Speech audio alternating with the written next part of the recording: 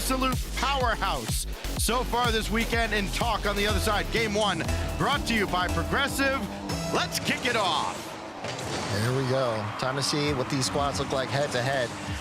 Again, really enjoying seeing Mech and Light kind of find their footing. They're playing really well together as a team. And then Noli just rounds the squad out so well. He's just got great vision of what to do at the right moments, and it's been critical to M80's success. You look at these two teams, and statistically, there is a very clear favorite. It's the side that's currently on defense here, Redacted. Maybe the best unsigned team in the world as Wavy wins a good 50. They won't be able to get to that quickly enough. Mech leaving that for life. And here comes M80 again. And you know M80 is going to bring the heat, but they have not had as much offensive success as they would like. Demos galore on the back end here. Nolly going to try to get through. Got this one up in the air, got a bump on Talk as well, but 2-piece there to sweep that away. This is an M80 team, Daz, that, you know, they only take about 6.5 shots a game. You go up against a team that's had 10 shots a game and Redacted up to this point this weekend. I mean, they are the #1 offense in the event. Right now, they've been forced to play a little bit of defense. Yeah, it's good that they put on good offensive pressure, but you got to be able to also finish the chances here. Good save there from Life as things start off. You can tell even early on here in this game, Redacted, M80 with a couple of opportunities that someone could definitely jump and go for the ball, but they're trying to pick the best chance possible. Noli in a tough spot right now, though. Chance here for 2-piece, but he's just not fast enough. Defense was super quick to get on that ball. Talked about it a lot on the pre-show, the absence of Gen G in this bracket here on Saturday, and that's in large part thanks to this M80 squad. They beat him in the Swiss, and then they beat him in the bracket as well. There's 2-piece trying to slam one home. Nolly there for the rescue after the bump in the air. Wavy trying to force one through, and Life will cut that off as well. And M80 continue to hold the line, though they're under a lot of duress here. Mech with a full tank of boost will relieve all of it. I mean, that's just good. It's good to have somebody who can bring the ball all the way downfield like that. Gives the team some time to reposition and kind of plan out what they want to do offensively. You can't rely on it, though. You start becoming predictable. Teams can play around that, but it seems like it's just using their mechanics at the right time here on the side of M80. Even under all this pressure, they've been able to hold firm until Wavy finds the hole.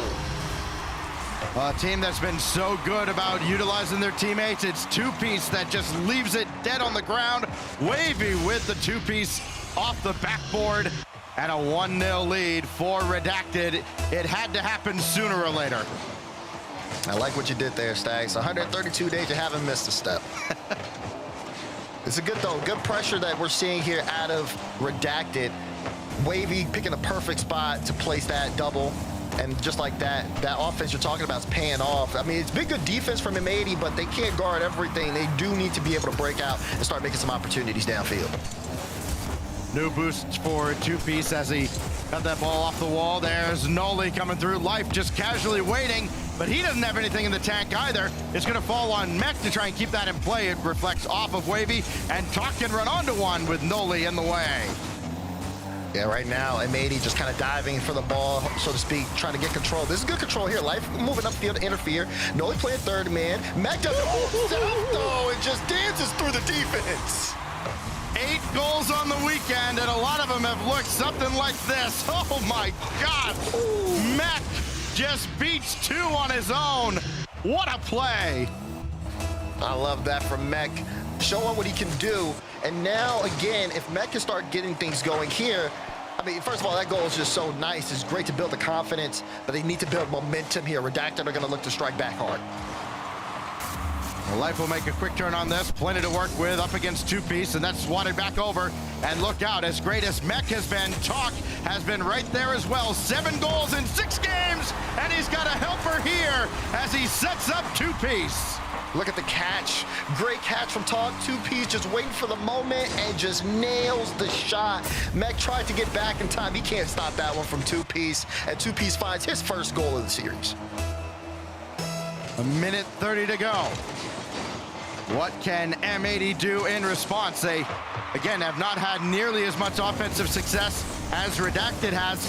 And the other thing they're up against here, it's not just on offense. Redacted has been phenomenal defensively. 4 shutouts in their 6 games. The only team to go 6-0 in groups yesterday. as Noli will try to buck that trend, but it's Wavy over top of everybody from downtown and in. And he just takes a shot at it. Why not? You get the space there and just lets it rip, test the defense. Life wasn't expecting that when it slipped right past, and that's going to be one he might look back at. Yeah, I just wonder if he thought maybe it was outside for some reason. I mean, it certainly looked like one he could have jumped for. Instead, opting to take the turnaround and never had a chance. Mech now burning all of his boost. Doesn't have anybody to help him out, so Two Piece will just casually take this away. Life trying to force his way through, but he'll have to settle for a boost steal and a demo in the net. So Wavy's got to be extra careful. Handed it off to Mech. Still demos at the back. Mech out front, looking for Noli, but could not connect. Yeah, Noli was kind of staying on the side. I think they wanted to try to get that one inside to Life, but Life couldn't get a good hold of it. Now, though, again, another mistouch from Life. This is not really a good start for him this series. 30 seconds to go. M80 need to get things together here quickly. They're running out of time. And then paying back the demos. Mech got one, though, with 17 to go, trying to center. Oh, Life assumed that Talk had it, and why not? He's had everything else. And that is just about going to wrap things up here in game number one. Life look ahead. Oh, there's a demo. Wavy actually. Did Wavy knock Two Piece out of the way? And this still goes in? But he definitely destroyed Noli there, who had the initial touch on the ball. And yeah, he did get in front of Two Piece. Wavy wanted that one all to himself, deservedly so. Shooting 3 for 6, 50% here, as well as, again, just almost most of the goal participation, not 100% out of him, but still just so much impact from Wavy. Redacted, picking apart M80 here to open up the series. Wavy would not be denied the hat trick. Solid MVP performance, all smiles on the side of Redacted as well. I mean, the vibes have to be up after a dominant game one. I mean, again, they come in as the, I would say, heavy favorites on paper. And there's nothing in game one to suggest otherwise as we look back at the replay, and it started off with a bang from Wavy. Yeah, it did. I mean, Wavy gets things started off, but then again, a lot of the goals you're looking at from Redacted, just good use of spacing here to, again, keep that pressure going. And I think M80 on their time, they just made a couple of mistakes that they probably necessarily didn't need to. Didn't feel super coordinated going into this series. And now maybe it could be like some nerves for the young ones or whatever the case may be, but they do have to kind of improve things to game two. You just don't want to be able to let Redacted get those many opportunities on you and break you down on the back end. It isn't always that a team just kind of follows its statistical trend, right? When you look at a team, how they perform on one day versus how they perform the next, especially in North America, everything's so volatile. No, we got exactly what we expected out of Redacted. Lots of demos, lots of shots, lots of goals. There's a reason that they're number one in almost all of those. I think they're second in demos per game by a very slim margin. They have been true to form. They have stuck with it from day one to day two. And now it's on M80. Again, you know, as exciting as they are to watch, they are a bit inexperienced. And I think that's going to be perhaps their undoing unless someone like Noli can kind of get them all on the right page here and kind of level their emotions going into game two. Yeah, exactly. I think right now for M80, just kind of going back to, okay, what was the play style we brought out yesterday? How can we get back in that form? We know Redacted's going to be a different team, and they're on one. So seeing them play at their level is something that, okay, we need to look out for. But you also need to just play your game here at this stage. And I think that's going to be the biggest thing for M80 to kind of get things going here, is making less mistakes. I mean, there's a couple of whiffs. They have some trust into each other. So when you see the whiffs come out, that gets in the way of it. And that slows down the offense, leads to some hesitation, and then just leads to some of the goals where you just see Redacted, who are, you know, they've played with some of the best. They know how important it is to capitalize on seeing any type of mistakes. And unfortunately, M80, that last game just gave them a bit too much room to work with. So now, okay, now for M80, let's get back to the basics here. Let's make sure we're playing our style and we're comfortable on the stage. Yeah, 10 shots to 5 in that opening game. Not going to be sustainable at all for M80, but M80, what they do have to their credit, when games are close, you know, they don't feel overwhelmed. They're 3-1 in overtime here, and a lot of their games have been very, very close. Even go back to that Gen G series. Their 3 wins were all 1-goal games. They end up coming up with a -1 goal differential in that series, Daz, because the one game they lost, Gen G won 4-0. So a team that can play close games, you got to find a way to keep it close here with Redacted. Otherwise, they're going to run away with this. All right, but we got game 2 of Forbidden Temple on your screen. Bit of a delay, but now we're back in front. So we'll see if M80 used that time well. Right now, Talk on the ball. Plays a 50 into Noli. Wavy kind of had to reach for that a little bit. And 2-piece gets dunked by Mech. So offense going to slow down here a little bit to start, but Redacted hold on to that possession. Redacted trying to regain the early momentum that they had in game 1, scoring 4 goals. They don't want to start game 2 out quiet. It's been a little shaky for them to get offense out here in the first 30 seconds. That's a bold move by Talk there, getting chased around and didn't just dive in after the ball. If he had, he probably would have eaten a demo for his efforts. Wavy to send that across. Talk with a full tank of boost, and here we go. Ends up landing on Life on the wall. He can't continue the play, but instead comes in from the back to disrupt everything. Life with Mech underneath and trying to play bully in front. That hasn't worked out. Talk making sure not to get boost starved out so he can contest Noli. Noli on target, still on the line and cleared out by 2-piece. He's not going to be able to turn around on that one. He opts to take the corner. Noli's looking good. I was on his POV when he went up for that. He's doing a good job of just monitoring the field. He's using his ball cam to move things around. And meanwhile, Life and Mech are just connecting out in front. What a pass play. Yeah, Life not trying to do too much here. Dances around Talk and then right around 2-piece. That's a real tough spot to defend from unless you're out just a little bit earlier. And Mech now with both goals for M80 in this series. It's good that they strike first here as well. Completely shake off that game 2. Now, can they build off of it?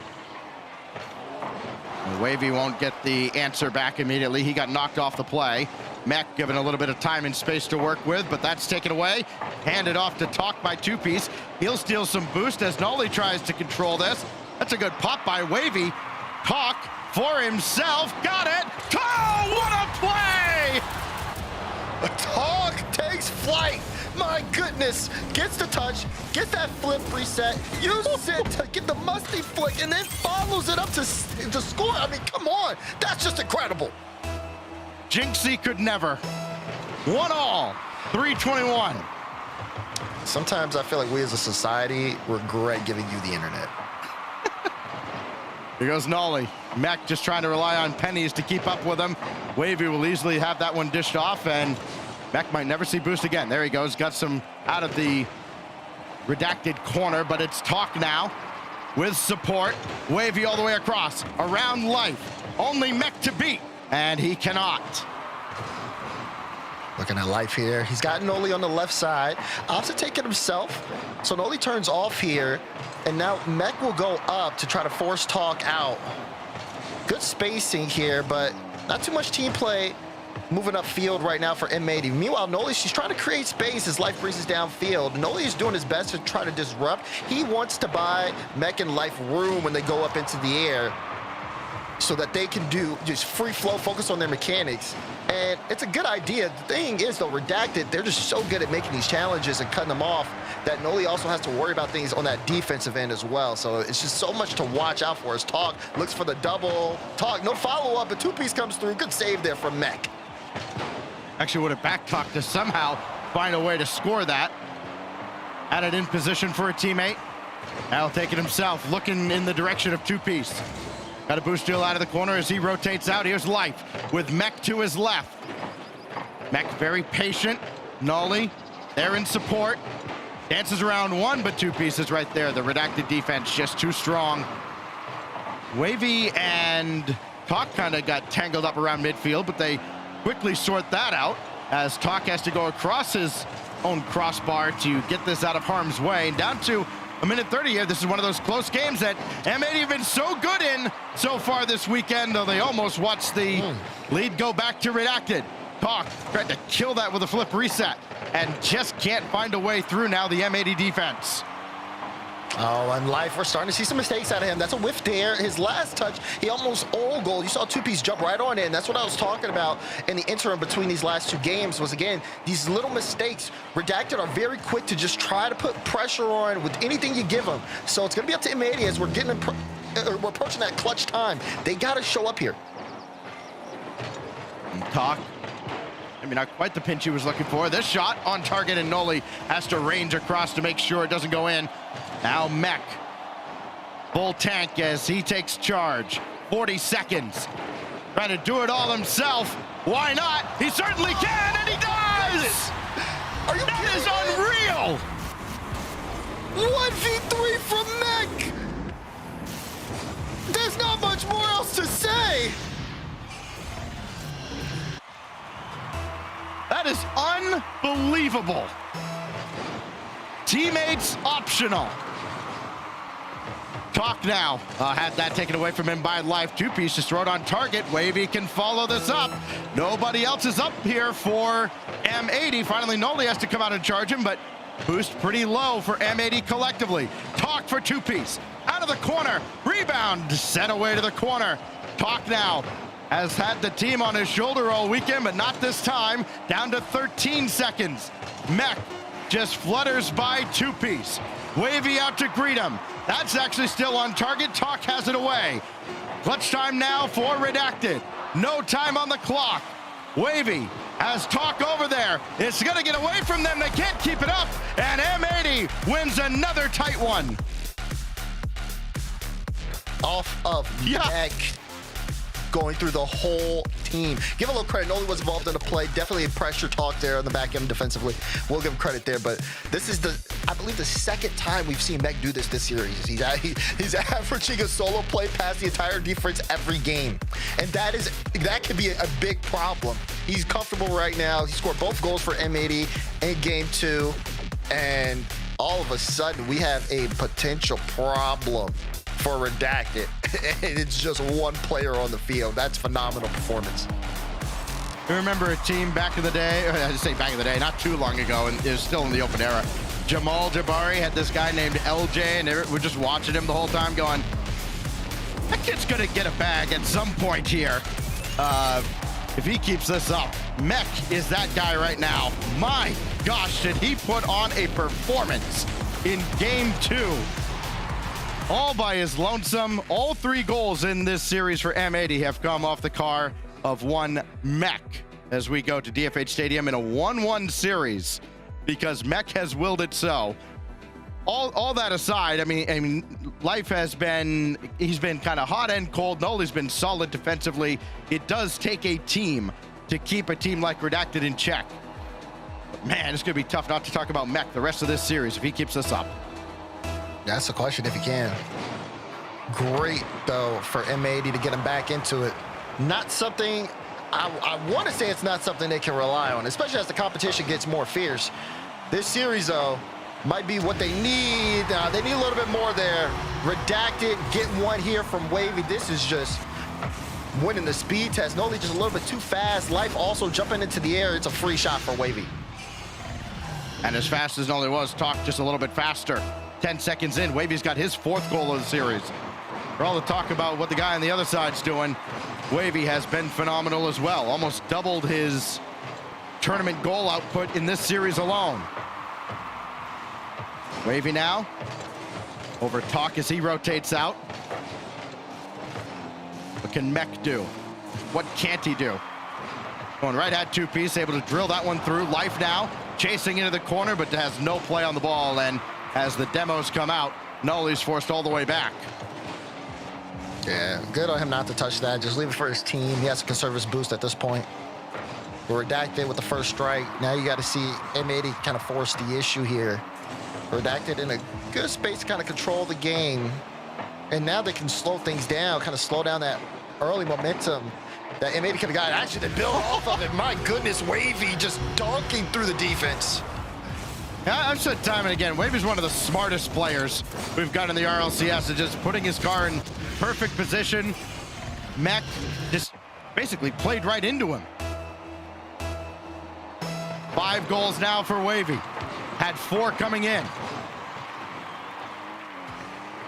And Talk couldn't get that. Boy, it would have been talk of the match if he did. Here's Life. Right at two-piece. Redacted now looking more like the big scary boogeyman that they've been throughout the group stage of this tournament. Of course, you know, you can only play the teams that are in front of you, Daz, and when you look at the teams they've played, I mean, you're looking at like Apple Slices, Little Step Bros, One, Unreal Nightmare, like, okay, sure. They're not doing it against NRG, as Life will get his first tally. Somebody other than Mech finally scoring here, thanks in large part to Noli. Yeah, look at this. Great 50 from Noli. Knew Life was in the middle. Played the 50 perfectly once he got the defender to bait the jump. And then again, just goes to show you again, the awareness from Noli to be able to get that to Life, and also the faith that Life has in Noli in that play. Good on M80. They're still down by 1, though. Now all that work, still looking up at Redacted. That's a good job working out of the defensive end, though, as Mech will take charge. Doesn't have anything left in the tank, so Life has to wait for it to come to him. Just set it up there for Noli, but both Life and Noli jumped. They were not on the same page on that exchange.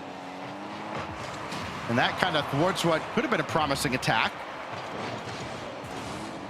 Yeah, this is bad now. They're in a tough spot. Life trying to keep this in play. That actually was really good for him because he threw off, again, all the speed that Redacted had. And a little double commit there, too, just completely slows down the offense. That being said, Redacted do have a 1-goal lead. They don't need to take too many risks, and they're almost actually even getting rewarded for not taking the risks right now.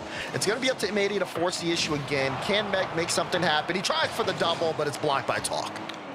Well, they have to take some risks, otherwise teammates is going to complain about him like he does Vitality. Like, oh, all they do is play defense. Well, yes, that kind of wins sometimes. Wavy for two-piece, slam it off the crossbar. Here's Talk to finish the play. But one thing they can't do is play slow on their own back end. This one just kind of gets away from them, though. No one has boost. No one can get to the ball. And a Talk with a free shot. Perfect placement there. 3-1 lead here for Redacted. They show no signs of slowing down. 4 goals in game 1, including the laugher that Wavy scored right at the end for his hat trick. Only held to a single goal in a tight second game. The offense has reawakened for game 3. My gosh, what a play downfield. Stock tried to dive out of the corner. Mech in the way. Two-piece is there, and it's just they've got him downloaded at this point. Yeah, this is just getting away from getting beat to the ball in the midfield, and Talk wants to get through them all. He can! Talk, my goodness. You already had a 3-1 lead. He adds on to it with some flair. More solo plays. It's been the theme of the series. Another unassisted goal. But what do they have as a team? 9 goals and 4 assists for Redacted in this whole series. So the way the game's played today, Mech on target, set off, and Talk will just boom it downfield. Noli couldn't get this out of harm's way. Wavy's there. That would have had an assist, but it's denied by Mech. Two-piece. He's a decoy. Floater off the crossbar. Negative aura as Life will try to take it away. And you start looking at just how quickly M80 got shut down here in this game. You wonder if that's going to be a trait that you see over the course of the series. That one in midfield, not able to connect. Now Wavy with a solo against Noli. Noli forces for Life. Life can't get the clear that he wants, and now final minute. Can M80 get something going here before the next game? This one definitely out of their reach at this point, barring something catastrophic. But Redacted seemed fully informed. So now pressure on M80 to see if they can make something change here, and they just can't. They just can't stop it. They can't stop talking. He's in their comms. He's in their comms. He just hears Life go, I got it, right? No, you don't. Oh my God, he got bumped by the first one, used his flip so that he could get his momentum back for the dunk on the second. That's just so... This constitutes bullying in some states, which Talk isn't in any of the states. The pride and joy of Canada getting his hat trick in game 3. Life trying to get anything back. Not going to happen on that exchange. Two-piece from the back. Wins that challenge against Noli. Talk going to add another to the tally. They're being outplayed right now. Like, they're losing the speed test. The positioning's off. They're giving up opens now. But at this point, like I said, you got to start moving forward if you're M80. It'll be interesting to see if we see a timeout from them or not, considering that, you know, this will be their second loss to Redacted in the series, and they're in Brazil territory. Yeah, the only drama remaining is whether or not we'll get a 7th goal out of Redacted, or if Noli's going to ruin it. Denied by 2-piece, and that will go through. So the fun police have arrived as Life just adds one more for the road here for M80. It's good. It's good. It's not game-changing. You see the ball go in the net. Like I said, you get something. Right. And which they need to. Yeah, they're going to need it a lot more in the games to come. Again, the big thing here, though, and M80 knows full well about this. Doesn't matter how many goals you give up, it matters how many games you win. So yes, you give up a bunch of goals here, it just counts as one, and the only stat that matters, as Redacted do come up with 12 shots. They score half of them, and M80 is going to take a timeout to figure out how they're going to stop this high-powered offense. Yeah, so we'll see what Coach Nick has to say here during the timeout. Definitely needed, though, on the side of M80, just not getting anything going offensively. Only 3 saves coming out of them, barring 6 goals in the back of the net. We're not even going to discuss the 12 shots, but it's just the fact that they were completely out-pressured. You look at how they were playing in the midfield, outpaced there, too, and it just felt like they couldn't get a grasp of what was going on in that Game 3. So taking time to talk things over as the series continues. Remember, they are in the uppers here, but you just don't want to give yourself a if you're losing this series, you don't want to give yourself a devastating loss. There's still so much more Rocket League for them to play. Fixing their issues here now would be very big for them. Yeah, when you look at what could be waiting for you on the other side, a couple of very hungry teams down on the lower bracket, waiting to see who loses this matchup. And you have to imagine, boy, for M80, when you look at all the close games they've played leading up to this point, and you know the mental fatigue that has to put on a team, to then show up here with all the expectation of, hey, we're in the upper bracket, we got a chance, and Redacted just dropped 10 goals on you in the 2 games they've won, and you're up against so much. I mean, how great has Talk been? You know, again, all the respect to Mech and what he's done in this series. Talk's got 5 goals in this series. It's been, up until this point, kind of a quiet series for him until he just goes off in that last game. But he's got now, what, 12 for the tournament in 9 games. That's just, those are first killer numbers. Yeah, I mean, it's been good for Talk, but it hasn't been necessarily too difficult, though. I do think it does come down to the fact that Redacted are just playing a much more faster game than M80 and getting a lot of good beats to set up Talk to do a lot, to where, you know, you catch M80 on some of these goals, they're being scored in the low boost, so they're just getting dusted. So for Talk, you know, these are great numbers for him to work with. He knows the competition is going to get higher from here. And for M80, like you said, this is a good kind of welcome to the league moment where, you know, you get these wins, you get that good momentum, and then you run into a wall. And Redacted feels like that wall right now. Can they break through this series? We'll find out. A slow developing fake kickoff play for Mech, Noli, and Life. Can M80 get an early strike here? They're on the aggression. It is Life. Second touch to set up Noli, and 2 pieces in the way. Talk had it covered as well. And Redacted weather the very early storm out of M80, and they almost score on their own. Noli coming across to ensure they don't. Yeah, good spacing on the side of Redacted to start things off. Again, keep that early pressure. Another whiff there from Life. Noli gives it back to him and forces a double commit for Redacted, though. Noli's going to opt for the back pass, just wants to keep possession here for M80. But early on in this game, it's been tough for them to keep control, let alone get the ball out of their own half. Again, it's just that speed that you're seeing out of Redacted right now. I think as more people kind of learn Talk's story too, I think he's going to become a lot more likable. It's so easy to like to begin with. This Noli shot sent away by 2 piece. You remember last year with Team Tech and all the just disasters that they had even just getting into events. And now Talk getting this second lease on life, and boy, he is not wasting it at all as part of Redacted. Two-piece trying to fall towards this, but life there to take it away from the slot, deflected away by Wavy, and we remain scoreless. Good demo, though, for Two-Piece on Noli. Noli was in prime position to keep that in play. Two-Piece's demo opens that up, and now you see Wavy and Talk just moving downfield, just trying to disrupt things defensively, while Two-Piece was able to get some boosts and still work things around. Look at just how fast Redacted are to the ball. They're just always getting these crucial wins that they need to keep the possession.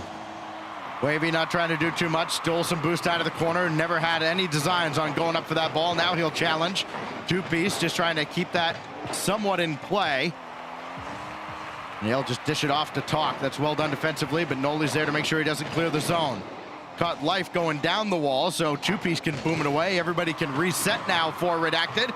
And even with Noli coming across, never had a chance to get by him. Talk now, center, and oh, life, that's dangerous in front. And Two-Piece almost made him pay, Daz. Yeah, it does catch up on it. But you can just see, again, Redacted, just the read that they have on the play. When Life tried to get that boom to Noli downfield, instantly cut off. And even Noli joined up thinking he has a chance. Now Two-Piece flip reset, putting towards net, Mech getting a touch there. It just feels like anything that M80 tried to do, Redacted are there in the way. That being said, Redacted haven't been able to put on any real threatening opportunities towards goal because M80 have kind of changed up how they're moving around field, just not diving necessarily for anything. But that dunk, so close from Talk. If he'd scored that, it's series over. At that point, there's nothing that could possibly go your way if that goes in. Wavy now off the back wall, and Life coming across. And it had to be him. Well read. Good win to get this downfield, and still trying to get past Wavy. And Talk just kind of a decoy there as Wavy called him off. Got bumped by Mech, but it only slows him down for a moment. Still trying to force this through. One more touch needed. Instead, he opted for looking for a bump. Now Two-Piece tried to dish that to himself with Talk diving towards the net. Redacted now starting to crash the net a little bit more, but still nothing to show for their efforts yet. Right, even despite all this pressure, 6 shots to their name. Look on the other side, M80 has 4. Been in just a very low shooting affair. M80 has kind of cleaned up some of their rotational mistakes, which have led to less shots from Redacted, but they still haven't been able to generate much offense. Find themselves routinely fairly low on boost. Talk, oh my gosh, he kept it alive. Oh, it was saved off the post, or off the crossbar. Talk is still there in the final minute off another spectacular solo effort and staying with the play. Yeah, Talk is tracking it. He tracks it off the ceiling. He tracked the read off the crossbar. He just has it literally hawked down. So now we see, again, a 1-goal lead, and M80 having to force the issue. They played back. They were waiting for some mistakes to be made. Mistakes weren't made. Life misses the double there. Two-piece clears it past Mech, and we're back again playing on the back end. Things have to change here in the final minute. Otherwise, they're going to go to match point. Wavy around Life, just stalling for more time as Talk keeps that in the zone as well. Redacted are not going to gamble here, so you've got to really come up with a phenomenal team play or just give the ball to Mech again. Who knows? He's got it at the back, but no boost to work with. All he can do is clear it away. And Wavy just clears it right back. It is to the side that Mech is on. Life on the near side as well. He's got to scramble to this. Bumps Wavy out of the way and at least gives M80 a chance with only 7 seconds. Noli for Mech downfield. He's got to give it up. Noli on the doorstep, denied by Two-piece. Life couldn't get a second touch. Noli still in the air. Mech, not a shot. Downed by Redacted, and Redacted have match point. Oh, I thought they had a chance once Talk missed that corner read, because it looked like a prime opportunity, but they couldn't get it on. But still, that was great offensive pressure generated. It would have been nice to see that earlier on in the game. But the final few moments, so close for M80. Redacted, though, a match point. It's going to take a monumental turnaround. We saw signs of life, though, from M80. Definitely clean things up defensively. When you look at it, it's still a 1-goal game, but just, again, not generating anything on offense. We called out them having 4 shots earlier, and they stayed there for the rest of the game. Yeah, they do at least hang with Redacted, do M80, but they still lack the finishing touch. And we saw them get creative. We saw the creativity coming out of the timeout on the fake kickoff, but that's the lone strike that matters. Talk with his fourth, and really would have been his fifth shot if it registered. On the follow-up after the save by Mech. That's all it takes. And it adds one more to the column that matters for Redacted, the #1 offense in this tournament, and by far the #1 defense in this tournament, is putting on exactly what you would expect here on Saturday. Here we go, 5 more minutes on the clock with the Eiffel Tower in the background. Life denied early, and we're off and running. Now, interesting to see what the change is going to be here. I mean, if you're Redacted, you're still playing your game. You're recognizing some of the changes that you're seeing on M80, but you also know you kind of have them on the back burner, especially after that timeout, and you get a chance to see what they look like after that. So they're going to continue to play at their pace, which has been phenomenal. Just so much offensive aggression, and just being quick to the ball. We'll see how M80 deals with that. Bit of a little mix up there in the midfield. Life a little bit of room, but not enough boost to get to that. Good clearance. Free ball for Wavy. He's got to watch out for the demo, and doesn't get it through. No, he's there to stop. I had to rush that with the demo pressure, as you mentioned. Two-piece. Try to get the back pass away. He has. Talk right at the backboard. Noli is there. And a Wavy, just a little chip shot that Life can deal with. But it's the second and third chance opportunities. Talk's got one lined up. Oh, what a pass to Wavy! Are you kidding me? I mean, Talk is just on another level. You're telling me you get this lineup and it's just a perfect dime to Wavy, who shoots it top right. Redacted are just in complete sync at this point, and it looks like there's nothing M80 can do to stop them. Over 900,000 players this weekend, ain't a single one of them stopping a play like that from this team. They are untouchable this weekend, it feels. Mech, inside out, had the angle lined up just in case he needed to make the save. Here's Talk at the back with a full tank of boost, and that's got to be absolutely terrifying. Life takes him out, and Wavy instead has two-piece downfield. You know, for all the high-flying offense here out of Redacted, two-piece does only have one goal. Come on, carry your weight around here. He does have 4 assists to go with it. There you go. Two-piece doing what he needs to do. This game, though, has been much more physical from both teams. M80 trying to use some demos to open up some space. Mech has been hunting, but hasn't been able to get much room to generate the offense. Right now, Wavy on top of the ball here. See a little ceiling pinch to Talk. Talk. Not gonna. Oh my God! Didn't think he was gonna get the double. He got the double. Okay, I'm sorry. You can't count him out, ever. Life the demo. Noli the shot. Ooh, it's an open net and he couldn't convert. That's a tough one too. Noli low boost there. That's gonna be one people look back at on the replays.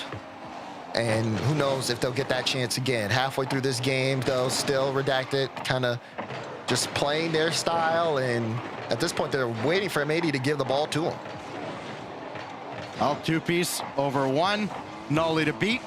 Out of the corner. Wavy coming in. Threads the needle as everybody parts. And Wavy adds his 7th goal of the series. Yeah, I mean, that's a tough 50 for Noli, taking the corner. He gets the catch. He wants to play the 50, but it's going to pinch out. And then Wavy, good follow on that to make sure it goes through. That pressure from Redacted, just smooth sailing. And it looks like unless this goes in, no, good save from Talk to stop it from being a 1-goal game. Redacted looking to finish this series right here, right now. Noli was up first and still couldn't get it cleanly to the opposite side. Mech, indirect for Life, not happening. Noli around one, Talk there, he'll stay with the play. Noli trying to read exactly where he's going, and he had a good read on the play, just could not rip possession away cleanly. Life now, at Talk, good luck. Oh, and Noli was right there. He was waiting. Wavy the demo. And even the opportunities that look promising just end up going by the wayside thanks to the physical play out of Redacted. And why not? Second in demos inflicted coming into this series. Nolly, nothing to work with, and Two-Piece picks him apart. Yeah, he just takes it from him. Listen, you asked for another one, he got another one. Nolly, no boost there. Tries to see if he can force a 50. It's just so awkward. He needs help there, and Two-Piece says, I'll help, all right, and help that ball right into the net. You know what that gives him for the series? 3-0. What? A Two-Piece. Yeah, okay, we got to get out of here, man. Don't worry, it'll all be over soon. Right. That's the message for M80. Down to 1:07. They'll have tomorrow to look forward to as Two-Piece back into M80 territory. Mech will take charge. Got to have something here. Down to the final minute. Nolly, slow developing. Over towards life. That's denied as well. Nolly does beat Two-Piece to the boost, and he'll just pass this all the way back to Mech. They're going the wrong way, though, with not a lot of time to work with. Coming up on 40 seconds, they'll be without Mech. That sounds nearly impossible. Nolly denied by Two-Piece. Oh, he tried to go in behind Two-Piece, and Two-Piece just stayed there on the right side. Now Talk trying to deliver the dagger, and Mech says no. Final 30 seconds remaining. Wavy gets a dunk. Two-Piece waiting, looking for another one. Denied by Life, but Redacted. A little bit shaky.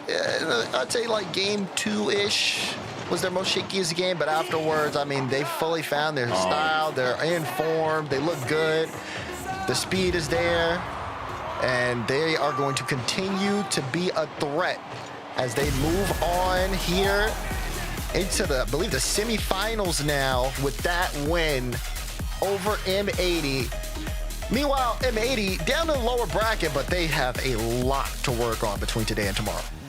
They do have a lot to work on, and they will have, again, a very hungry team waiting for them on the other side. Either Lotus 8 or FUT, they're coming up next as, again, we look back at, in a moment, what was just a dominant performance out of Redacted. It's the best offense, the best defense in this tournament, and we open up Saturday with an absolute bang. Talk scores 6, Wavy scores 7, and Redacted are through to the top 4. We continue on with FUT and Lotus 8 after this.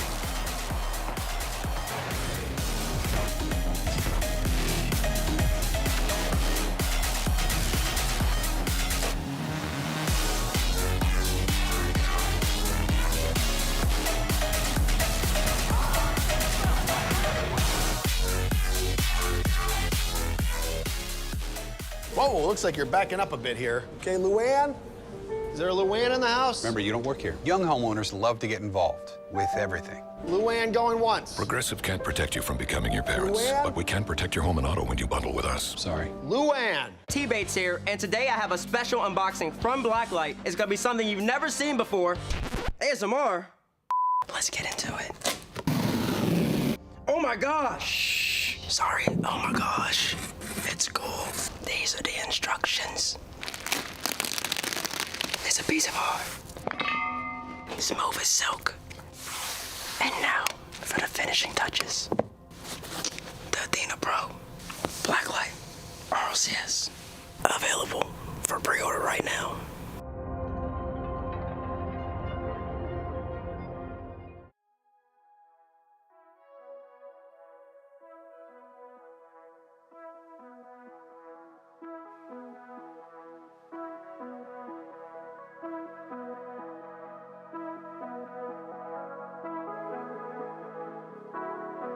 I was all alone.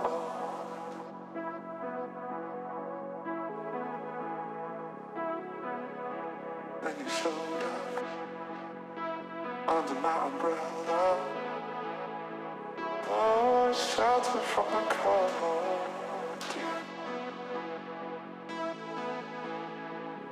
Where do we go from here? Where do we go from here?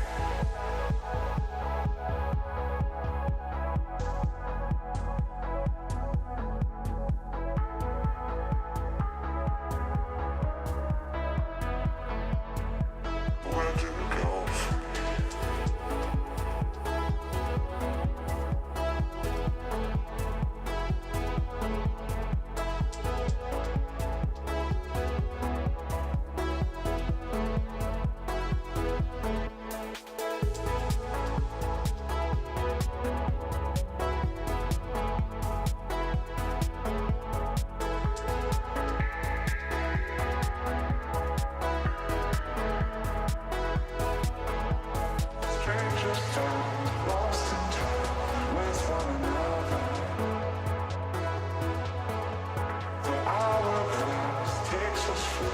further from here.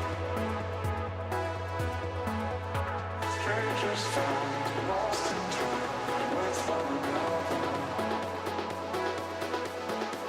The hourglass takes us further from here.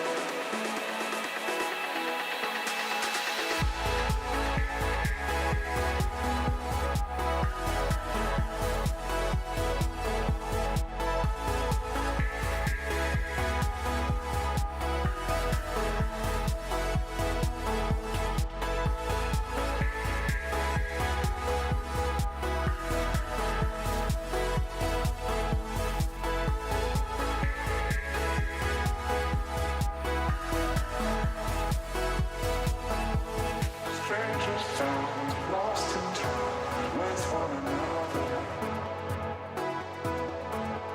The hourglass takes us further from here. Strangers found, lost in time with one another. The hourglass takes us further from here.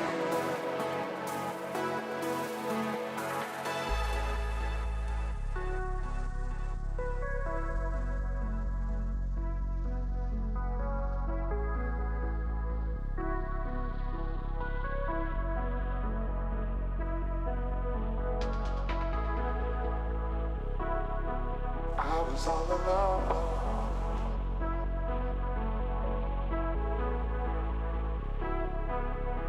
Then you showed up under my umbrella. Oh, sheltered from the cold.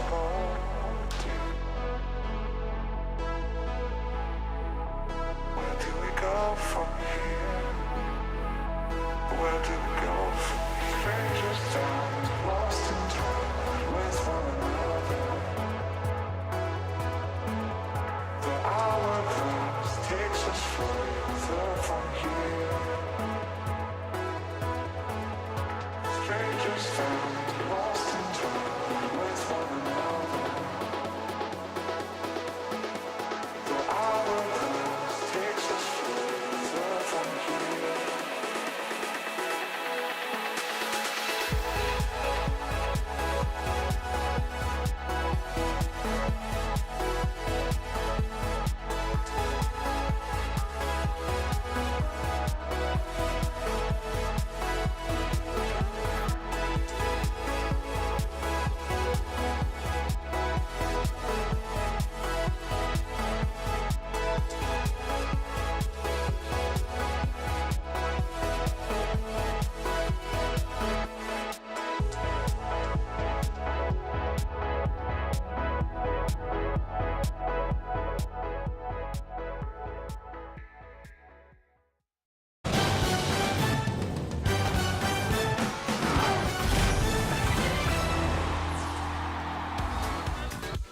The day started off with a bang. Redacted getting work done cleanly against M80. A good start for the M80 boys, but not quite as good as Redacted and Talk. Let's talk to Wavy here for just a second. Sir, congratulations on the win. I gotta ask you about playing with Talk, man. When he's popping off like that, the goals he hit in that series, what's it like in the Discord, in the comms with you guys when he's playing that well? Wavy, can you hear me? Or is this? Oh, Wait, I cannot hear you. I heard what you said through the stream, at least a little bit of it, but okay. I cannot hear you talk. He cannot hear me talk. He's not letting me talk to him. We'll see. Well, if he can answer the question via the stream, we can do it on a little latency here. If when it catches up.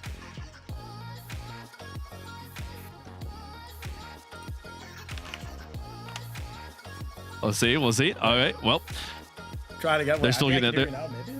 You got me? Yes. Now I hear you. Yeah! Thank the Lord. Let's go. Let's go. We're here, dude. Congratulations on the win. Right. What an incredible performance there. What's the vibe like on your team right now, especially when Talk's popping off hitting worldy goals like he was in that series? Thank you. Yeah, no, the team played great. The vibes, I like to say they're pretty good. We're all laughing, having fun. You probably saw it on the cams. I just glaze my teammates like every time we play with each other. I feel like, like at the end we left 2-piece into like a 1v3. He just saved it. I was like, okay, you're just amazing. And then we all just started laughing because I'm just, it's just really funny being with them. And then obviously we're all great players, so we're able to have a nice performance today, and we're able to laugh along with it. That's so fantastic. I mean, you guys are clearly having a fantastic, not just start to the tournament, start to the day, but just a start to the season. What a season it's been so far for Team Redacted here. And like, how is that? Has this been what you expected 2026 to be like? You guys are a popular team, by the way. I see people like you are so popular in chat. People are ready for you guys. Were you surprised by how popular Team Redacted has been? I am very surprised with how popular we are on like social media, the fan base. But I did know that I was at least very confident that we would be this good. I knew from scrim and from tryouts we'd be competitive.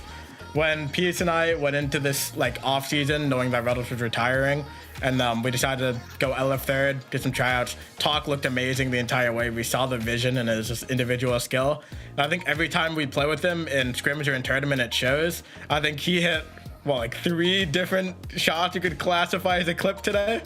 He's always moving. I'm very happy with the team and how we've been doing. Well, that's fantastic. Well, you guys are through to tomorrow. We'll wait to see who you're playing tomorrow. Again, you guys are in the semifinals. Another top 4 finish for you here. I'm going to let you go, but I want to talk to you just quickly. The next match coming up here, FUT Esports versus Lotus 8, formerly 100x35. Who do you think's got it in that one? How do you feel about those 2 teams? I think both teams are very good. Our warm-up scrim was actually that Lotus 8 roster, so we were playing them about an hour ago. They were playing good, so FUT has a challenge, but I do think FUT has been improving a lot. I think they've been playing really well recently, so I do have FUT taking it, but I wouldn't be surprised if it was close or if Lotus 8 won. Okay. Well, you heard it here, folks. It's going to be a good matchup. Wavy, thank you so much for taking the time to talk with us. Good luck in the rest of the tournament. I'll see you at WaveCon. Thank you. See you guys out there. All right, so an incredible start to the day. Talk putting on a highlight reel all by himself, and you heard the vibes on the team here, guys. Like this is what you want when you play a video game, especially at the top level. Yeah, I'm going to be honest. If my teammates hitting shots like that, the vibes are going to be pretty immaculate for the rest of the day. Let's be honest. They lost that game, by the way. But Talk hit so many other clips in this series. This dude, I was excited watching him in the previous seasons when he first started coming up into the Rlcs. And I mean, now look at him. He was all over the highlight reel. Wavy said that there were 3 that were certified clips. I think I counted at least 5. I mean, that one is just... That's just disrespectful from Talk on the dunk. But man, I love watching this team play. I was excited to watch Redacted after what they got. Saved that replay, dude? Oh, that's just rough. Oh man. Listen. Yeah. My reaction to that is my reaction to M80 for the course of the series, man. I feel like, it's really tough for them. It showed a lot of problems yesterday. Today was just not their day. They didn't play their game. They got to clean up for tomorrow. And I think at a certain point in that series, probably game 3, you're just kind of like, okay, if this isn't going to change, what's the future going to be like? But I think they can clean it up. It really just did feel like they all had an off day.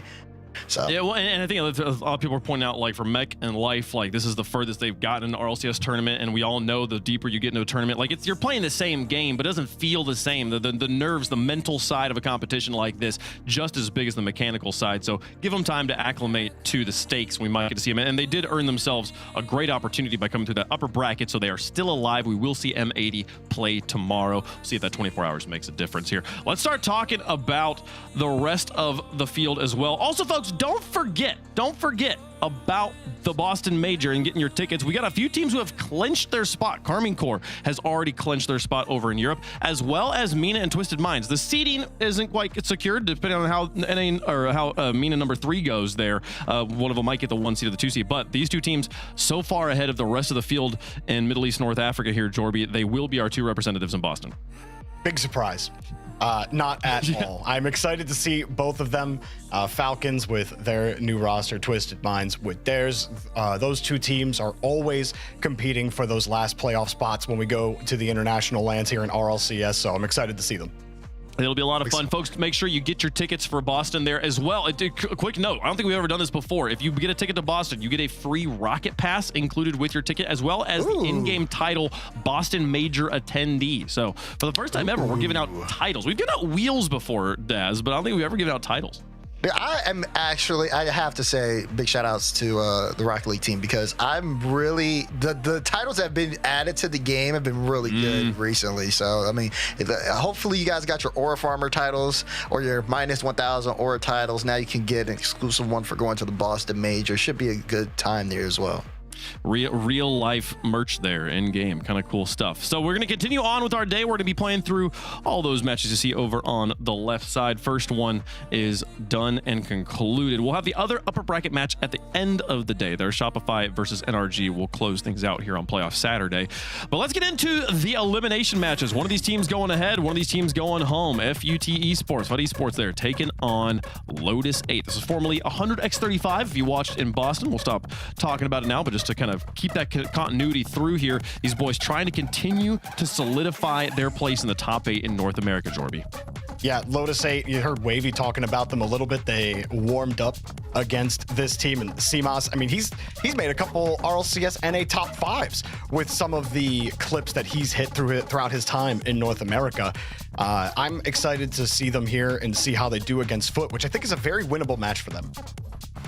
Yeah, you know, I got the chance to talk to the Lotus 8 boys in Copenhagen. Great group.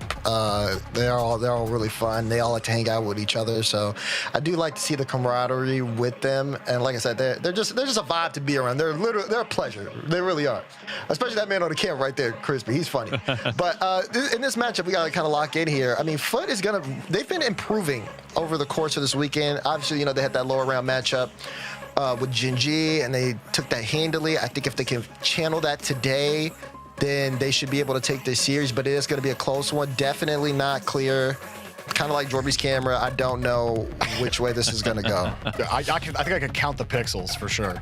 I mean, it was both these teams had interesting roads to get here in the group stages. There, FUT Esports had to deny a reverse sweep from Shuffle's Kittens. They won the first 2 games. Shuffle's Kittens came back and won game 3-4, but then ultimately, I know 2-1, FUT was able to take that one down in the lower bracket quarterfinals and then sweep Gen G to make it through here. Meanwhile, Lotus 8 did reverse sweep team number 1 and then swept Apple Slices to make it here. So sort of similar runs from both these teams, but unfortunately they do run into each other.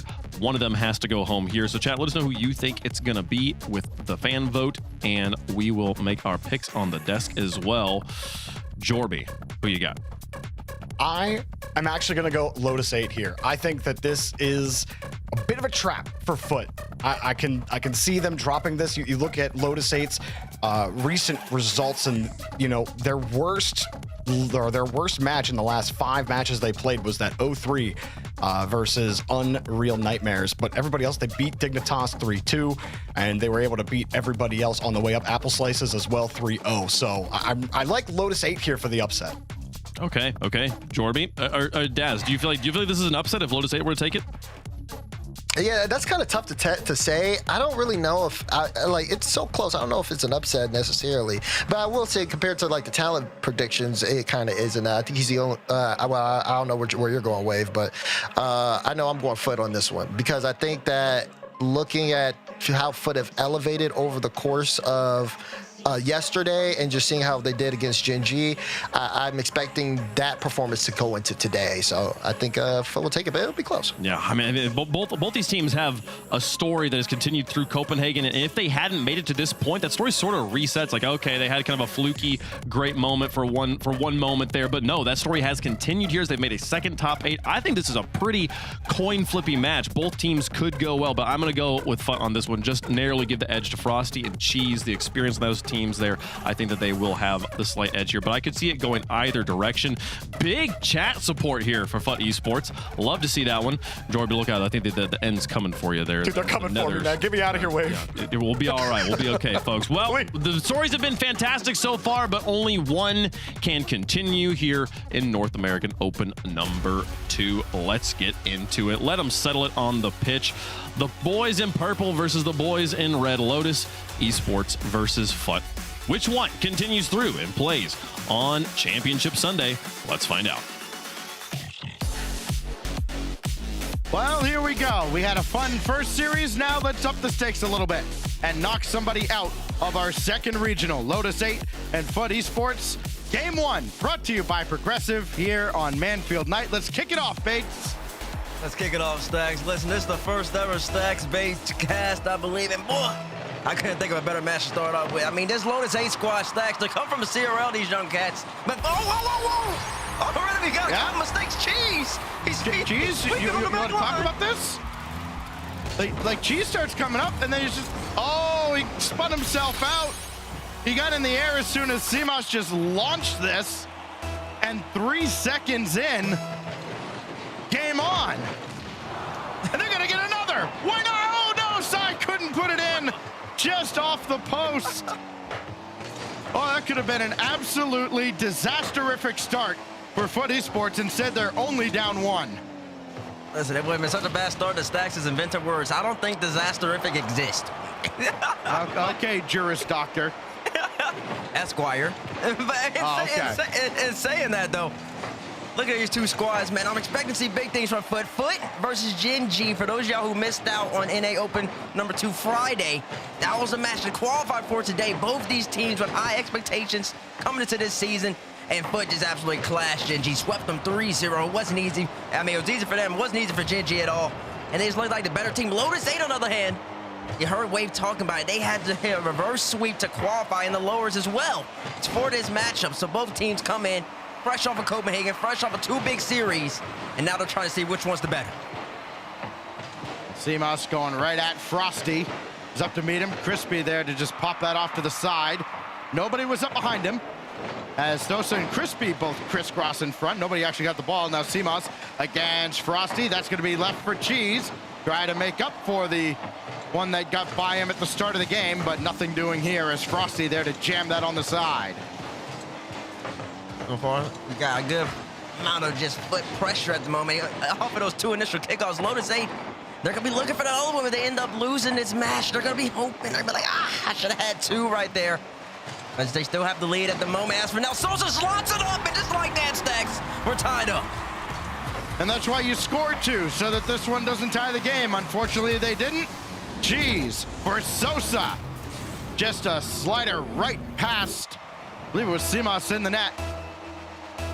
So they get it back to FUT Esports, and we're back on level footing here. Just less than 2 minutes gone by in the opener. My, oh my, listen to you and in the casting booth, man, it's something special, I gotta say. It's like I'm in a 1970s NBA or hockey game right now, man. You're great. Anyway. Says you and nobody else, but I appreciate it. Here goes. Don't worry, man. Jeez. Listen, I gotta give you your flowers, man. You know DeMar, he doesn't like to give them to you every now and then, but don't worry, I'm gonna give them to you when you're well warranted. Speaking of, Simas on that goal right there for Sosa, he was a little confident, I'm not gonna lie. He was kind of sad there. If anybody wants to go back and replay, he wasn't moving. He didn't think Sosa would slide the top right. That's dangerous because Sosa is a dangerous shooter. Well, Sai came out high. Simas thought he had it, and he did not. Now Sosa for Frosty. Got the demo in the net, but Frosty whiffed on everything. Oh, a missed opportunity for FUT. They're still on the attack, but Crispy recovers for his 3rd save. And Frosty there to cut off the counterattack. But again, missed opportunities have been the theme here as Cheese plays decoy for Sosa. Now back come Lotus 8. What else do they have in their bag of tricks? Sai for Crispy, and Cheese did well to stay with that play, and Frosty there to clean it up. Listen, Lotus 8 under a lot of pressure right now. They're doing decent, I would say, but they're going to be more effective. Sai's got to get more touches. We're already about 3 minutes into this game. Sai's got 78 score on the scorecard at the moment. When he's performing with Crispy up front, I really do think they have a really good chance of beating some of these best teams. Great demo on the back line yet again, though, by Cheese. Came out of nowhere. And I keep talking about Lotus 8 Stacks, but listen, FUT, they're not playing around. Yeah, they kind of have to be on the field if you want to talk about them, and they have not been much in this series already, or in this first game. A couple missed opportunities from FUT earlier in this game with the demos in the back end. This one they do convert, and it is FUT with the lead. Sosa looking for Frosty, instead finding Zai. And it goes all the way back for Simas now, with Crispy slow playing out of the corner. Had some pressure in front, That's a great win. High off the backboard. Simos now put it well wide. Didn't even put it on target. He's going to be looking for that one again. That was a good opportunity. Demo on the left-hand side. He had a lot of space to work with right there. Tried to wrap around the ball. Couldn't get the job done. But they are still on the prowl right here, Stacks. Papa Simas, a little dropper down, but still nothing too threatening as yet another bump attempt. And Lotus 8, I mean, FUT just gets out. Oh, jeez, by himself on the counterattack. Everybody just kind of looking like, I got him? Oh, no, I don't. So you got him, right? You got him, right? No, nobody got him. Absolutely nobody got him. Jeez, everybody shoots, everybody scores for FUT Esports with 1:02 to go. And they hang on here against a Lotus 8 squad that certainly, again, has been battle-tested here in this first half of the season. But in this particular instance, they have left a lot on the table. No. They've missed a lot of touches, and you just kind of scratch your head and go, wait, how did this team do what they did in the first open? Listen, he just got chalked down up. Crispy hits that 9 times out of 10. The young man, he doesn't usually miss those. That's a routine clear for him. And unfortunately, that was just 10% of the time he might miss that in that moment. Maybe he was going for a clean hit farther down the field. I didn't check the auto cam, didn't see if he had options right there, but that's big. Don't worry. He comes right back and scores it immediately, Stacks. Oh, with the miscues, they've dug themselves quite a hole. But Zai's done a great job setting up Crispy just ahead of Sosa. There's some life here with 39 seconds to go. They kick off on the way. Yep. Yeah, that Simas just kind of let Zai take over instead. Crispy's got all the boost to work with, but has to retreat with Frosty getting on the attack. And that takes off precious seconds here, Bates. Already down 2 goals, only now 20 seconds left, and Crispy's got to make a save. Listen, FUT's got to be careful here. They don't want to be too aggressive. There we go. Sosa slows it down. There it is. It's actually bumped out, actually. No, oh my God! It's a top left slaughter from Simas we saw earlier in the game, Stacks. He couldn't put it away on the left-hand side. He makes up for it right here. 13 seconds left. All right, just the physical play disrupting. I mean, everybody's making assumptions. They think they have a read on this play, and all of a sudden they don't. And Lotus 8 trying to do the unthinkable here. Down to 13 seconds, and they've got possession. Down to 10. Got to be sure-handed as Cheese. He is. Frosty will lob it away. If Lotus 8 are going to do it, they're going to have to do so without the ball touching the ground. Simas right at Sosa. Sai out to Simas, and that's going to go off the crossbar, down on the line, and FUT Esports will hang on just barely to game number 1. Yeah, Lotus 8, he went for, I like to call it the Carmine kickoff, for both diagonals. Go for the ball, try to pressure it, get a good pinch, and he ended up getting possession, but then Crispy chose to stay with the ball rather than going for the mid-100 move. I think he left it for Simas right there. And Crispy just didn't have enough. He's just not threatening with 0 with 10 right there in his tank to just make FUT have to work in that situation. But regardless, I mean, that was a near impossible situation regardless. They still had to score 1 even at the end of the game. So Lotus 8, they started off kind of hot in a way because Cheese messed up, and it should have had 2. They should have had 2, but then they should have had 2. Game, FUT was just a better team, and that's why they came out on top right here. Hey, just imagine if that second kickoff ends up in their net. Well, we're not on camera right now. We'd still be yapping in overtime, but alas, it is a 5-minute game. It is made up of many moments. You know, a lot of it was made of, you know, kind of like the imports and the new rules for, you know, who can play where and all the exemptions being made. And you look at this North American second regional, and in our second match today, we're featuring somebody from Lithuania, 1 from England, 1 from Austria, 17 coaches from all around the world, and on the other side you got 2 Americans, a Canadian, and a French coach. North America is so back, baby. FUT and Lotus 8 going at it again here on Forbidden Temple. Listen, you heard the man. NA's back, baby. Wise words of Stacks. As we're going in here on Forbidden Temple, man. FUT, they've already started off the better this game. No immediate kickoff within the first 3 seconds, and they don't have to worry about a second kickoff going on in that either. So they're already going right back to where they were in the first game. Beautiful kind of bite by Sosa, but great save right there. Simas really just holding that line. Oh, never mind, that was Sai. Been a good day for Canadians so far today, and Sosa almost added to it. Got a big bump on Sai, and Cheese had that shot deflected away with Crispy there.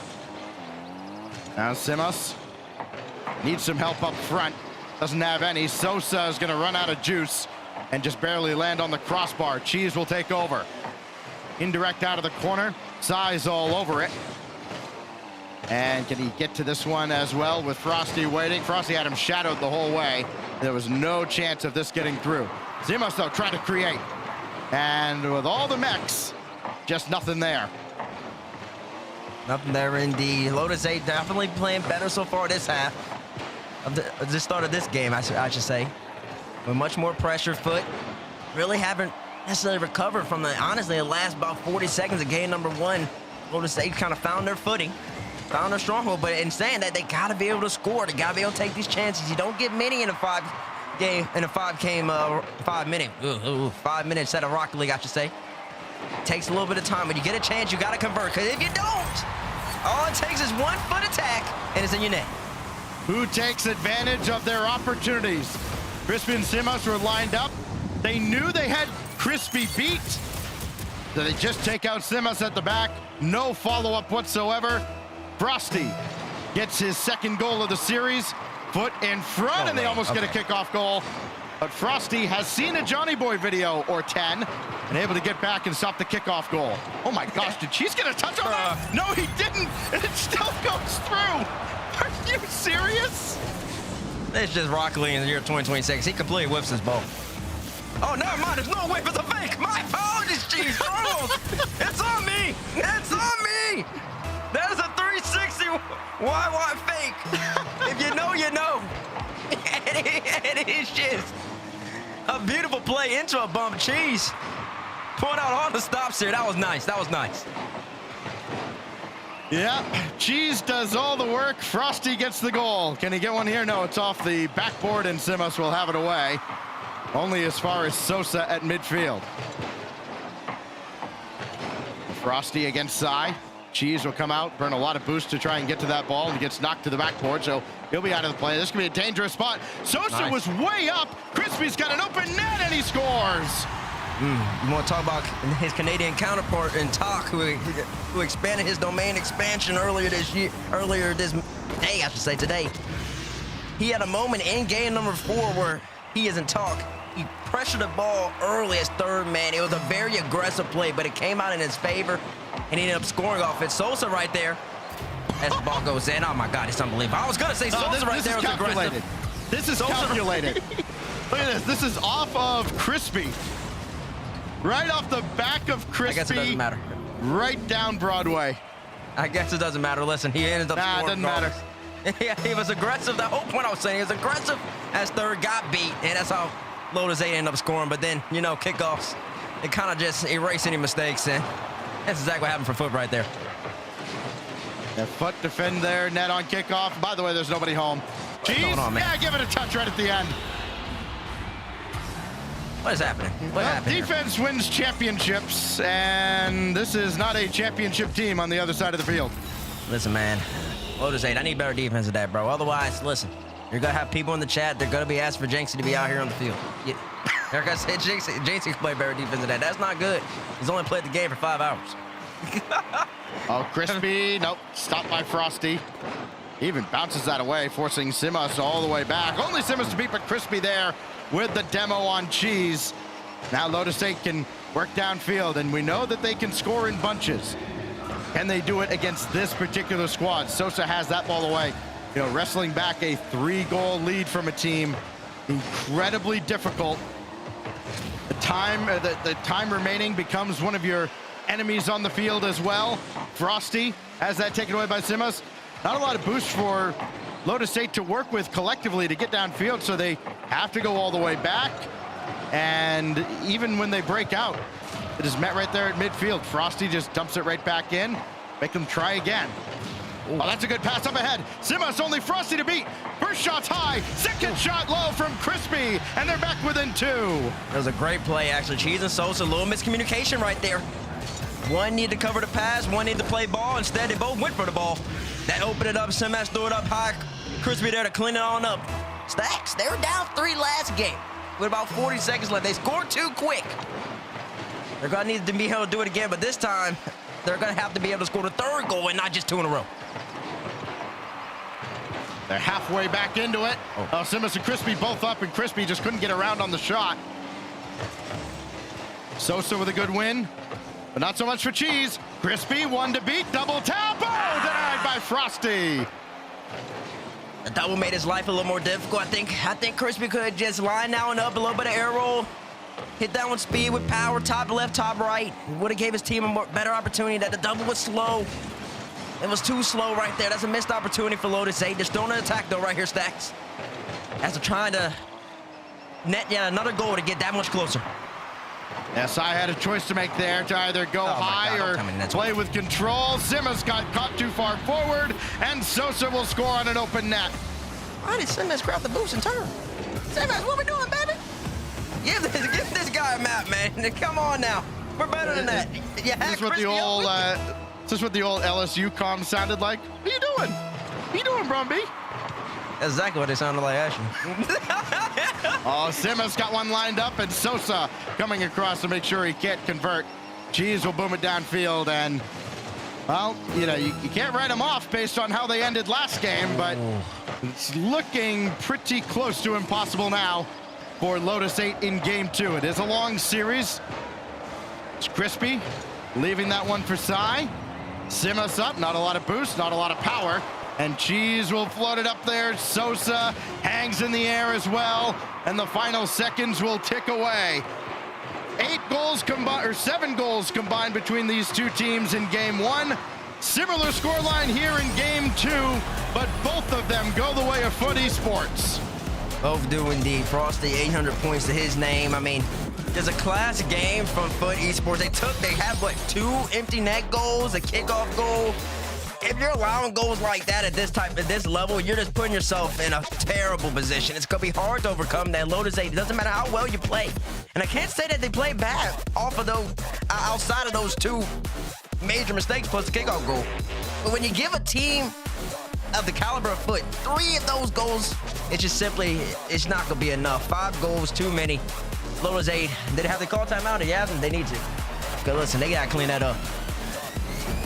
Well, when you play perfect Rocket League, it's already difficult enough to beat a team of similar skill at this stage. But when you make mistakes, I mean, give Cheese all the credit for that goal. That just happens to trickle in. But there are a few that if you're Lotus 8, you just kind of look back at and go, you know, we didn't do that and that. We might have had a shot at winning this game. Very similar to what they had to have been feeling in Game 1. But as we know, and as you well know, you've coached teams before, Bates, you got to have a short-term memory. You know, you can't let the mistakes from Games 1 and 2 dictate how you play in Games 3 through 7. Because if you do, you won't get past Game 4. They are not using their timeout, Bates, as we mentioned. They'll still have that in their back pocket. They've got a long uphill climb here against a very potent FUT offense. Potent is the correct word. I like that, Stacks, because better than disaster. Significantly better. You know why? It could actually exist. The word that said is actually in the dictionary. And I guess you could technically say all words are made up, so maybe you're just adding a word to the dictionary. But anyways, outside of that, for Lotus 8, I mean, maybe they didn't call timeout because it really is just simple changes that they need to make. You see that open net goal at the end of it, I think on the 4th goal that FUT scored. Simmons turned up. He already had 2 up forward. And if I had to guess, that's probably how they allowed the other open net as well. Just cleaner rotations. Some might be 3rd man back. Make FUT have to work and put yourselves in a position like this so you can open up the score. I mean, I'll be honest with you. After Game 2, I don't burn a timeout either. They finished both games pretty strong, and now they start Game 3 very strong as well, with Crispy pushing that across, or rather Zai pushing that across. Simmons able to score. Can they avoid conceding on the other end, though? Sosa's won that. There's nobody there, but Simmons will come across. Nobody could run onto that for FUT Esports, and Lotus 8 are let off the hook on that occasion. You 50-50, great bump attempt right there. Put Sosa in a bind. Fake it out for your teammate. Where's the help?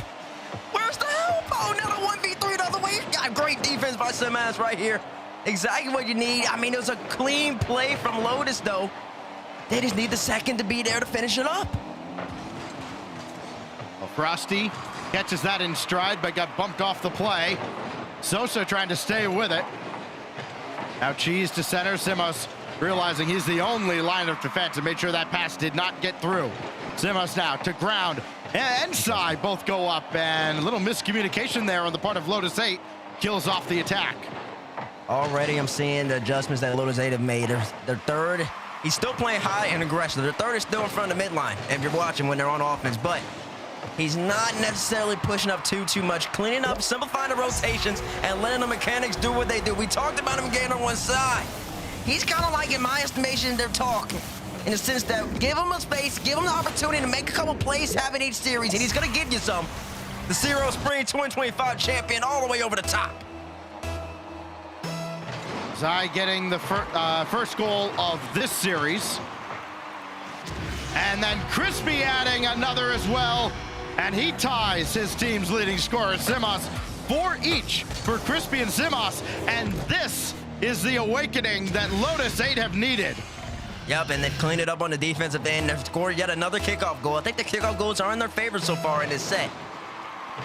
So they're playing well in that regard. Stopping FUT from having any wide open nets, and now it's on FUT. They need to make the adjustment. We haven't necessarily seen too much from them on the offensive end. Even in game number 2, I know they scored 5, but it wasn't necessarily because they're playing a lot of offense. It was more so off of Lotus 8's mistakes or errors. And in game number 1, when FUT did score, and I'll say in a more aggressive, they create their own chances scenarios. They had Cheese, they had Frosty getting the bump, Sosa coming in, sliding top left, top right. FUT's got to go back to that, and they want to try to claw themselves back into this game number 3. The team that scored 11 goals to sweep Gen G out of this regional has been stymied in game 3 after scoring 9 in the first 2 games here. Simas with Crispy up. They don't connect, but Simas can still play this as everybody had raced back from FUT Esports. Cheese now for Sosa. Goes wide. Nobody at the net. And oh, Frosty was running onto one and just couldn't get a clean touch. FUT being a little more aggressive right here. Way more high up in the sky challenges. Trying to make Lotus 8 kind of force out some mistakes, and there's a mistake right there. Uncharacteristic, though, once again. Lotus 8, don't just give them goals, make them work Simas. It's just a free hit for somebody of your level, and he just twirls and whirls right by the ball. That's not good. That's not good stats. Yeah, after watching a team like Redacted, who's allowing about like -5 goals per game defensively, seeing some of the goals that go in here, you're just kind of like, hey, why wasn't anybody there? It's almost like Rocket Whiplash, as Crispy has that one centered for Simas, but Sosa coming across for his 3rd save, playing hero.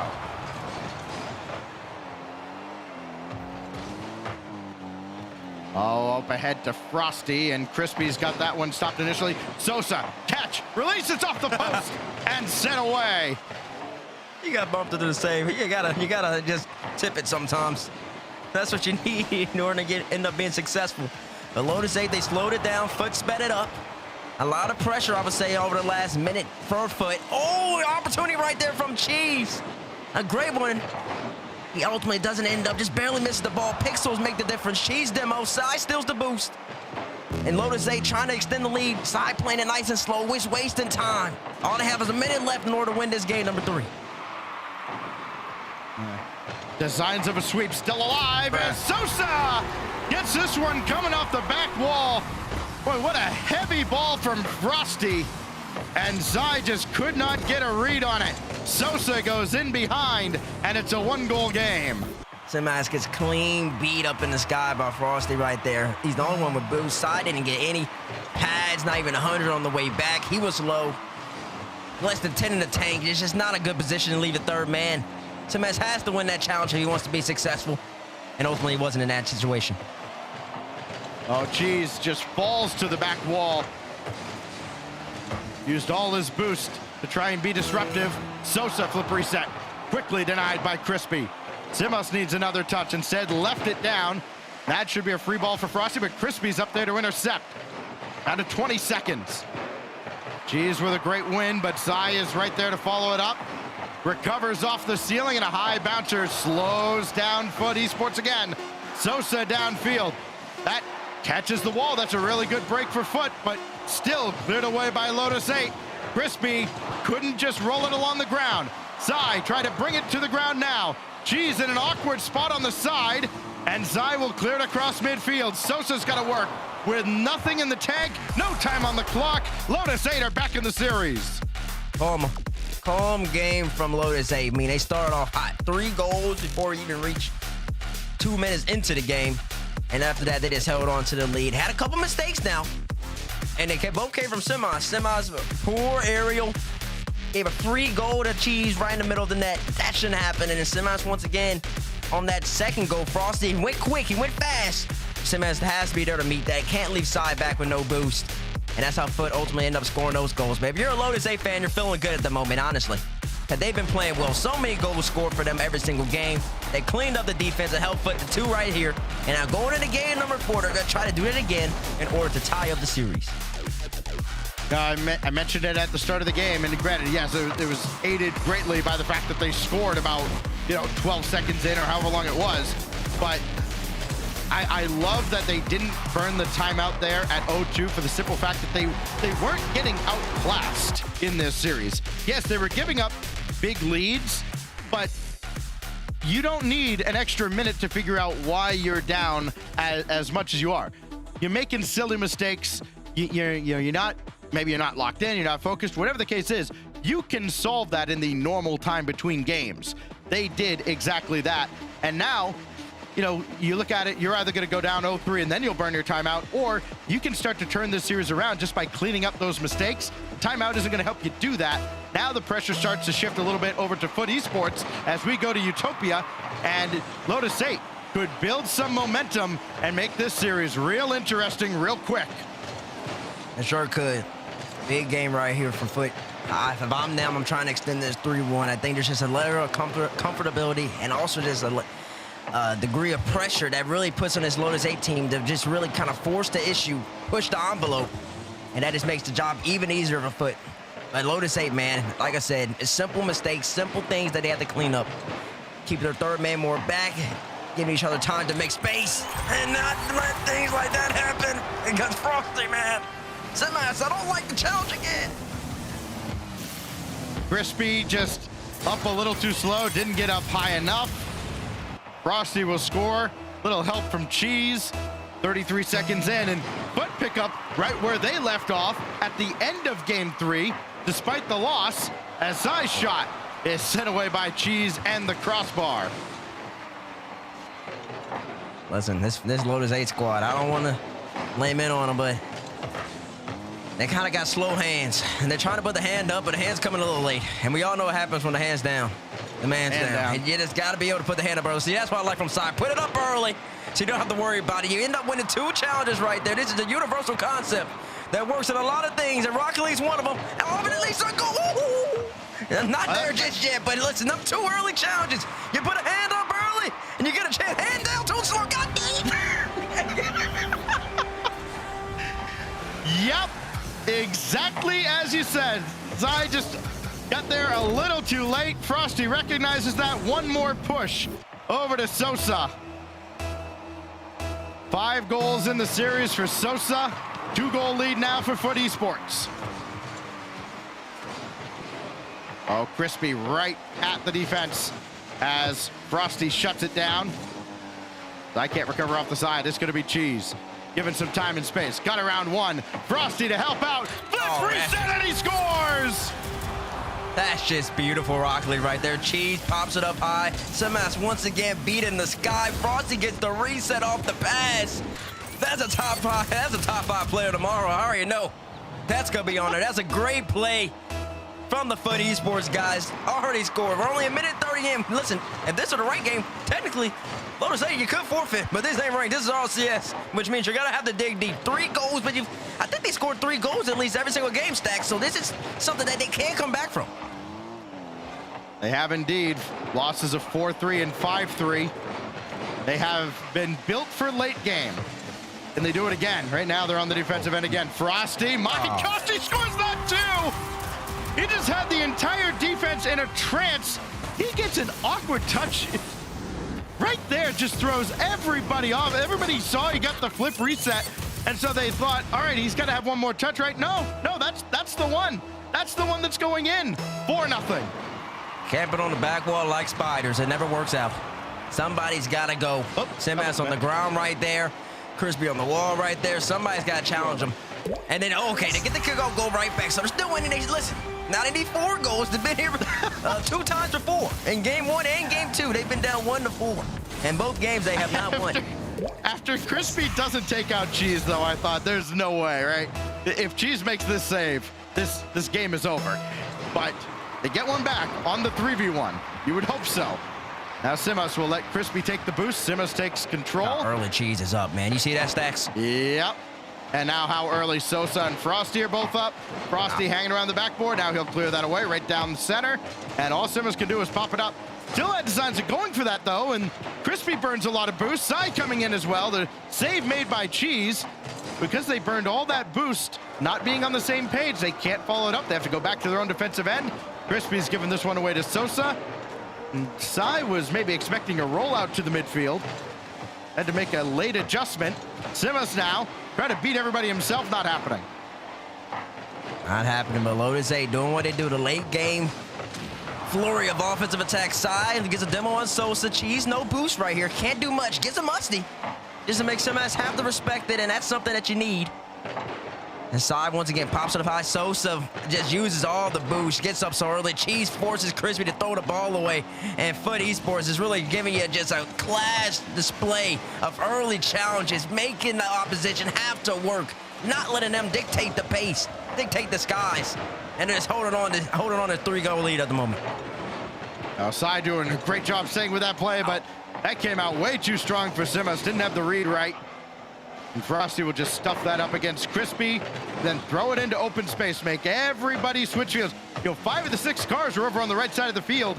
Might as well just throw it off into space, make them burn a lot of boost. They're the ones down 3. Frosty tried a slow play against Sai, and Sai was having none of it. Burn a lot of boost and burn a lot of time. So far, a miscommunication right there. Crispy pre-jumped off the passes going high. Sai brought it low. That's not something you expect to see from those two. Sosa thought about it. Instead, ranges all the way back, and a wise choice. You got the 3-goal lead. Again, you've got to make Lotus 8 bring it to you. You don't have to keep pressing for goal number 5 or 6. Frosty will happily take a 5th goal. Sosa now takes charge. Cheese could turn on this, got bumped by Simas. So now Crispy, only Frosty to beat, and he scores with Simas running interference. I mean, that was a great setup right there. 2 bumps, set up Crispy to get the 1-on-1, but it really was a 2-on-1, because then all of a sudden Simas just comes flying in from your left-hand side. I mean, it's an impossible save. You're really just hoping that Crispy messes it up, but he's not going to. 34 seconds left. Double diagonal kickoff from both teams. Possession goes in favor of Lotus 8. Here we go. Sosa up high, gets a bump. Crispy just launches it towards the net. It's not going to work. Got to be a little better than that, but like the just kind of token pressure. Sai coming on here, and Cheese made sure to get another touch. That threw off Sai. Down to 15 seconds now. Simas around Cheese. He'll race back. Sosa out to meet Simas. Won that one through, but Sai couldn't turn around and get a shot off here. Down to 4 seconds, and they're going to run out of time. And a timeout almost surely coming now for Lotus 8 as they're staring down triple match point from FUT Esports. Triple match point coming off a game where Lotus 8 in game number 3 scored the first 3 goals within FUT Esports. You know what they did? They scored the first 3 goals in this game. And it was off of this high-flying, aggressive play, and honestly a little bit of passive challenging from Lotus 8. You need to be confident in one another. You need to have faith that you're going to be able to get contact or at least get a bump. And if you do that, that sets up your team to be more successful than if you don't jump. That's not what happened, though. FUT Esports, they take advantage. You give anybody in the year 2026 at Rocket League at this level space, they're going to capitalize. They're all simply too talented. And now they're one game away from moving on to the bracket. One game away from a date with M80, who fell earlier today. As we have the benefit of watching the replay as you all do at home, and we also get to watch the plays in the post game of the lobby, and you see some of these shots they're going through. Listen, Frosty had a ball game in that game. Like, I mean, he's had an outstanding series now. What is he up to? 6 goals and 5 assists. He's been phenomenal. But you actually see it back, all the goals that he scored. He hadn't scored many boring goals. I think he had maybe the most boring goal he scored. Cheese still made it look interesting with the fake on the shot from way downtown back, I think, in game 2. So, FUT Esports coming in, 5 shutouts between these two teams coming into this match. Nothing even remotely resembling a shutout, as it has been slugfest after slugfest after slugfest. A lot of goals to go around, not a lot of defense. Something's got to give here. We're about 30 seconds out from game number 5. You're right. Something does have to give. That's a great way to put it. You have a way with words. Man. Ooh-wee. Somebody give this man an award. I'll tell you this. They already did. For Lotus 8. For Lotus 8. After this timeout, I think they've made the simple adjustment that they needed of cleaning up the rotation, no overcommits. You haven't seen that really since game number 2. But the next adjustment that I think they're going to need to make is the early challenges. Frosty, 2 reset goals. Even the goal where you talked about where Lotus 8 was camping on the wall like spiders. That goal happened because Frosty had a reset goal earlier, so they respected him so much, and they feared him, and that gave him the goal where he didn't have to do anything. So just be aggressive, be confident. Don't let stuff like this go in. And I think that should be the conversation that they would have had, and let's see what they can do on this new map in Paris. Well defended on a great setup by Cheese. Now Crispy off the handoff from Simas in the air. And it's Sosa ranging around. Zai is there. Only Frosty to beat. Put the brakes on, and Frosty still recovered. Oh, it looked like Zai had successfully pulled the string on the FUT defense. The orange side comes up big. Now Zai off the save, trying to get around Sosa. We're going to use the ceiling as an ally. Was not going to work out. And Cheese sure-handed at the back, as he has been most of this series. He sure has, and that's another great almost goal by Sai. He faked him out, and didn't get a clean touch like he wanted to. A lot of space right there for FUT, but hold on now. 50 goes right to Crispy. He's chasing it. He has the boost, bumps Cheese off it. Nope. Cheese collected it. That ball's going to come right back down the middle of the orange pathway, and Sosa's going to take control and try to set up this FUT offense. And just the frame of Cheese's car did not move at all on the flip into him. Sosa and Zai actually combined to send this downfield a little further. Crispy hard out of the corner. Here's Simas, little floater to the backboard, and nobody else there to follow it up. We've seen that really on both sides. Both teams have tried to utilize the backboard. They realize that, the secondary defense has not been great out of either side, but nobody's capitalized just yet. Simas trying to force his way through. At one bump, but Sai can't get that in front for anybody else to score. Crispy hard out of the back wall, and once again cleared out, and Sai will take over. I mean, Cheese is just up so early, man. There's just nothing you can do. Crispy thinks he's got to have a second to collect, second to think. No, sir. Cheese is making sure he's taking away that space. It's a great play from Carlos right here. And Simas up high. Sosa got to put a hand up. Sure does. Simas tries to go over. Crispy, bottom left. Great play from Lotus 8. They open up the scoring in game number 5. A full score sheet for both Crispy and Simas. Goals and assists galore. And they combine here with Crispy. Throw it at the net. Hope something good happens. Found an opening over the defense. And it is Lotus 8 in front in a game they must win to keep their hopes alive here in Regional 2. Simas now met by Sosa.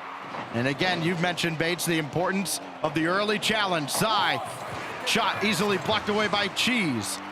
Now Simas has the flip again, but Cheese is all over it. This is a relentless attack, though. Once again to the back wall. Sosa under fire, and Crispy just couldn't get around on it.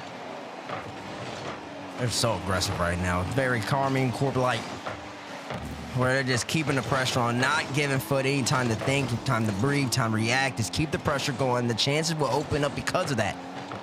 That's exactly the type of mantra that kind of seems that's dictating this Lotus 8 style in game number 5 right here. Even that touch right there, just putting Crispy in position to score. Sosa's got to get a heroic save. That was a barn burner coming off right off of Crispy's finish. Cheese and Sosa starting to work downfield, crisscrossing in front. And Simas will take over instead. Zai to his left, opts for the shot. Easy save for Cheese. No follow-up as Crispy has to burn all his boost at midfield just to slow them down. That's high, and Simas actually plays it back to the backboard. Not where Crispy wanted it for sure. Now Sosa, high bouncer for Cheese, and that's denied as well. The entire defense of Lotus 8 made it very interesting for themselves. Now Sosa, Crispy to beat, and Crispy there, the only one with any boost up on the backboard, makes the stop and booms it away. Fantastic job. He just grabbed that back left 100 as well. Knew he had to buy his team time, and he did more than that. Clear it out.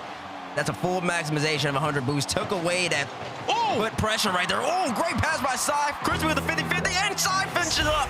2-0 for Lotus 8 right here, Stat. We see this. Look at this.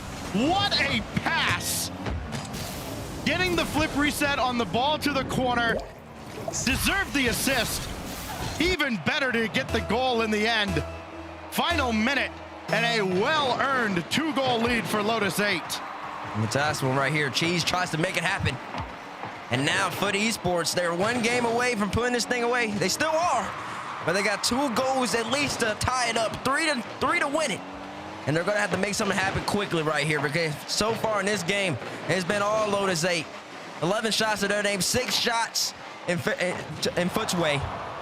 And the offense just isn't there this game. Lotus 8's adjustments that they made, the aggression they brought to this field, it's been great Rocket League to watch. Die indirect for Simas, and that one well on target. Frosty the save, and just got to be a quick offense here for FUT Esports. Frosty denied by just the entire defense converging on his spot. And now Simas just playing for control. That's all they've got to do. Zai up early, and that's going to do it. They're going to run out of time, and we're going to keep on dancing here in our second match of the day. We're going to Game 6 between Lotus 8 and FUT Esports. I mean, that's how you make the adjustments coming out of a timeout, too. They were just so aggressive. So aggressive. Every single play where FUT thought they had a chance to make something happen, Lotus 8 was there in front of them. Oh, hold on now. Wait a second.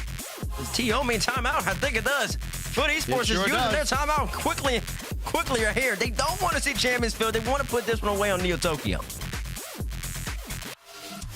Well, that's why Lotus 8 should have and did wait to use their timeout.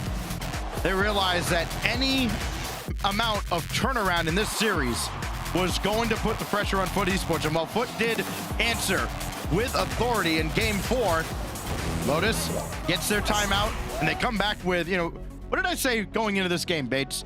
There have been, a few shutouts combined between these two teams, but nothing even remotely close to a shutout one way or the other. Lotus 8 throws a shutout in a game they needed the most. And now they've got FUT wondering, wait, how do we get back to this whole, scoring 11 goals per game that we were earlier on in this series? Listen, you said am I allowed to say 11? I know I can't use disasterific around you anymore. You can use disasterific. You can say whatever you like. You can say whatever you like. I think the chat. All right. Well, why don't I say this, Bates, Coach Bates? How does FUT Esports avoid even more of a turnaround here in this timeout? I mean, they're gonna have to turn back up the aggression on their end too. That's how you win at the highest level these days in Rocket League. I mean, FUT's had Lotus 8 since Game 2. We talked about it. I kind of labored on it. Lamented on it, I should say. Lotus 8 was given 3 goals. They haven't allowed that since.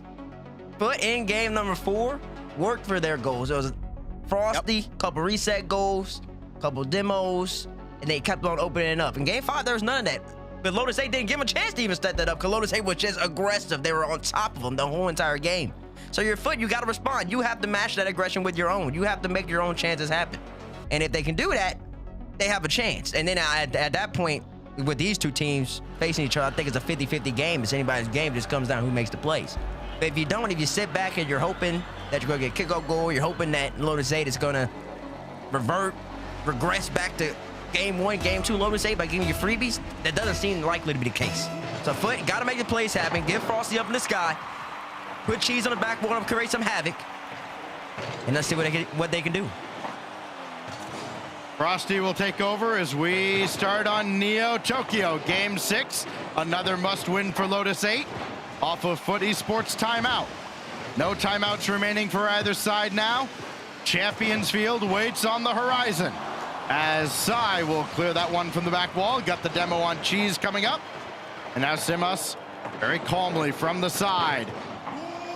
Just one of the other things that these timeouts do, they do give kind of extra time to reset the nerves, reset the emotions.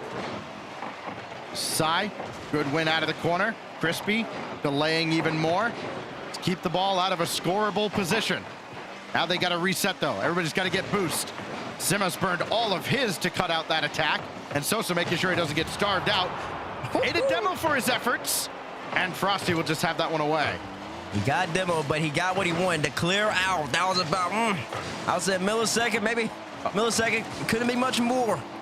Crispy gets there just a little bit earlier, and that's a goal for Lotus 8. The pressure's still on for these young guns, too.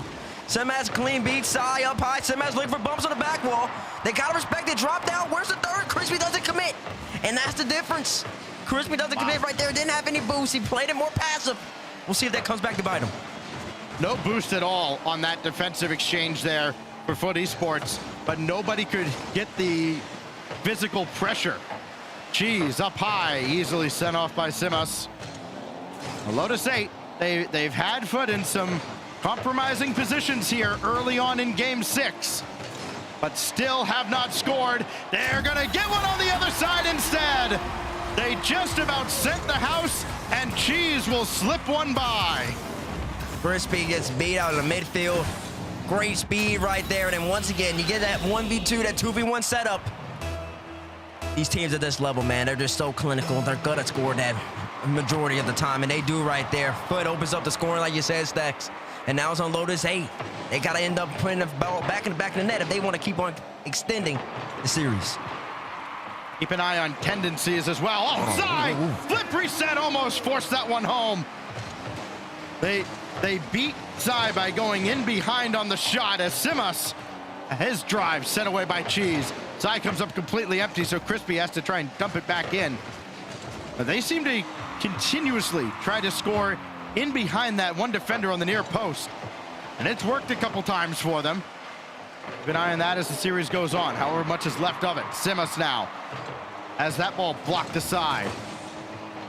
Dive right at Cheese, and full control now for Cheese and FUT Esports if they can get to this in midfield, and they do. Sosa, backboard disrupted by Sai. Sai does just enough to keep that ball out. Very tough reaver there. Sosa put that on the backboard with pace. He came out on top right here. Simas, beautiful drop down. Good demo from Cheese. Stops the Lotus 8 attack. That might have been a great shot on that. Potentially a goal. Lotus 8, they have to go right back to work though. Oh, Frosty, second touch to set up Cheese to double the lead.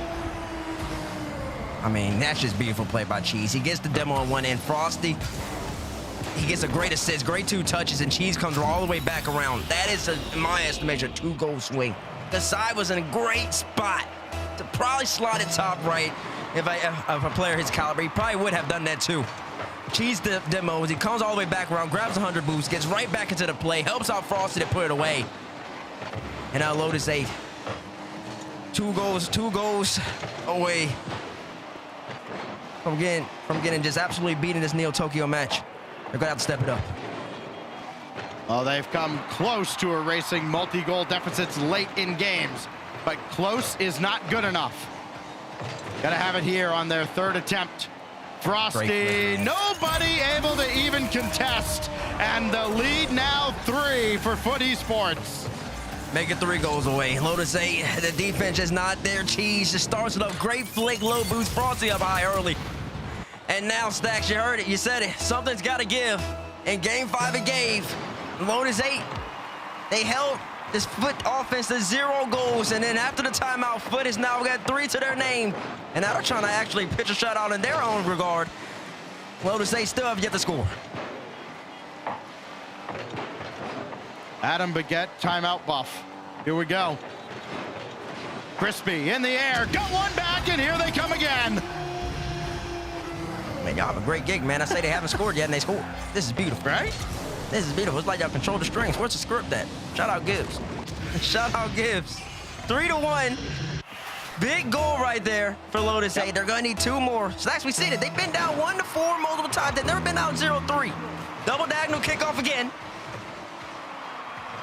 Oh, Cheese got clipped. Crispy still forward.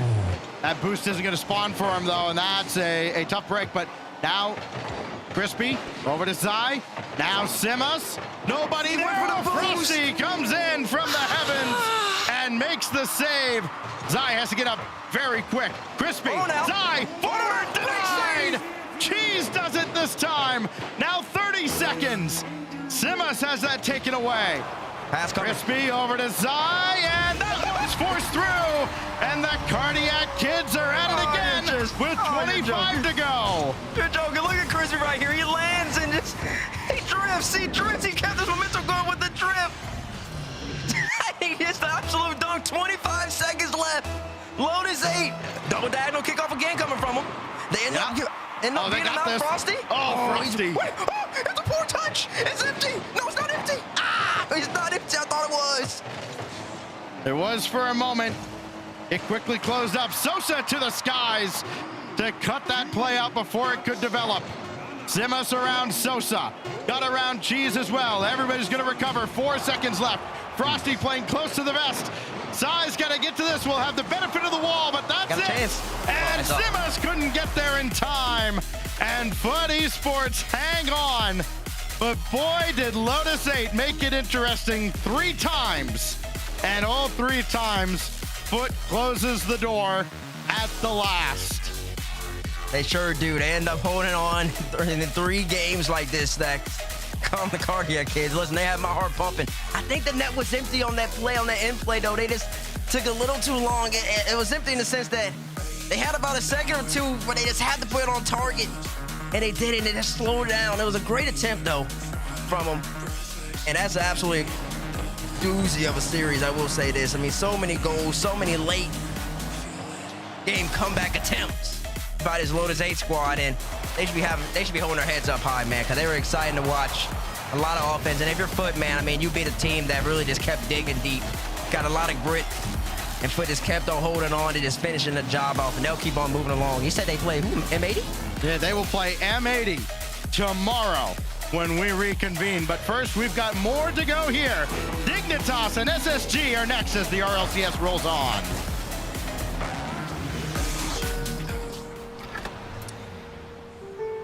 There's a reason they don't call them clean bikes, am I right?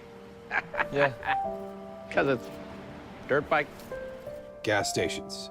Whew. You gotta start at the top and work your way down. You want me to do yours next? Oh, you're from Oklahoma. They have to fill the silence. The bathroom code's 9914. Progressive can't protect you from becoming your parents, but we can protect your home and auto when you bundle with us. Look at this hot rodder!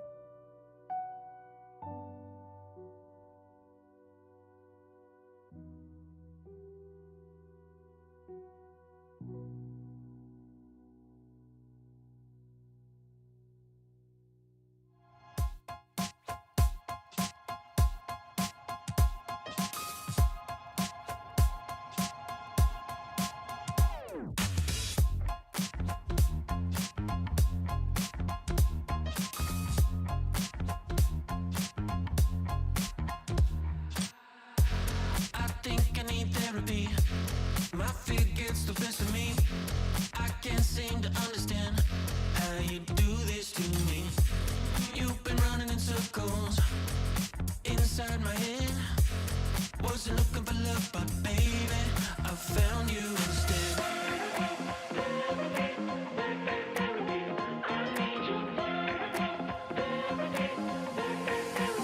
I didn't know I was a casualty until you stopped my heart and you made me see I need love. I need love.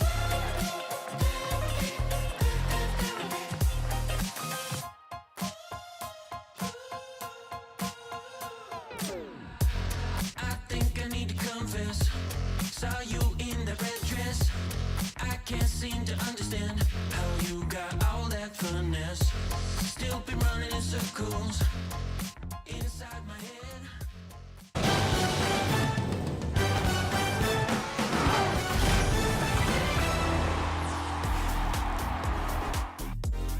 The action continues here in North America for the Rocket League Championship Series as FUT Esports get through Lotus 8 there in 6 games. Took them a little bit to get it done, but a back and forth series, lots of goals being scored. We're joined with Cheese here, sir. Welcome to the broadcast. Congratulations on the victory. How'd that one feel for you? You like kind of back and forth, dropping some games late in the series, though. Did you feel like you guys had it under control? Yeah, I felt like we had it under control the whole times. The times we lost, we didn't really stress about it. We knew we were the better team, and we just kept playing and kept doing our thing. You did a great job out there. I mean, you guys made it to Copenhagen. How was Copenhagen for you guys there? How important was that for the cohesion for you as a team? Oh, it was awesome, man. Making LAN is always an awesome experience. So having Frosty experience his first LAN, RLCS LAN, was a great experience for him, and obviously for me and Sosa. Everyone wants to make LAN, so it was just a great experience for all of us anyway. And yeah, it was very fun, man. It was very fun. For sure. And for Frosty, getting that first LAN under your belt, such an important marker of a professional career there. And we'll get to see you guys hopefully in Boston as well. I'm curious, we were doing power rankings earlier with North America. It was kind of a silly way we were doing it, but you ended up at number 8. If you had to make a power ranking in North America, where would you power rank your own team? Okay, unbiasedly, NRG first, Shop, SSG, and then FUT. Okay, number 4. Fourth, respectively. Yeah. I love the faith. Well, hey, you're going to be going up against a team who's not ranked above you tomorrow in M80. Have you played them before? How you feel about that matchup? We did play them. We played them before in Swiss, and we lost game 5. But I think we know what to do. We know what to do that in that series, and I'm confident. I'm ready to play. I'm honestly ready to play now. But I'm super excited for tomorrow, and I know we're gonna get the job done. Well, I'll let you go so you can go to sleep so we can skip forward to tomorrow as quickly as possible here. Yeah. Last question really quick. Space Station Dignitas coming up next. Who you got? Ooh. My gut wants me to go Dig, but SSG, I mean, the thing is Dig did beat them in Swiss last Sunday, but I still got to go SSG. It's regional, and it's the best of 7, and I think SSG are gonna have the advantage there. So I got SSG 4-2. Well, hey, Cheese, thank you so much for the interview. We'll see. It was 4-2. Got the precise one there. We'll see you tomorrow. Good luck against them. Thank you. See you tomorrow. Thank you so much. All right. Always a pleasure talking to Cheese there. And he's got SSG on this one, but he does make a good point. Dig did beat them in Swiss just a few days ago. So we'll talk about that here in just a moment. Let's talk about the match in front of us here, boys. Lotus 8. Did this answer any questions for us about where Lotus 8 kind of sits on that NA power ranking setup for us? Not really. Go ahead, Stan. Yeah, I don't think it answered too many questions other than like we know that. All right, there are a lot of teams in NA that yes they can score. Can they play defense? Not really. They were very slow to a lot of challenges. It just felt like they got outpaced on multiple occasions, and and not that FUT was that much better. But they converted on more of their opportunities, and Frosty was an absolute house in that series. Yeah, Frosty was solid. I mean, everybody seems solid. I mean, I got to give credit, though, to Cheese. First of all, loves his interview. Cheese always great interview, great personality. And like you said, he's ready to go. It'll be exciting to see the matchup between FUT and M80 tomorrow, especially considering M80 have some things to work on. But I think FUT, like Stack said, making the most out of their opportunities, especially in this game where sometimes opportunities you don't get too many of, is always very, very key. And then, like I said, They seem to be elevating. Can they continue that momentum and get into that 4th spot that Cheese thinks he's in?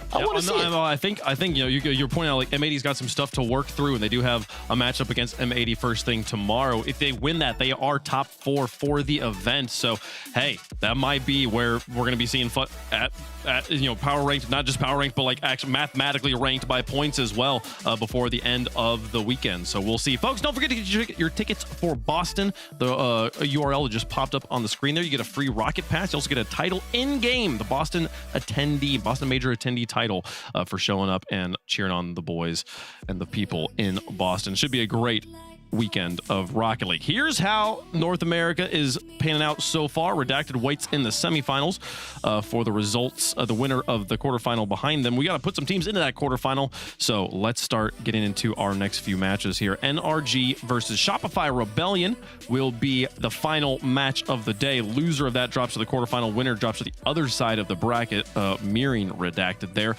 But one of these teams in our next match going home, one will play in the quarterfinals tomorrow on Championship Sunday. Let's get into it. Dignitas versus Space Station Gaming. Battle of 2, in my opinion, S-tier decals, and the productions decided Space Station's already won this. They're on both sides of the field there.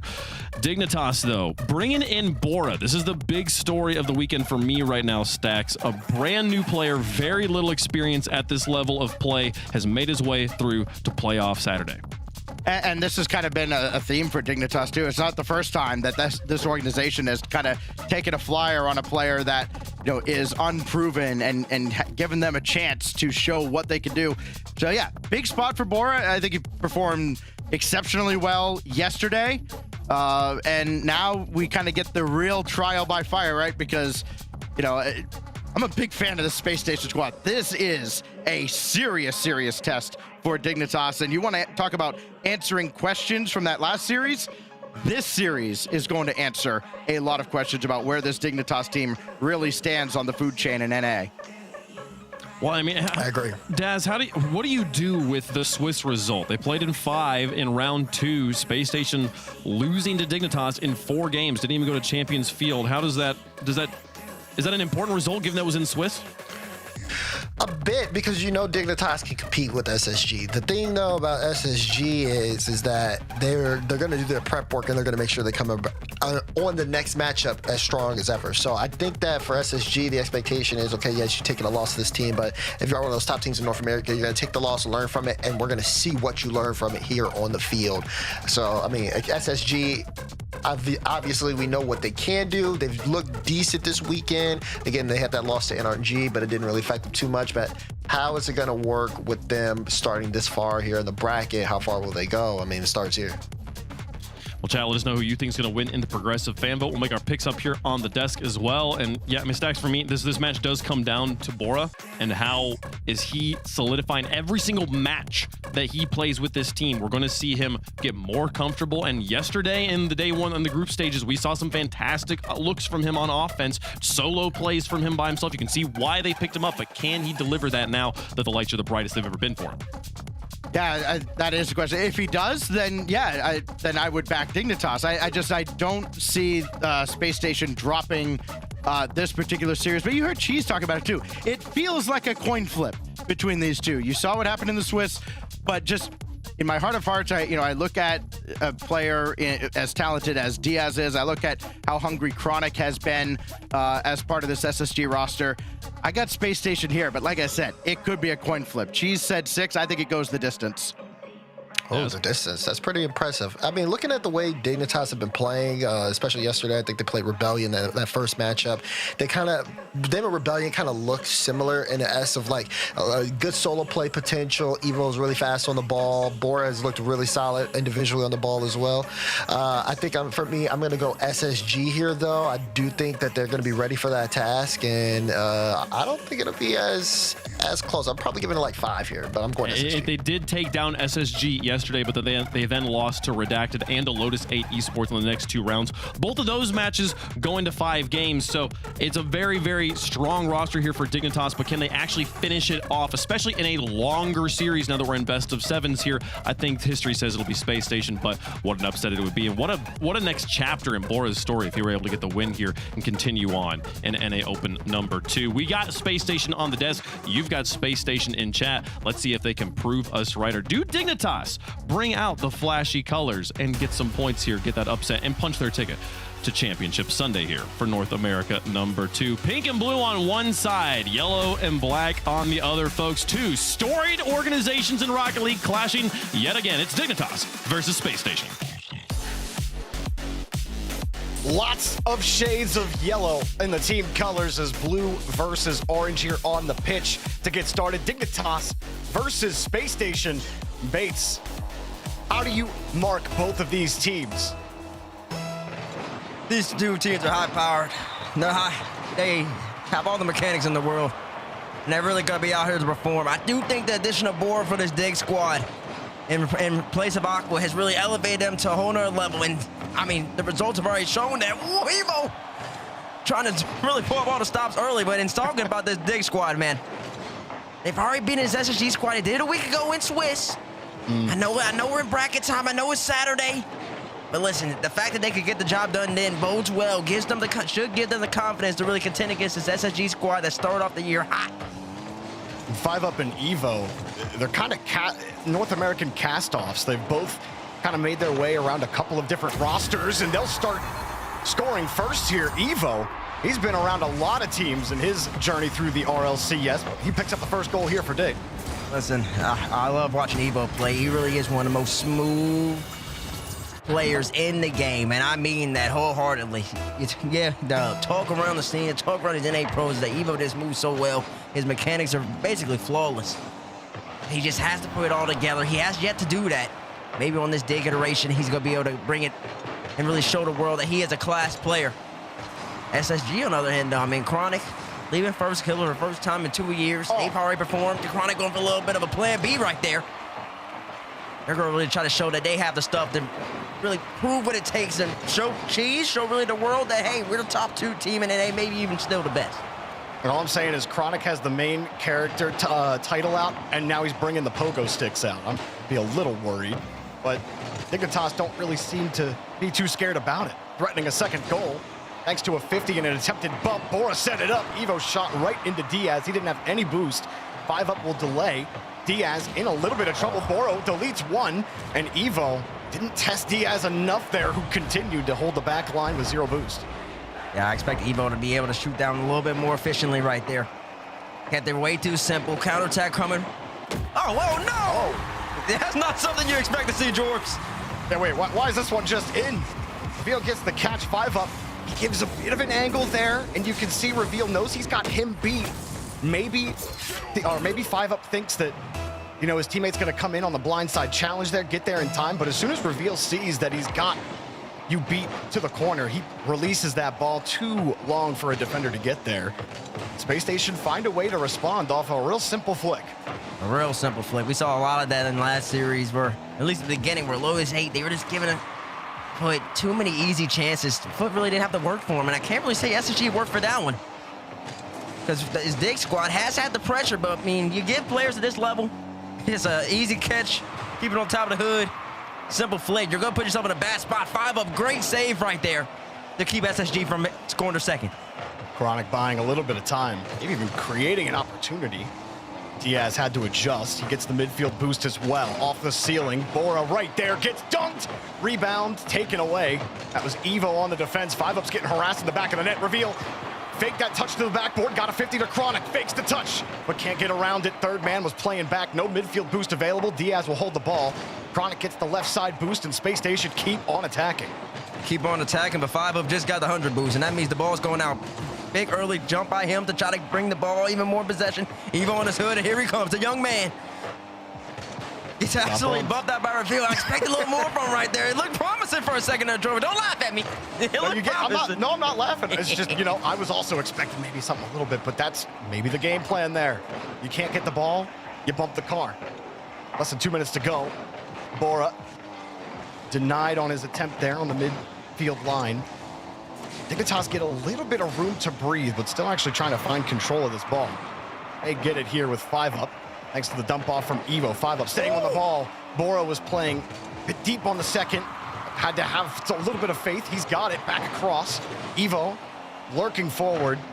This is a good push here from Dignitas. Evo will try again off the ceiling. Quick What a pass. play. The shot denied. 2 committed for the play. Free ball. 5 up, down. Nobody there for Dignitas. Chronic played that so beautifully, man. I mean, it was a fantastic setup by Dignitas, and Chronic got up so fast just to give his team a chance and just to be able to put a hand up, be a body, a presence, a car in between the space, and he did that just enough to keep that ball out. Great play by him, and you expect that from a major champion. Space Station get the ball back. Evo demos Chronic off the play. Still a pass and dunked easily by Evo. Oh boy, we talked about Evo at the start of the game, T-Bates. Game 1, he's been all over the ball. Bora gets there on defense, gets a little bit of help from his friends as well, and guess who it is? It's Evo.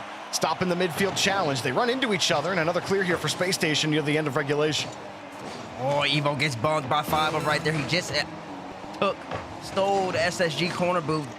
Would have had a potential to make something happen. It was unfortunate. 5 up just kind of just careened into him. Took away Evo's momentum, but don't worry, okay? If you're a Dignitas fan, this Dignitas squad is not giving up this ball just yet. SSG has really yet to establish a true offensive presence, even offensive threat. They've had the one little moment, Jorby, but not much this whole entire game.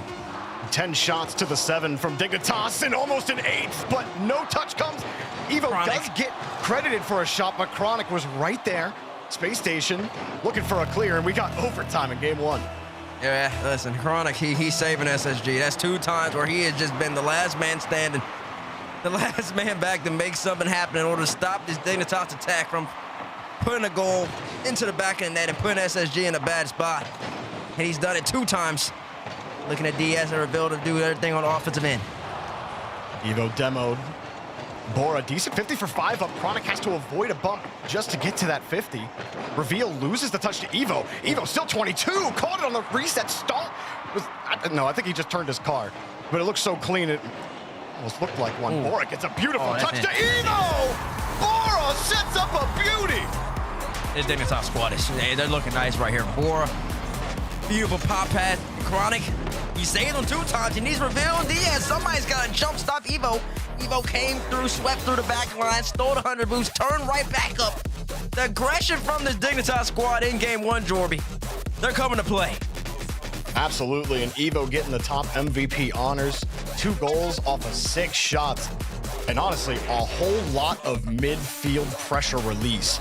How many times did he just stop a Space Station attack or stopped any kind of presence in the midfield just from getting a solid 50, giving his teammates a chance at it, also doing a lot of work off ball, ahead of the play, getting bumps, creating opportunities.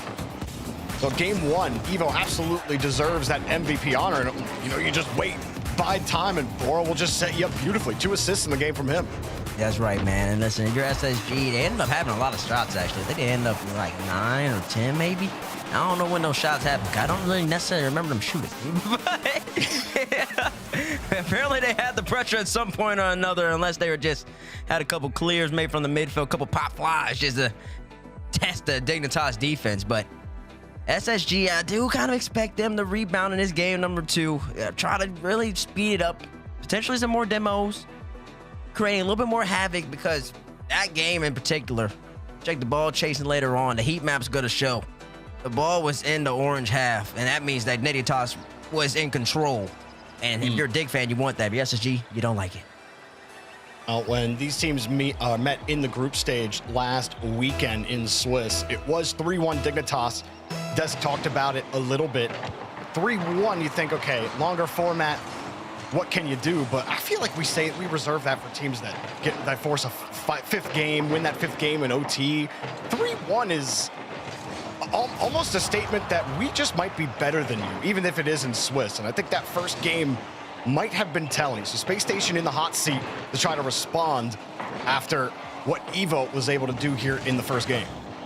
That's right. Not just Evo too, George. Yeah, big board with the assist. Yeah, 5 upgrades, some plays as well. And SSG, I mean, this has been a thing on every single Chronic team. Chronic loves to play 3rd man, and he plays it well. He plays it great. Obviously, he's been doing it since 2022 with this level. We're in 2026. He's doing it at a high level with success.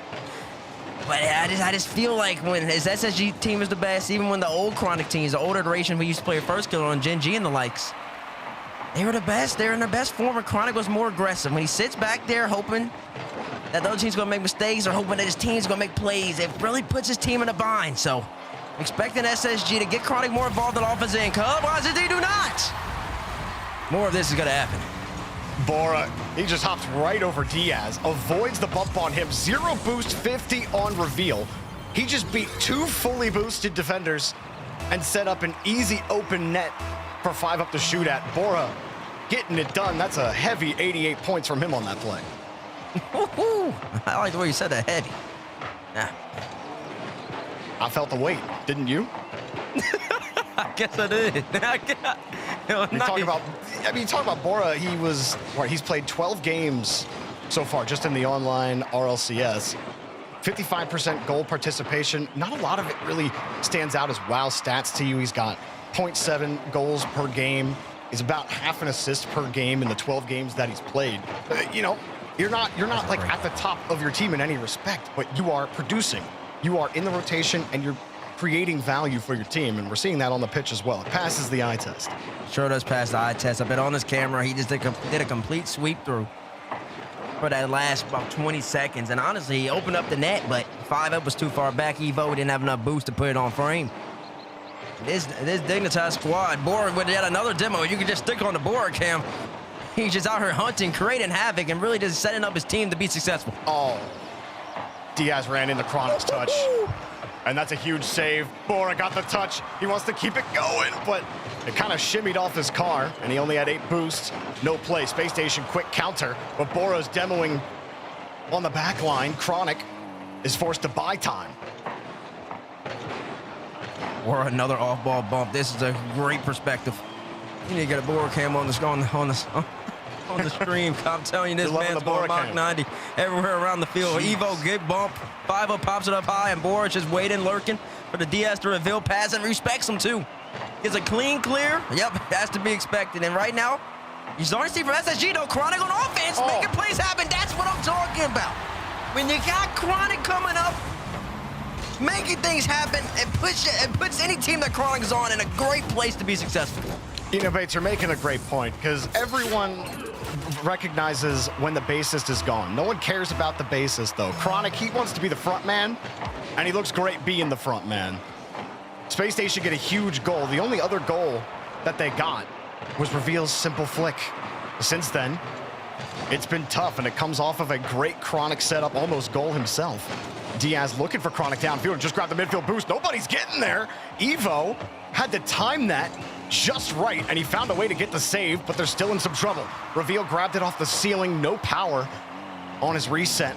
Diaz waiting for Evo as well, and Evo completely stuffs the attack. Bora takes over. Oh, 5-0 committed. Reveal. This should be at least a shot on frame. Whoa, he brings it back down, doesn't use the reset. I see why. I see why indeed. Sets up Diaz for the easy goal. And you were talking about it right beforehand. 5-up bit up on the play after Bora and Evo had stopped some bleeding a little bit. And then, well, the wound just fell right open again. I don't think wounds fall open, but you know what I mean. 2-1 Space Station. Not the error Dignitas want when you're in position to get this game up 2-0 in the match. 5-up with another pass to Evo, and it's taken away by Diaz. Great block by Diaz right there. Tough position to be in. Has to break toward his car in just a neck space. Chronic. Diaz actually didn't have faith in him right there. Double commit coming out of the boys from SSG, but it doesn't matter though.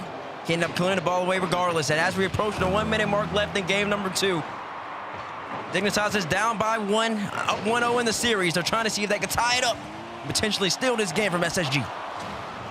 SSG holding the ball, getting more boost. Reveal stolen that corner the last 2 times. Bora with nothing, gets stuffed by Reveal. 5-up, pushes it out to the side, buys a little bit of time, but it's not on their side. They got to score. 5-up pushed out, Evo deleted, but Bora's the one with the boost. Chronic pre-jumps the read, takes the ball away. Good angle on his nose as well. Enough for Space Station. Dignitas are just surviving here with about 20 plus. Surviving indeed. They don't have the same offensive foothold they had in the first game. Nowhere near the same amount of shots. They're a little more quiet, but they need to really try to make something happen here. 10 seconds left or so. Evo pop up high, Jorbs tries to get a dunk, doesn't get it. 5-up there to be there as well. Bora's just too far ahead. Oh, tried for the aggressive 50 there. They don't get it, and a demo ensures no more blue cars will touch that ball. And Space Station get things righted quickly here in game 2 to tie up the match. They sure do. Looking at the scoreboard here, Evo once again tops Dignitas, but there's a big difference in the scorecard.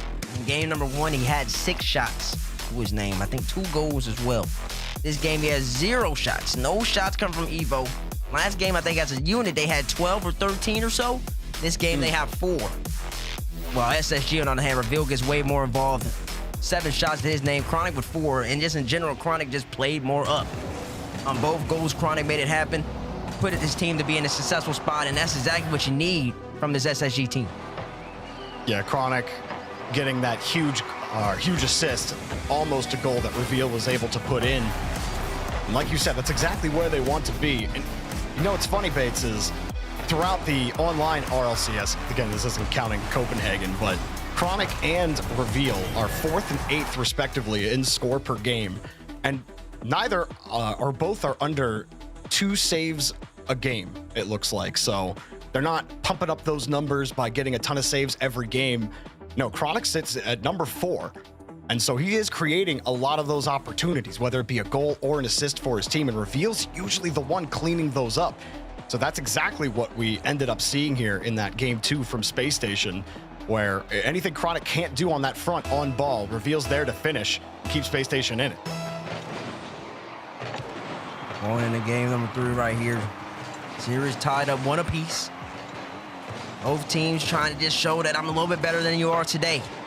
SSG made the necessary adjustments after game number 1. Can Dignitas go right back to how they're playing in game number 1? More offense, more control, more speed, more power, more pace. Or are these boys from the Space Station just gonna keep on cooking? One thing's for sure, Evo may need to generate a couple more shots than he had last game. Might get one here with a reset. The Chronic will take it away easily. Not much of a threat. Diaz quick to the ball. He had to be. 5 up was right there waiting for him. Reveal. Not a ton of boost here to try to get Space Station on offense. I gets tripped up on his way back to the ground. No play yet here for Space Station. No play yet, but you kind of see they're slowly starting to get more established over here in the blue half of the field. Demo from Chronic being super aggressive up front. Reveal up in the sky, gets blocked up by 5 up, but you see the ideas from Space Station. They're materializing. Evo has to do a terrific backflip save to keep it out. That's how she's all over him. And Bora was the only one with boost. I think he's still the only one with boost. All the canisters were taken. Evo finally got a midfield canister, and he might be able to take this back to Bora. Bora stole that boost. Reveal or Chronic will challenge. Whichever you like, Space Station, but just make sure you keep the ball out of the net. They do for now. Evo and 5 up run into each other, and that gives a free clear out to Space Station. That's not the first time we've seen that Evo 5 up mix up as well. They did that in game number 1. It did end up hurting them, but right there, it just felt like, man, they just lost a little momentum. It takes a little bit of time at this level to just start establishing yourself on offense, and it's mistakes like those. They bail a team out. Evo, great bump. Bora looking for the bomb up, blocked out by Chronic again. Chronic, he's balling out in this set. You know, he's a great front man, but I love it when he plays the bass. Chronic now taking center stage. No boost on his reset. Evo gets the save and the 50. Chronic, not a ton of boost here, but he stops the 50 still. Evo downfield! Evo doing exactly what you want him to do, Jordan. You talked about it. He needs to be able to put up shots. He's already got 2, lurking on offensive end, having faith and trust in his teammates to get the ball down to him. And after that, it's just an easy redirect. He's always going to score that every single time. Dig strikes first on DFH. Finding ways to get it done. Chronic off the kickoff. And that's Domino 1. Here's Domino 2 from Diaz. And a little too hard on the flick. You may have to reset the dominoes after that one. Diaz up high. This is a lot what happens to Space Station, is it? They're able to go laterally so often on offense, but actually getting the quality opportunities on net has been so difficult. They're not getting rebounds. They're not commanding Dignitas's backboard. You can hold the midfield, that's great, but what have you done with it? It's been difficult here in game 3 for Space Station. It is, and I've hopped on Diaz cam. We haven't really talked about him much in this series so far, and I'm kind of seeing why. At the moment, he's been at low boost for, honestly, the last 20 or so seconds. Gets 100 boosts, and this is where you pick up this kid, or he can ball out in the sky with his mechanics, but he's got to be able to be a little bit more established. He's got to find just a couple more areas to be effective, because Chronic at the moment, he's doing what needs to be done. Reveal's getting his demos like right there. And if you're SSG, you want Diaz to be in spots like this with boost to be able to make plays. Reveal goes for one, and that's the type of threat you need. It was a good idea, and that one's just off target. I think they might have had net. Reveal didn't have the boost to get back. Diaz was coming back as well, but it looked like he might have been a tad late. Chronic looking for the far side of the net. He does not get it. Space Station. When they transition, it's with speed. Another demo, that's Diaz taking out a Dignitas defender, but 5-Up finds his way back on defense. Bora back around it. Chronic will steal the boost, but Bora steals the ball. Bora off the ceiling. Bora still going, denied. Diaz gets it there in time and prevents some insurance here for Dignitas as 5-Up takes the ball. That would have been a nice goal by Bora. It was a clean beat on the sidewall. Evo, wait, tries to set up Bora again. Dignitas doing exactly what they did in game number 1. 6 shots to 4 from SSG. Bora's got 5 of them. Oh, yeah, they didn't even count one of Evo shots. It really should be 7. I don't know how that happened. I think the literal goal he scored didn't register as a shot because his flip reset that was blocked by Chronic was registered. Oh, well, thank you, game. Evo breaking the code. Bora, catch, Bora! Chronic. No goal. Chronic got there in time. How often has he had to make a diving stop? That's his 3rd of game 3. 3rd of game 3, and at least attempts on the series so far. Reveal tries to go coast to coast with an air dribble. Gets blocked up by Bora. SSG, 20 seconds left. They're still looking to score their first goal on DFH to tie up this game. Can they get the job done? Diaz last back, and he just kicked it right into Bora. That was not the touch he needed, and he got deleted for it too. 5-Up puts in insurance, and it's all but Dignitas' game. You're so right about that. What was it? It's just a poor touch from Diaz. I mean, he just got to be better right there, and he knows that. And at that point, he tried to scramble back. He's gonna get demoed. And it's funny you bring up the word deleted. What was that famous line you said? You can't beat him, delete him? I think something like that. Okay, well. Good save, Bora. I think Dignitas doesn't need to necessarily line that line, but I just felt like saying that. Dignitas gets game number 3, and they go right back to how they did it in game number 1. Aggression, speed, pace. Bora, 7 shots by himself. We already talked about Evo. He's got at least 1 shot that wasn't registered. So where did they find Bora? Did they pick him up at the daycare or something? Like, you know what I mean? 5-Up, he's like, his mom's picking him up, and he's like, hey, let's bring my friend Bora home. And he's just absolutely cracked. 2 assists off of his 7 shots. 2 saves as well. But Bora has just come in and been nothing but clinical so far in this series. Obviously, we're talking about Evo at the start of it, but you mentioned Bora at the very start of the series getting 2 of those assists on those Evo goals. And now here he is sitting at the top of the scoreboard, Bates, and Bora has been a huge pickup for this Dignitas team. I mean, it's actually very impressive, too, because I think just the way they've had it lined up with Evo, Bora, 5-Up. 5-Up sitting more of your traditional 3rd man role, but he's still being aggressive, picking and choosing his spots. Bora's off-ball movement and off-ball presence has been simply a delight to watch, especially in this series so far when I'm on his camera. He's constantly grabbing boosts, creating havoc, bumping, just being like efficient. You don't always have to touch the ball in Rocket League. At this level, when you check the ball chasing stats, I mean, players only touching the ball somewhere between 20 to 40 times a game. Potentially, you might have somebody get maybe 50, 60 touches, but that's gonna be like that's an outlier. That usually doesn't happen. So, in majority of the game, you're not hitting. So what can you do when you're not hitting the ball? And Bora's really put it on a masterclass in my estimation. Bumps, demos, boost steals, and when he's just setting up Evo, who's a very aggressive player, that just leads to success. That bodes success. And if you're SSG, that's kind of what you want to see them do. And that's why I talk about Chronic being more up, being more aggressive. And then if he does that, that should, in theory, give Diaz opportunities to make plays kind of like Evo has, but we haven't really talked much about Diaz so far in this set. And then coming out this timeout, my estimation would be that try to get Chronic more up once again, try to get more demos, and then Diaz, he's gonna have to perform. He's gonna have to do what he does in the 1v1 setting on the 3v3 stage. Yeah, the only time we were talking about him was when he made that critical error at the end of the game when they needed a goal at the end of regulations. Diaz having some struggles in this series. Can he get it turned around as we are moving on past the halfway point of the series? Stacks on the desk, he said, this one has the makings of a 7-game set. We'll see after Space Station's tactical timeout if they can keep that dream alive and keep this one even. Reveal will get the clear downfield. Reveal already starting off, trying to put the pressure on Diaz, looking for a double touch, but Bora's there to meet him. And then Bora just brings it all the way back, gets a reset too. Just so much value from Bora right there off of a back wall. Diaz low boost, tries to put a little bit of a threat. Some would say he whipped that, but now I'm not gonna say that. I think he just was being aggressive. And give him the benefit of the doubt on that one after all he did, right? Of course. He's got to make the opposition think you have a chance. Even if you got 0, just give yourself a threat. Make yourself a threat. Make them have to deal with you, and that's what Diaz attempted to do. Demo from Reveal.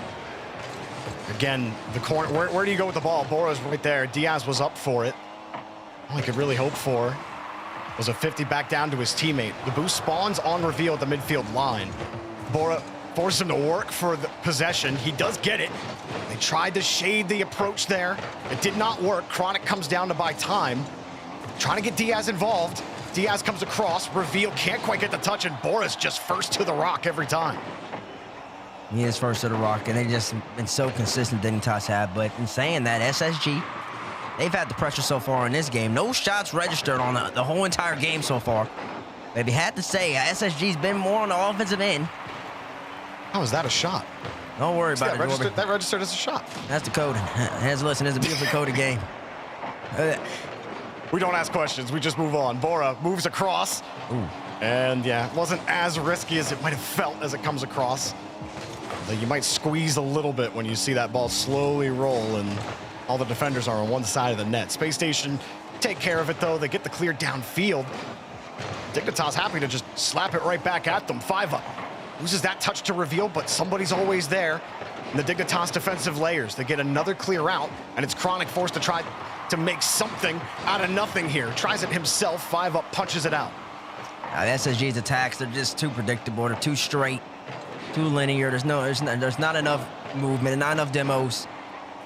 Dignitas is more than happy to sit back there, and that's all SSG's got to throw at them. And then Diggs should be able to handle it almost every single time. That's exactly what they're doing. He had a decent idea of a setup there from Diaz, but they almost leave the back door open. Keep it closed. It's cold outside. Diaz back to Chronic. The 5-up's got the boosts. Diaz calls off his boostless teammate. Chronic hoping for the midfield boost to spawn. It won't. The Reveal's got to try to buy some time. Diaz was underneath it. Space Station, to be honest with you, Bates, not sure what they were thinking on that last play, but it's cleared back to Bora. Bora, double tap, he actually went for it, almost got it. He almost did get it too. When it would have came off yet another just timid SSG attack. Just nothing threatening coming out of him. Bora's up again so fast, so aggressive. Evo dives in the corner with no boost. And all of a sudden now Dignitas, they've really just kind of stymied that SSG wave. Bora right on the ball. Chronic shuts it down with 0. Reveal gets the 100 boost. Gets beat up by Evo. 5 up, throws all the way up to Evo. Evo fakes it out. Can he steal the boost? He does not. He gets a demo for his name though. Can't even hold the ball without getting demoed. And 2 commit from Dignitas, but it still forces Chronic into not a favorable spot. Diaz tries a demo, but they're slower than Bora. Oh, he's in Bora already up for the ball. They're able to cut them off, but now they're losing boost. Dignitas back on the attack. 5 up, holds his flip and tried to get the pass out. That might be one of my favorite little controlling moves in the air, when they just get the touch before flipping into the ball and then flip right after to maintain possession but get momentum on the ball. That's one of my favorite little mechanical moves in Rocket League. I know, and these players, they can do it whenever they want to, It's crazy. It's crazy. 45 seconds left in this game, number 4. Dignitas up 2-1 in the set. And so far, we're at a 0-0 game where neither team has necessarily really put on that amount of offense, but all it takes is one little moment, and right now it looks like, just from the way the game is going, it's going to be going away at Dignitas just from that moment happening. I mean, you said, like, what, 10 minutes of offense for Space Station in this 5-minute game, and they have 3 shots on net. It has not felt like Space Station have been in control at all these last 4 minutes and 45. Here's pop-up for 5 up. Bora playing deep back. Reveal gets a free touch. They're giving Reveal a ton of space here to move. And Reveal just gets shoved out of the way. Bora does not care about your space. He has no faith you're going to do anything on net. It's 0-0. It's on the ground. We got OT. OT. He's the first one of the series. Second, actually. Game one was also OT. Yeah. Game one was OT. Listen, second OT of the series. Thank you, Jordan. Now we're going to see Dignitas came out in favor on that one. Can they come out in favor again, or will SSG tied up? Evo's got the midfield boosts. Tried for the bump. Chronic forced. Again, unfavorable position. No boost. Right over Diaz's head. Off the bar and in. They decapitate Diaz. And Evo gets the game-winning goal. I mean, it's just a slammer from 5 up. To say, why not let it fly? Sometimes you got to throw it up from downtown, and that's exactly what he did. Test the net, and Diaz get up for it in time. He does not. And like I was saying, the game, it was 0-0, but it just felt. It just feels in watching it that Dignitas was going to be the one to strike. Because SSG, they had so much pressure, Jordan. You said they felt like they had 10 minutes of pressure in a 5-minute game, and they had nothing to show for it. Because the offense simply wasn't creative enough. It simply wasn't threatening enough. And Diaz only has 74 points in that game, number 4. Not enough touches, not enough impact. Dignitas, on the other hand, though, man. They won the 3-1 in the Swiss. You said a week ago, they're up 3-1 right now. Now they got to finish it off for the 4th. Looking like the real deal right now. I mean, we talked a lot about Bora in that game, and I mean, why shouldn't have we?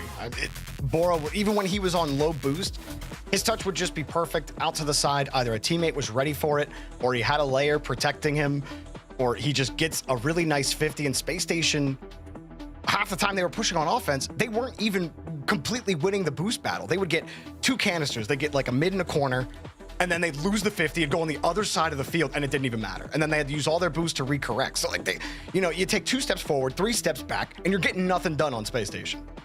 Nothing done in this, and that was coming out of a game number 3 where SSG, they used their timeout. They tried to make the necessary adjustments. It didn't matter.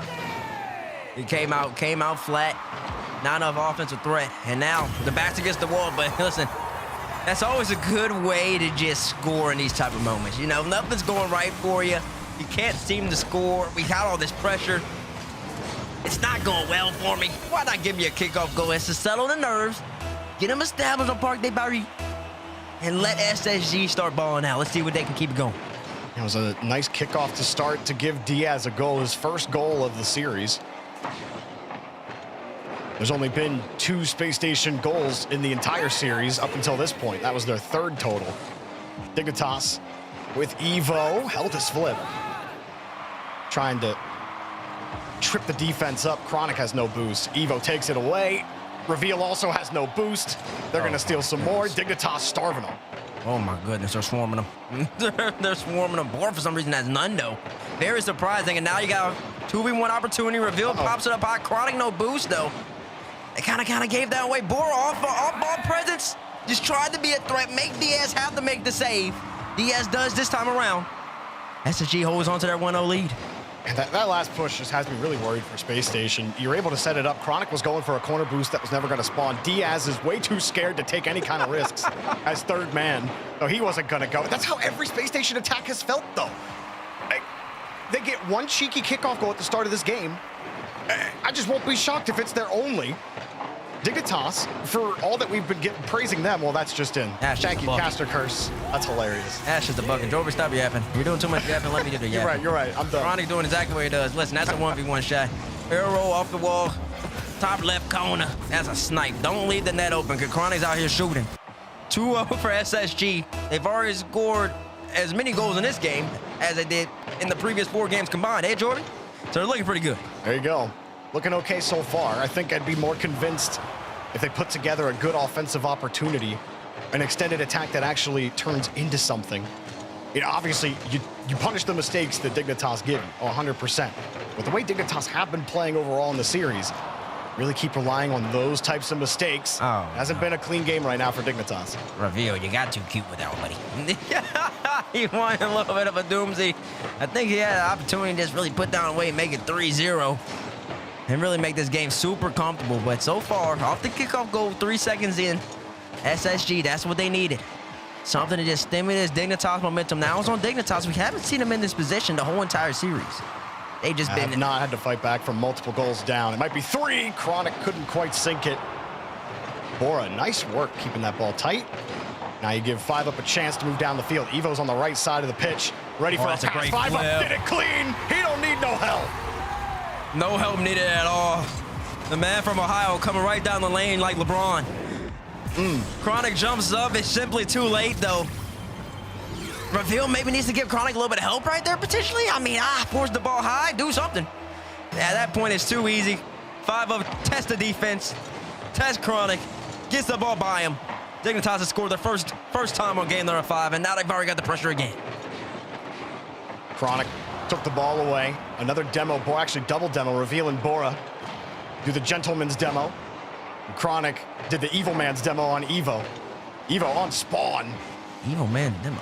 These things exist? They do now. The gentleman's demo and the evil man's demo. Okay. Wait, what is the gentleman's demo? I'll tell you what, Bates, if I'm being honest with you, sometimes I don't even know what I'm saying. Oh! Welcome to the lobby, Diaz, with a double tap. Ooh. And that's what you expect from the young kid, man. That's just pure mechanics. No need to really think about what's happening. Just trust what you know how to do at the highest of levels. Clean double touch. I think a poor touch right there from Evo.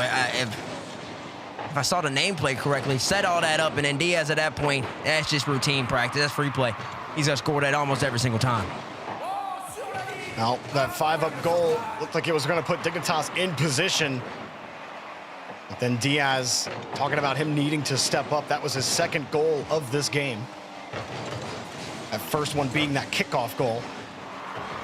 Minute 40 left, Dignitas back on offense. Reveal was under some pressure. Now Bora with the catch underneath, and you saw he got all the defense to bite. A little more control. It might be a little more deadly. Evo, and I think Bora could not quite combine there, Bates. Was that Bora right there? It was Evo coming down, but Bora on the carry. Oh my gosh, I think 5UP came and kind of cut off Evo. I think he had to flip. I think he would be able to put a little bit of power on that. SSG didn't have much boost. They rotated back, and Reveal had been on one grab boost, but Reveal just grabbed the corner right here. And he's harassing, he's harming, and he's getting the ball right by Chronic.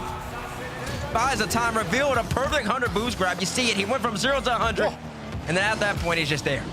Dude, 5UP's having to deploy the heat-seeking missile avoidance flares 2 different times.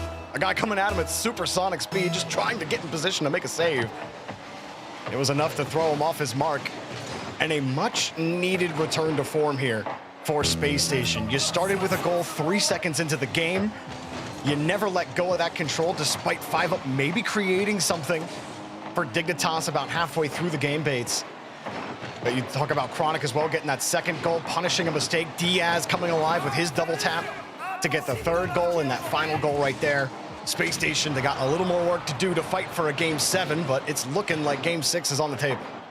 It is looking like it indeed, and Diaz, a huge bounce back from game number 4. Talked about it. He only has 72 points at the end of the game, and he's been put in a tough spot from that 5UP shot to close the game out. Already so far, 2 goals to his name, a couple double touches, and even had a double touch that almost went in, but if not for an Evo, fantastic save. So coming alive right when they need him the most, when he really doesn't have any other room to fall back on. SSG's gonna end up taking this game number 5. Series now about to move to Neo Tokyo. SSG's gonna have to win the next 2 if they want to end up ultimately taking the series. Now a good start for them. They try something cheeky on that kickoff again. Set the momentum. I say cheeky. It was just a basic neutral kickoff that Diaz was ready for, and Dignitas did not want that kickoff. Not saying they did anything cheeky there, but still, I'm just saying. You do things like that to get an early goal, it can shift momentum real quick, and the game looks completely different. 5UP at the top of the lobby, he made 3 saves, no saves for either Evo or Bora. And they couldn't get anything done on offense despite putting 10 shots on net. Nothing could get done. I mean, SSG, they start off the game. That's what you need. Sometimes you just need that kickoff goal to settle the nerves. You haven't been able to score. make Dignitas have to work early. Already they're 1-0 down. And I don't really think that we've seen that many kickoff goals in this series so far. I think both teams around us have been playing the kickoff pretty well. And but against one another, and when you have a kickoff goal like that in this moment, it really just helps you out so much. But I do want to bring things back to one thing. You said a gentleman's demo, and I understand what you mean now. Yeah, you get what I'm saying? I came up with it demo, just when now. they take each other out. Yeah, exactly. Yeah, I like that. The gentleman's You demo. approve? I do approve of that. Now, the Evil Man's demo, I don't know what that is. Well, I just said the Evil Man's demo was Evo demoing whoever, or it was Chronic demoing Evo, and I called it the Evil Man's goal, not Evo. I understand the confusion, though. Oh, so my ears don't work. Okay. Evil Man's Thank you, demo, excuse me. Thank you. All righty. If you need, I got some. Well, I shouldn't give you Q-tips. It's bad. They'll just push earwax in your ears. But get the earwax out of your ears, Bates. We got a Game 6 coming up on us here after this tactical timeout called by Dignitas. They forced a tactical timeout from Space Station earlier on when they went up 2-1 in the series. They won the next game after that, went up 3-1. It was looking done and dusted. Space Station came alive in that last game, and now one more to force a Game 7. One more to force a Game 7. Dignitas, they call timeout. They want to put this game away. FUT did the same thing after losing game number 5 against Lotus 8. They called timeout. They didn't want to see Champions Field. And ultimately, they came out for the better for FUT because they did indeed put the series away on Neo Tokyo. Dignitas, they've kind of been doing what they need to do, being very aggressive, setting things up, and they've kind of been keeping Diaz quiet. I think in part because of how they've been playing, but in part because Diaz necessarily hasn't been making plays. Diaz woke up in game number 5, gave SSG that necessary push, and now he's got to do it one more time. They try to fake kickoff to give it to Diaz, so they start how they tried last time, and it works to perfection. Space Station create magic twice here in 2 games. This team goes as Diaz goes, man. When he's cooking up, when he's making plays happen, and allowing when Chronic can come up and make plays on the offensive end, that's exactly what happens. And like I said, we haven't seen that many kickoff goals. I think honestly it's 2-0 in favor of SSG. I don't remember kickoff goals in games 1 through 4. Yeah, I don't think we had any. No, it's just Space Station in the last 2 games. And we saw how it shifted momentum of that last game. Bora, who's been quiet the last, I guess, 6 or so minutes. Really all of Dignitas have. His 5-up sends it across, the only goal scorer in game number 5. No chance here for Dignitas as Diaz gets them out and back into the blue half. Back in the blue half, Diaz creating havoc, pushes the mantle with no boost. Trying to make plays happen. If you're a Dignitas fan, you want to see Boris start being a little more active on the off ball. Once again, that's exactly what he did in the first few games that ultimately led to your success. A lot of time here. Bora almost just puts that in. Chronic got a great save the last second. Now Space Station are under a little bit of pressure. Chronic only 10 boosts. Great recovery. Oh, no. Couldn't get back to it. And Reveal does have to skip that ball back out to the corner. Not ideal. As Dignitas still pushing. Evo bumped off the rock. It looked like he might have been able to get his nose on it, but a slight chip with no boost puts him off target. Evo another rebound. Tries the grounder, but it's just off of his line of his car. He's unable to make second contact, and Reveal gets Space Station out of a tough one. I mean, he sure does. And Reveal just gets so much value. He's a great point man. Really just lets SSG get out of that bind they were in. And Dignitas, they do have more pressure this game than they did all of last game, in my estimation. But like I said, they're already down 1-0 coming off the kickoff, and Bora's got to put in a lot of work right here. 5-up makes it easier for him by taking out Diaz. 5-up. No chance. Reveal is right there with him. Evo crashing in on the rebound. 5-up picking up boost on the opposite side of the midfield. He'll easily be able to handle this clear. He wants a quick attack. Evo, reset, holding it, pirouette, and challenged. Chronic always there quickly. Diaz punted away. He's got a man downfield. It's Reveal. Harassing Bora, and Bora somehow avoids the attack and throws the counter back to Evo. Sending it straight back down. Bora with a ton of boost here. Lets it drop straight down. Awkward now for Space Station. 5-up. Dropper to Evo. Saved, but for how long? As Chronic gets bumped by his own teammate, and Diaz gets the clear downfield. Bora looking. Reveal wanted to close it down. Diaz is sitting in the mid. He puts it straight down. Off the post. It was on the inside of the net. Dignitas. How in the world is the ball not in their net? Evo on the turnaround. Gets a 50 underneath. No play. Yeah, he needs to do it again, and he can't. Diaz strikes. And Boris stopped it about 10 seconds prior. He couldn't stop him again. That was a lot of pressure coming out of SSG. Diaz once again redirect, creating havoc upfield. And he ultimately ends up scoring. SSG has woken up. It's Diaz again, Bates. Got a goal off of 5 shots in the first 3 minutes of this game. Space Station, Insurance, and Dignitas are just left completely scoreless, completely clueless as to how to stop Space Station. 5 up downfield. Bora was fighting for his life. Chronic was right behind him. Now Chronic steals the ball. Gets it across again. Dignitas just can't get anything done right now. Revealed not the touch he wanted. Maybe a chance for Bora. Stalls. Not going to get much more. Not going to get much more at all, but 5 up opportunity for a redirect. Went for a pass back? Was that what it was? That's interesting. One or the other, he got neither. I think he had a chance to really put that on net. Nobody was there. A little skimmer would have been able to do just enough. Probably put Dignitas on the board over here on Neo Tokyo, but instead, still held scoreless so far, and this SSG squad, they're looking really, really good. There's a little bit of space here for Evo, but yeah, no boost. You're kind of hoping that Reveal would respect that. He doesn't. 5 up still wins the touch. No way. 5 up down! No way. 5 up goal! No way. 5 up gets the ball, gets the beat right here on Chronic, but he gets a demo he didn't mean to get. And it bumps him backwards just enough. It slows his momentum down to where he's just in perfect position to get the follow-up. And sometimes luck favors those who make plays happen. And that's exactly what happened for 5 up right there. As we approach 1 minute remaining on Neo Tokyo, Dignitas trying to tie up the game. Bora actually completely stabilized the ball. Evo couldn't get any defenders out of net. 5 up, he had scored to put Dignitas within 1 last game, but then Space Station put on a ton of goals afterwards. About 45 to go. Bora off the ceiling with a reset, drops it down, and they were trying to set that up for Bora to just leave it. Evo comes back around, has a touch, wants the bump, he gets that. 5 up, didn't have a ton of boost. Bora jumps from the midfield line. All 3 Space Station defenders were there. Oh, it's a wrong. Evo can't get it across. 30 seconds left. Dignitas.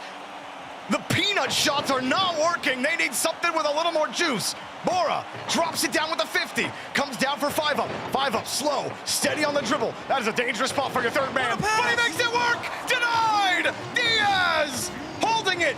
For how long? Reveal with a deep clear downfield. No time left on the clock. Do we have game 7? Or do we have overtime? Bora, a little pop, nice little pre-flip, no bump. They got to keep it going. 5 up, back over. And somehow Evo got his car on that ball. It doesn't matter. Space Station have forced game 7. Wow, they survived that Dignitas attack. That was impressive defense. Dignitas, I mean, they did everything that needed to be done for the most part, outside of putting the ball in the back of the net. There was a chance right there at about the 30-second mark where Evo had a clean shot. It was a clean opportunity off the Bora 5 up setup, and Evo shot the ball too far to the left. The shot went awry. That's when he's gonna want to have back, because he puts that on target. I don't know if it necessarily goes in 100% of the time, but it's gonna be very threatening. Another 10 shots for Dignitas in that game, Bates. But you got 7 saves on the side of Space Station, 3 apiece for Diaz and Reveal, and none greater than that last save that Diaz got. I think that might be the potential clean shot you're talking about for Evo. We'll see it again here on the replay. But talk about having to be absolutely perfect on defense in that last 10 seconds. I mean, you had to be, because this Dignitas squad, they were taking time. They're not panicking, letting the ball come to them. Usually teams just start throwing the ball away, and they end up with a clean opportunity. 5 up, shot it on target. Had a space. There's a chance. The ultimate gets blocked out, and now we see Champions Field for the first time in a open number 2. Dignitas. For the first time, and hopefully not the last time. That's right. Well, here we go. Space Station found a way to fight back. Will Dignitas find a way to return to really what was possession dominance from them? Bora, no bump. Chronic narrowly avoids it, and he gets a demo from Diaz to help him out. No boost for Reveal. Diaz, 50 out to Chronic. It's a good 50. It came out with a little bit of heat. It kind of prevented Chronic from doing anything with it. As Diaz, a little late to this touch. Not enough power. Chronic knocks it away. Knocks it away, bought his team a little bit of time as well. Knew there was no threat really from Dignitas right here, but Dig already established it. And so far, the difference is in the last 2 games, SSG's had 2 kickoff goals. Open it up, remember. In game number 5 and in game number 6. So far, Dignitas has already done better in the first minute in comparison to their last 2 games, the previous 2 games, by stopping those. Adu and Diaz and Reveal just run into each other there, give up a free ball. Allows Dignitas to move in like this. Reveal, try to make up for it with a demo. Bora, not gonna get anything out of it. Diaz, good touch downfield for Space Station. Both teams trying to get something extended. Bora will not run into Reveal. 5-Up gets 1 clean touch for a clear downfield. Reveal went for the most insane demo I've ever seen. Turned off his ball cam and pre-jumped it. and pre-jumped the bump on the back wall of that Diaz pop. That's the type of creativity you want, though, out of SSG. That's what opens up chances. Almost 2 minutes into this game, and it's kind of feeling like that game number 4, but this time, I was talking about it. Dignitas, it felt like they were going to win the game. At the moment, I don't know. Both teams are very even over here on Champions Field. 150 goes awry. It's Chronic unable to get much done here. Another demo, this time from Bora on Reveal. I think Reveal's the one getting hammered on demos. Here comes Evo, and not enough to challenge Reveal in the play. He gets there in time. Diaz holding the ball. He's got a little bit of space. There's some pressure coming behind him, but Diaz, who lit up this Dignitas defense the last 2 games, stuff this time is Evo for Dignitas. Trying to create something, but the 50s aren't following their way this time, T-Bits. They're not, but Dignitas, they better have the head on the swivel because Reveal's hunting. That's 2 great opportunities where Reveal's is really leading the pace, and then also he's getting heroic saves on the back end. That one was a little bit scary, though, okay? He almost on goal, but he kept the ball out. Bora keeps it himself. Evo was in the area available for a pass. You saw all 3 Space Station defenders ready for whatever they had in net. Uh-oh, they might have got caught slipping here. Evo gets through one, can't bump the other somehow. Reveal avoids sure death and keeps Space Station at 0-0. Trying to get back downfield, but Bora has this read. way. Bora, double tap denied. Rebound for 5-Up, easy goal for Dignitas. This play was so crazy because Evo actually hit the ball again. Bora had already jumped off the 5-Up fake, but he just cased what Evo left. Pops the ball off the wall. Reveal has to respect that. And then 5-Up comes in, open net. 1:47 left, Dignitas up. 2 games in the series have gone to overtime, and one of those games looked very much like this one. Space Station had to fight back to tie the game up. 5-Up sets it back to Bora. Bora unable to get anything done. Evo gets in front of it again. Chronic, though, with no boost. Diaz might actually just try for the straight redirect. Bora saw Reveal coming, got it over him. Pass in front, denied, rebound, denied. Evo racing quick. Reveal with no boost, had to get that touch. He was the only man back, and Space Station just turned it into another attack. Dignitas can't even get going. Good attempt here by 5-Up, but his teammate got the lead, and Evo gone for a couple seconds. Spawns right there, Chronic 50, and another demo. This time, Diaz taken off the pitch. Everyone on Dignitas trying to figure out what's going on here. They finally get it going and get a little bit of room downfield. 5-Up just trying to squeeze, but no one's there. They gotta be worried. Dignitas. Reveal's getting all the bumps. There's a lot of pressure coming out of SSG right there. All it takes is one slight mistake from Dignitas, and SSG will be putting that ball in the back of the net. Another chance here for Space Station. Diaz takes his space, back to Chronic. Reveal somehow gets to that ball and gets a follow-up touch as well. You saw no one at Space Station believed that there was a follow-up 50 coming. Still, Chronic finds his way back to the ball. Pops it real quick, they're in danger!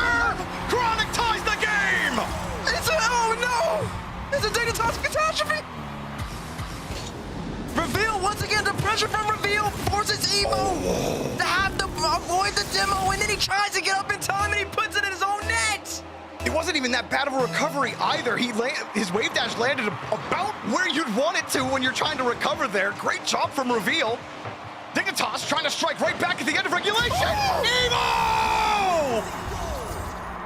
Evo! We talked about it, Joe, but they haven't had a kickoff goal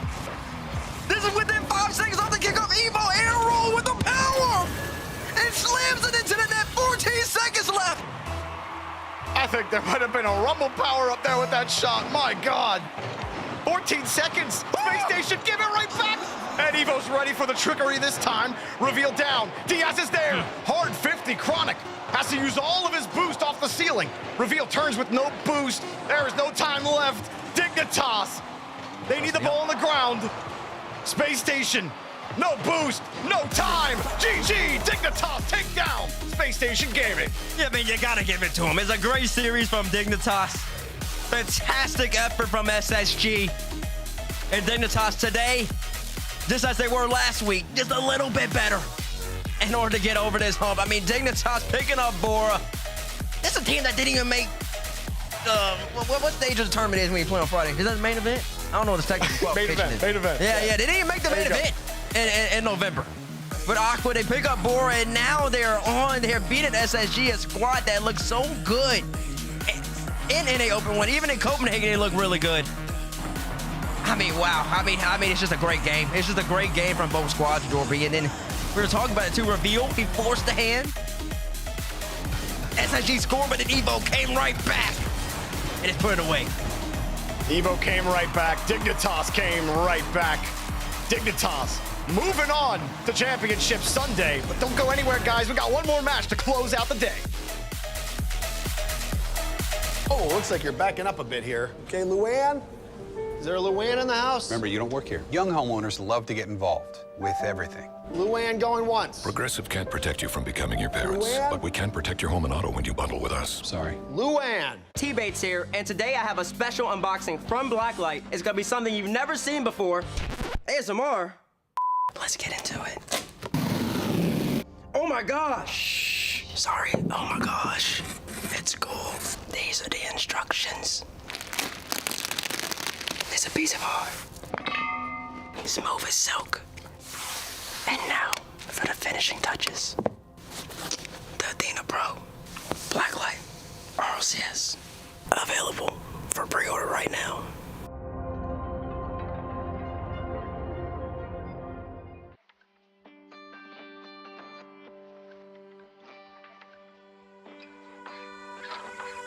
You're making thoughts peering into the soft light.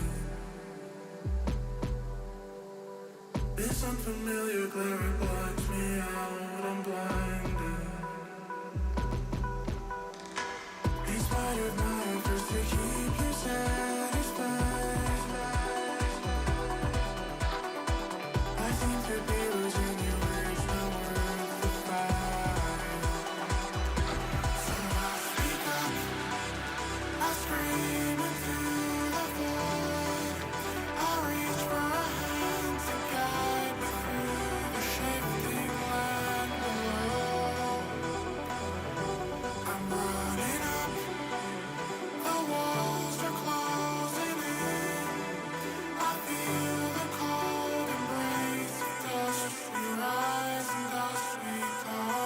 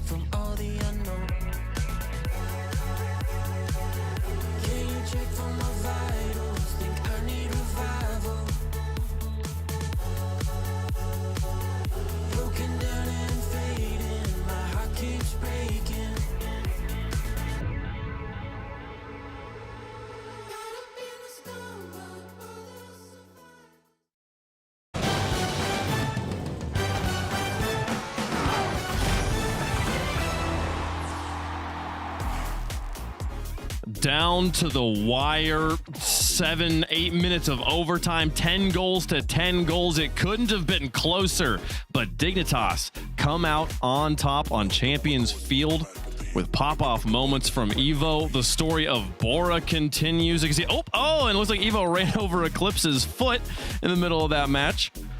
That's gonna be a big bummer for the coach there, but hey, he's gonna be happy his team won. I'm joined by 5 up here, coming hot off the pitch there. How's Eclipse's foot doing? Is he okay?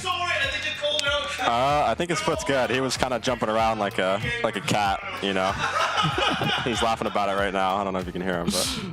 Okay. It sounds like he's doing all right then.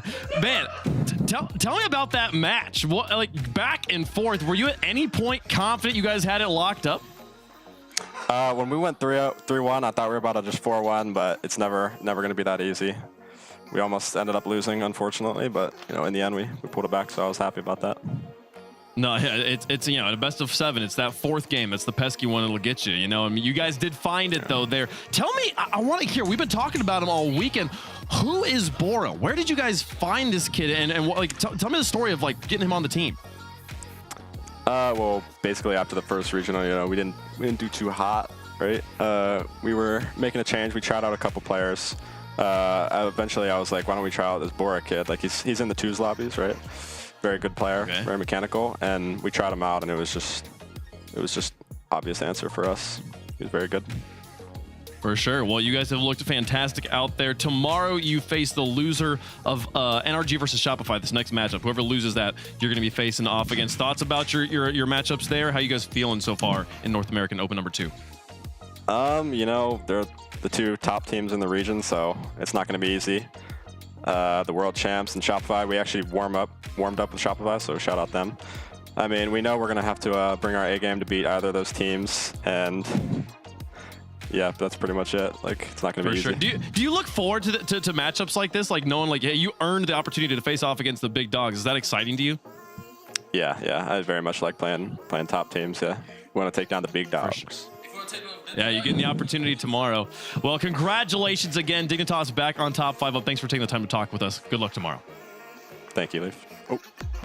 All righty, we are continuing on here with one more match on the day. Fun fact about that matchup here, Stacks. Dignitas and Space Station Gaming, 2 very long-standing organizations in Rocket League history. That was the 15th time they've played the series, and with that win, Dignitas takes the lead at 8-7 wins. Fun fact, the first time they played each other was in 2018 in the Season 5 North American Rival Series.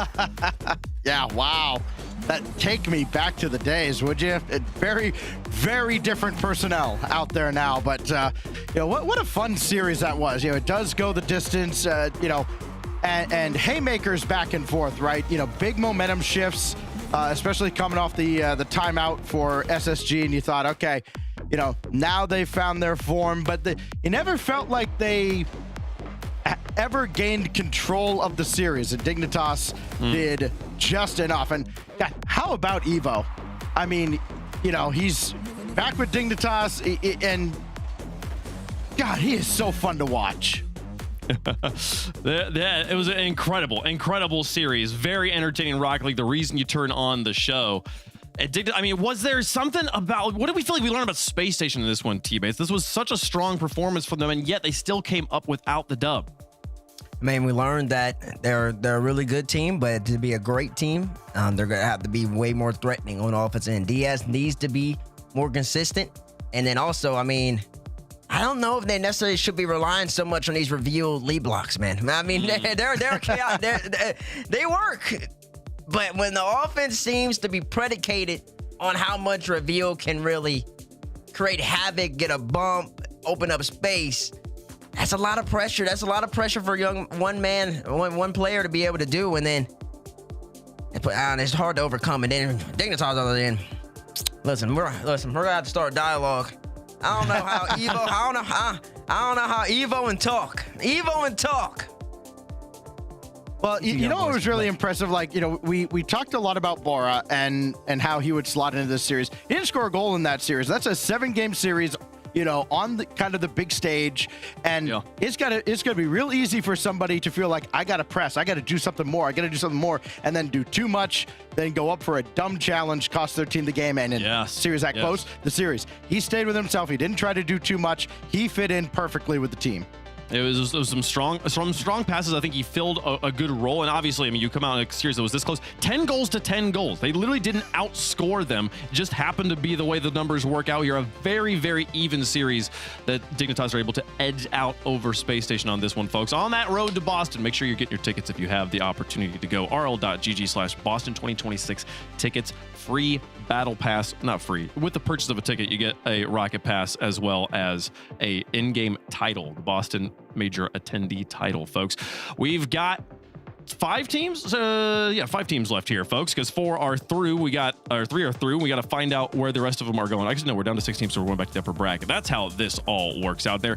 In the top, I'm excited for it. You heard 5 Up saying it. The 2 strongest teams in the region right now. We've been waiting for them, and it's time to get them on the stage. The reigning world champions of Rocket League, NRG Esports, taking on the reigning regional champs of North America, Shopify Rebellion. Here, Bates. They sure are. Listen, NRG back on the RLCS stage, or at least RLCS stream. We didn't get to see them last time. They weren't here. People were shocked. In open number 1, NRG was not playing on a Saturday, and that's very surprising because NRG 2 always plays on Sunday. So that's true. That was low surprising. But in the regard, though, Shopify Rebellion adding Kofor to their lineup and replacing Chronic.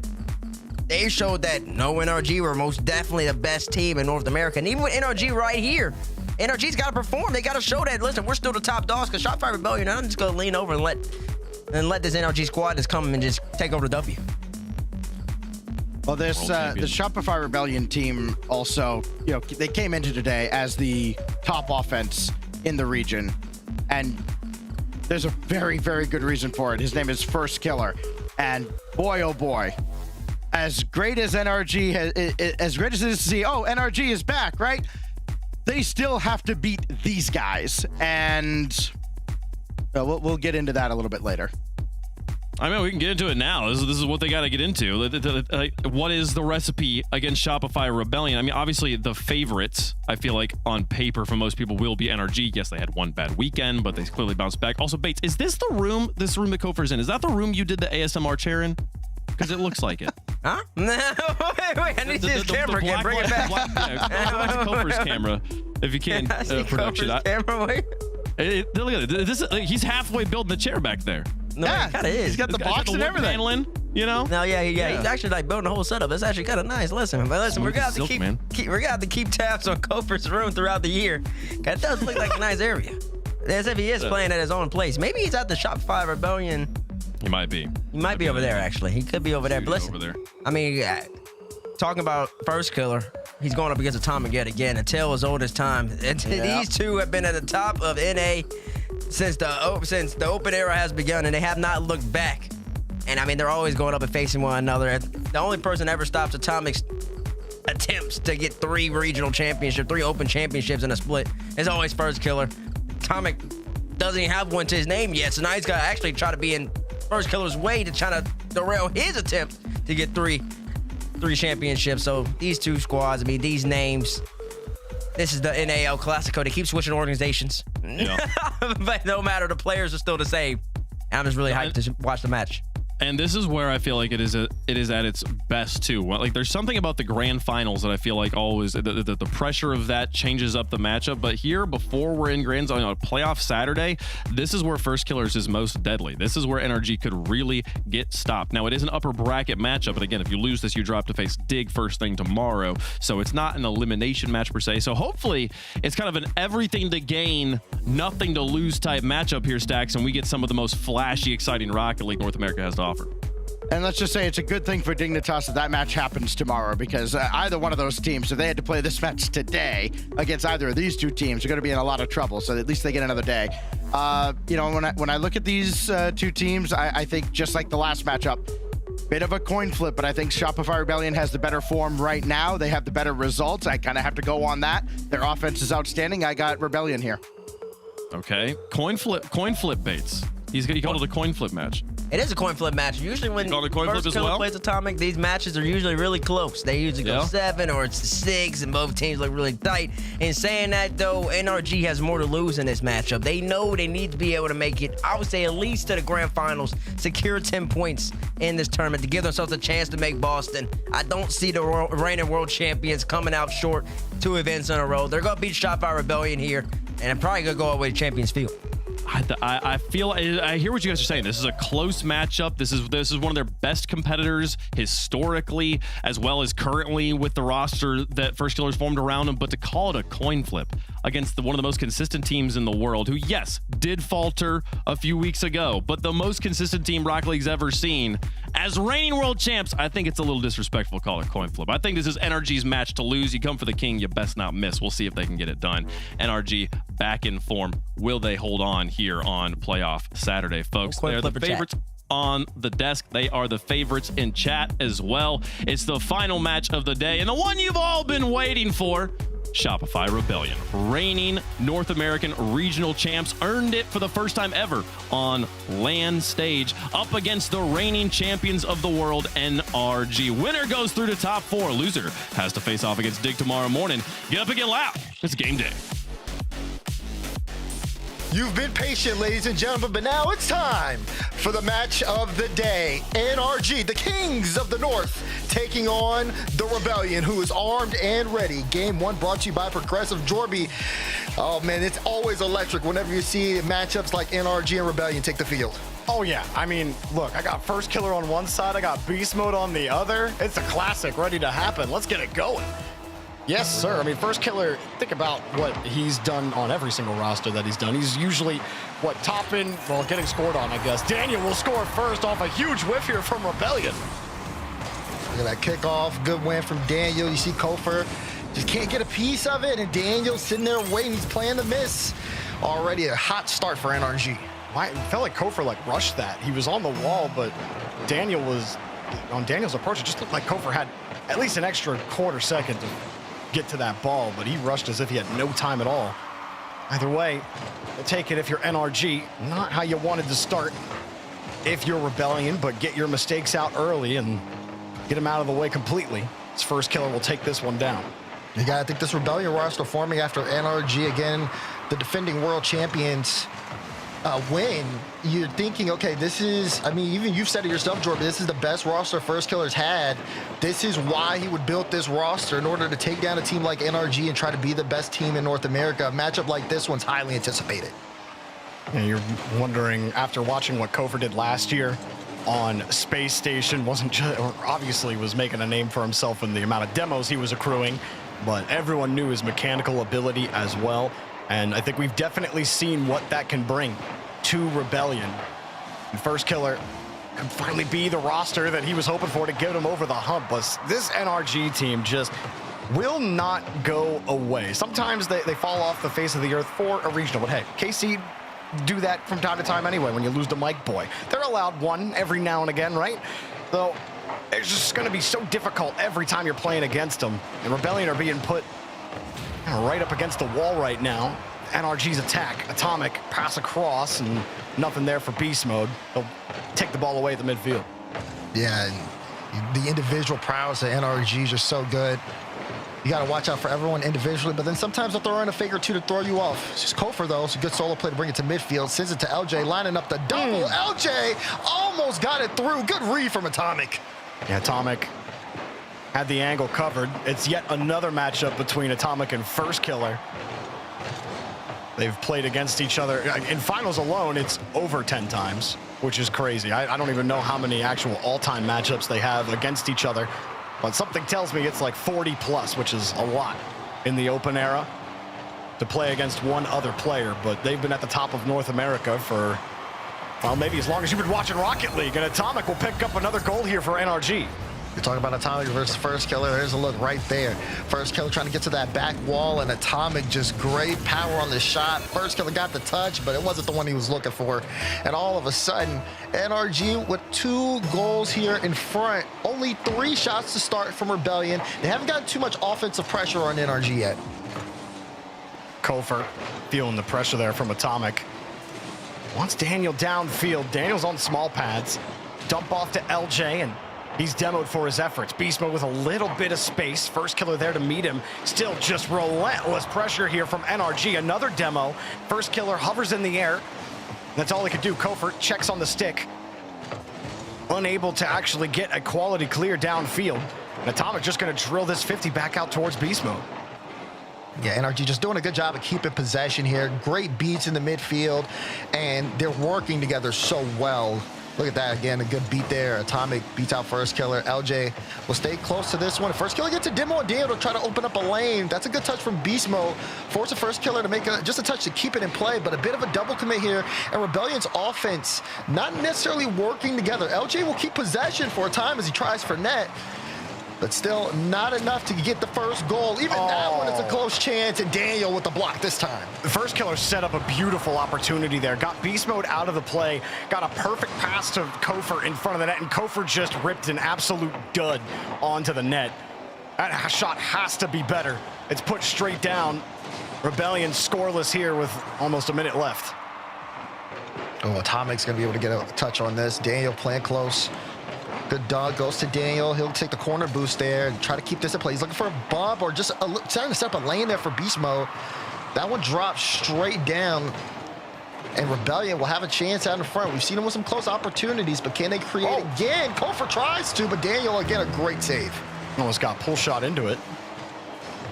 Yeah, not much working for Rebellion. They were getting starved early on with the NRG attacks. Been a little better off the midfield line. First killer. Had a nice stop there. Kofer sees the space. Got a 50. LJ coming from real far back. Still the 50 works out. His first killer dives forward. He gets there in time. LJ back to first killer on the dish. NRG diving to keep this ball out of the net, and nobody there for Rebellion to keep the attack alive. Daniel will get the ball downfield. That felt like their last chance here in game one.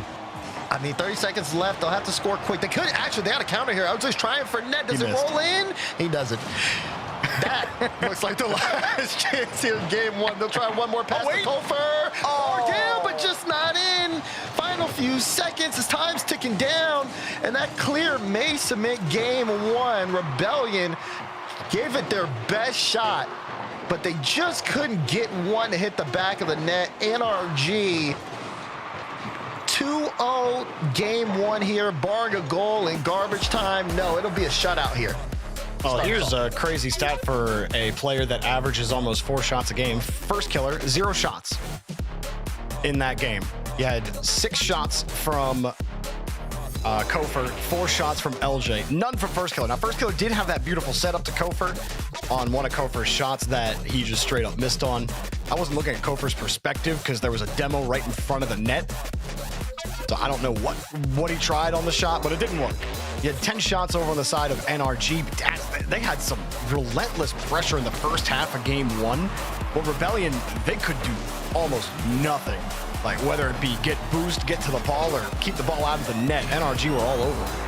Yeah, I mean, the pacing from NRG was really good. I mean, Rebellion's been a team that's just been able to, in their wins, just outpace the competition. Their talent can carry games almost, just individually can break past 1 or 2 defenders. But with NRG, it's a different beast, and you have to be able to play past all these guys. But the way that they work well, just by playing fast while also playing for each other, some of these team plays and passes that we see come out from NRG, every goal was assisted. That's what makes it kind of like the next level. And that's going to be the real challenge, I think, for Rebellion over the course of the series, Jorby.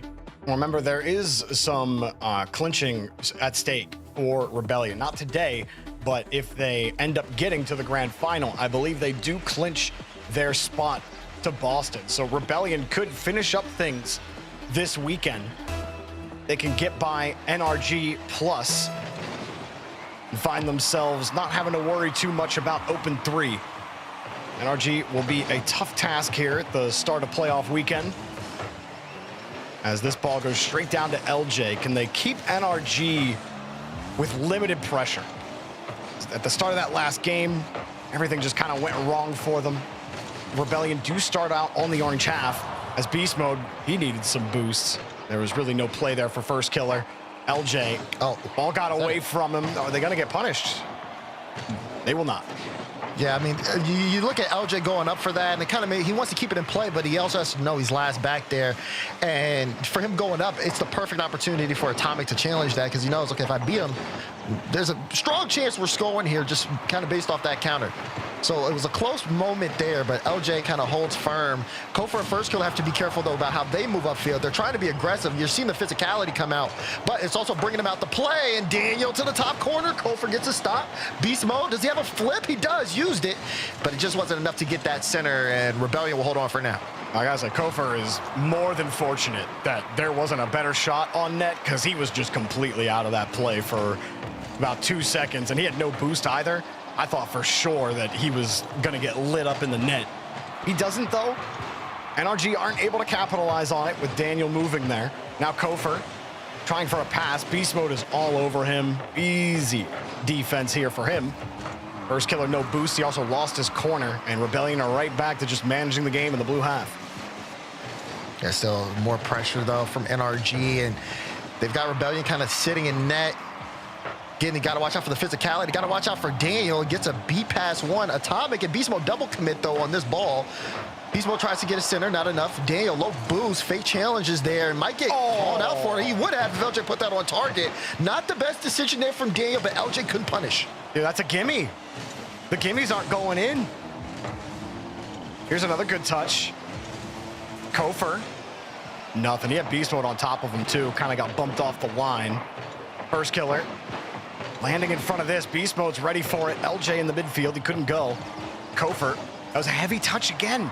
Rebellion, can they find any ball security? Here's a good touch downfield. Kofor off the ceiling, straight through. Whoa! Not how I expected that one to shake out. There's been a lot of close moments from both teams over the course of this game, too, but no one able to break through just yet. Good challenge from Beast Mode. Read that LJ was going for a flip reset there.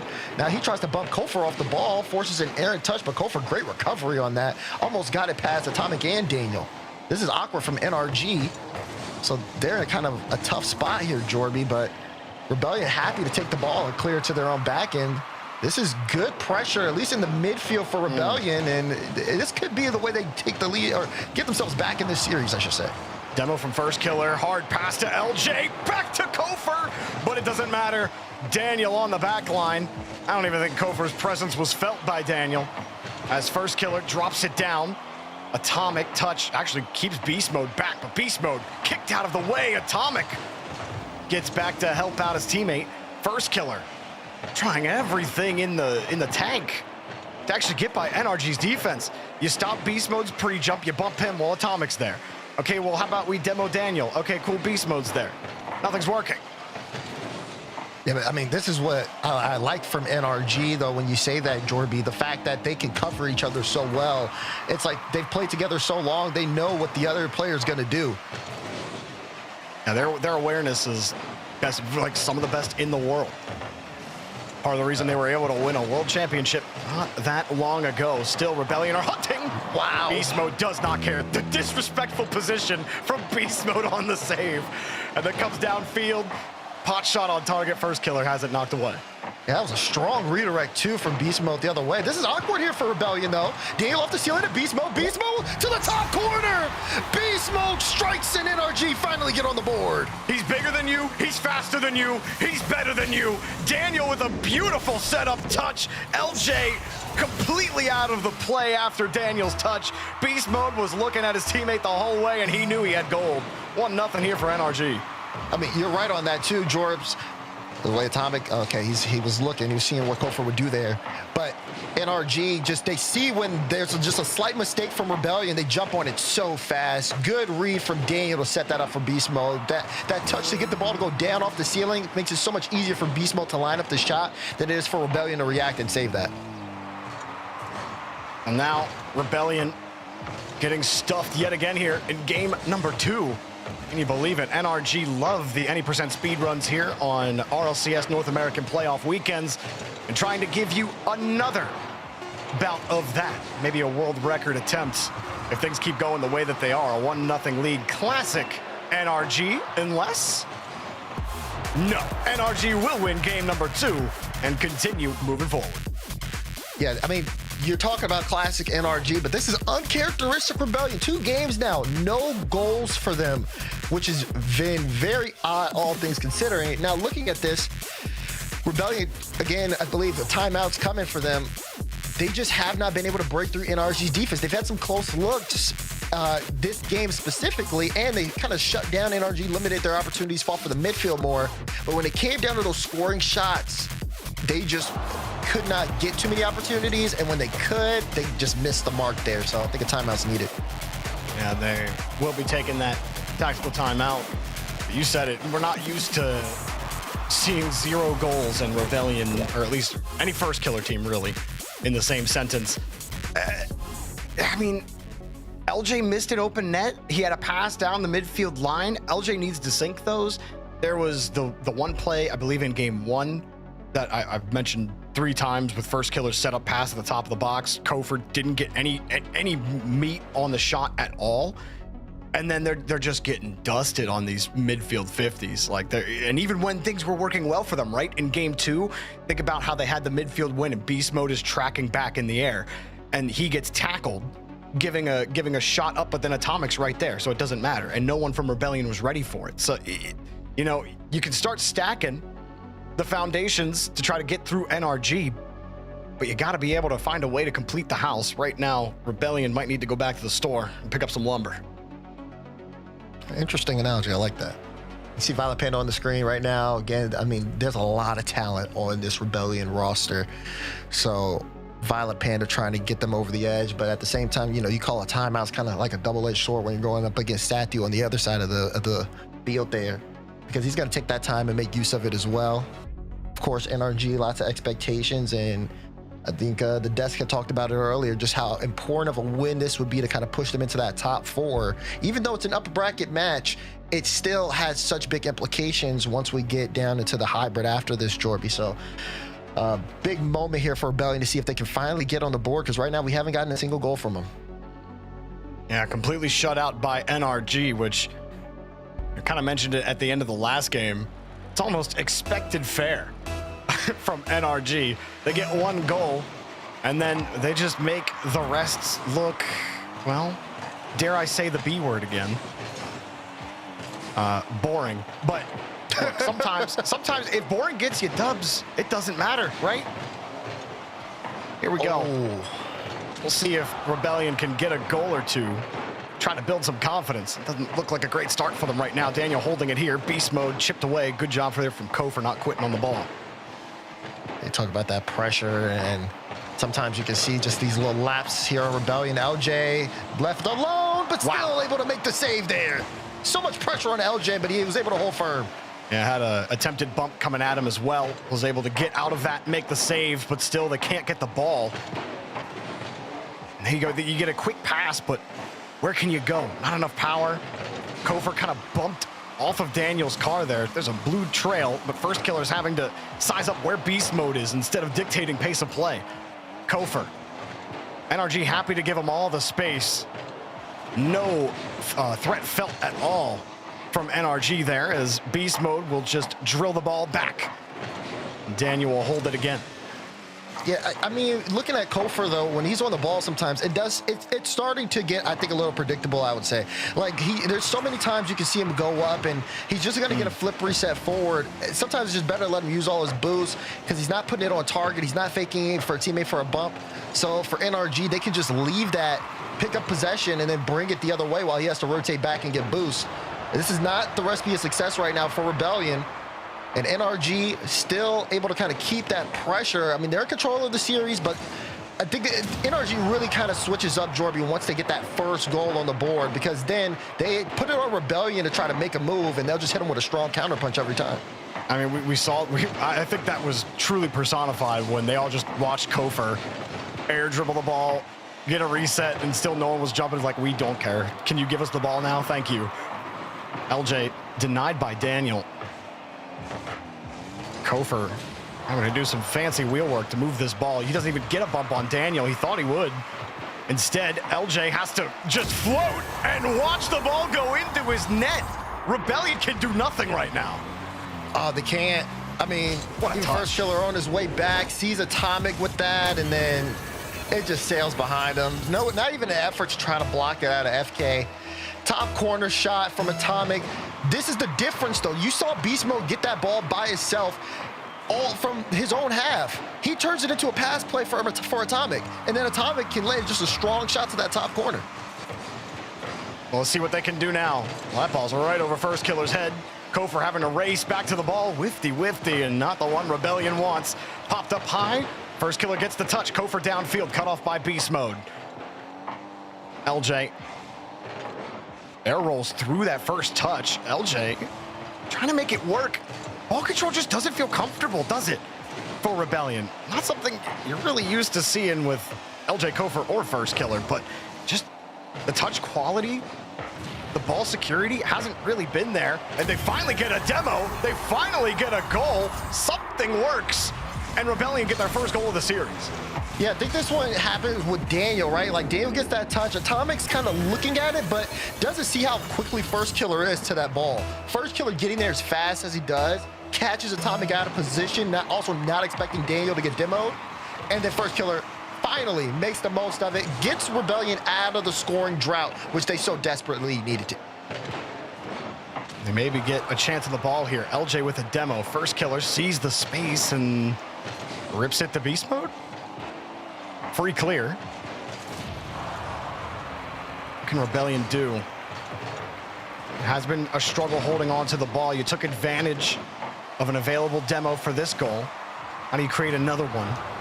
NRG trying for some pitch control. Doesn't quite work out for them. LJ free touch. Atomic sitting around the midfield.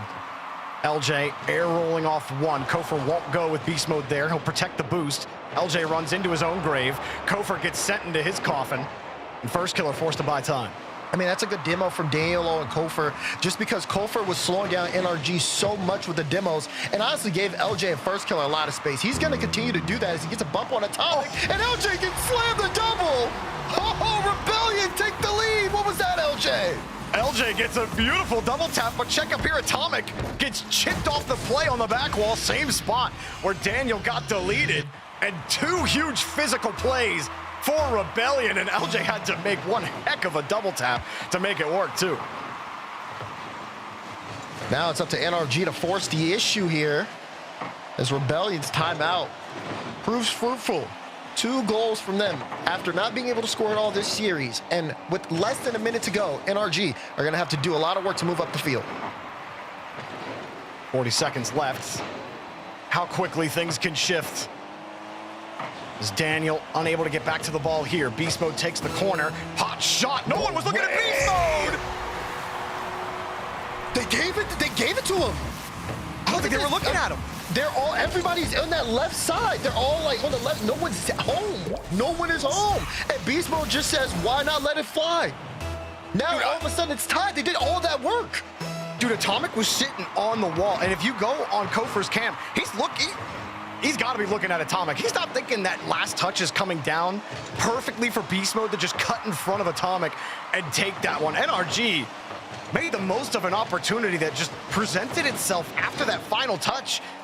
You can't get caught sleeping here, though, Daz, in the final 10 seconds. They do get control of the ball here with Atomic near the end. He pops it over one. Pass! No, Kofor gets on top of it. Beast Mode gets deleted, and we just may have an overtime. NRG somehow stay alive in this game. Yeah, wow. But Rebellion, I mean, they got to get control of this quickly. They had such a good, pretty much game so far in game 2. They lose this, it goes into overtime. You can start to feel the momentum shift slightly here towards NRG now. And for Rebellion, with the timeout, you're thinking of the time, you're thinking of the series here. This is just a must-win situation here. I don't see them coming back if they lose this game. That's a good touch from LJ, considering the power that he had to handle. Doesn't matter, though. Daniel, I think he just forced First Killer back into the air. And LJ has First Killer downfield. Atomic had him in his sights the whole way, but it's not really a comfortable situation for him. Case in point, he gets deleted. Now Daniel in Beast Mode. Unfortunately, Fusion only works in Dragon Ball Z. It didn't work for him. There, LJ doesn't get a touch on the ball, but you saw how it looked like Beast Mode was dead in the water there in the box. Atomic avoids another bump. I don't understand how there wasn't at least a shot or two on target. LJ trying to keep the pressure. He gets demoed, so Daniel has time. Daniel plays it up the middle. Kofor, good cut. Forces Atomic to the back wall, and he's going to sail it all the way downfield. Beast Mode puts it towards the net, and First Killer will grab it. Good first touch there, but Daniel applying pressure. And now Rebellion have to fight their way out of their own half. Beast Mode had no boosts. Atomic wanted to keep it short. Got the bump. It got the bump as well. Kofor downfield. We'll get the clear for Rebellion. Both teams struggling for a consistent possession. LJ not gonna go. He saw Daniel there. Daniel, no boosts. Couldn't get anything on it. Yeah, Jorby, it's feeling nerve-wracking right now. Like, you can tell even both teams normally kind of aggressive on one side or the other. That third man staying back a little bit more. And with that, you're just not seeing too many risk takes. I mean, we talked about the bump Beast Mode had. Daniel was full boost midfield. Just didn't feel too comfortable enough to go for that ball. Daniel's going to put a shot on, though. Oh, Daniel sniped it! Daniel with the finisher! Put the target painter on the right side of the net. Kofor left completely stranded, and there ain't no way he was getting there. NRG straight up steal game 3, and they will not be paying any retribution. Oh my, what a read there from Daniel. He saw the look, and I mean, it's the same thing Beast Mode did too. Like, they're just seeing these like lapses here in the defense, and they're just taking full advantage. Just, again, it's just a why not put that one on target? Picture perfect too. Perfect bottom right corner there for Daniel. With just enough power, the defense can't get to it. And NRG, again, it's just like every time Rebellion think they have an answer, NRG says you don't have a clue. Dude, if there was any game Rebellion were gonna win, it had to be that one. NRG were not perfect in that game at all.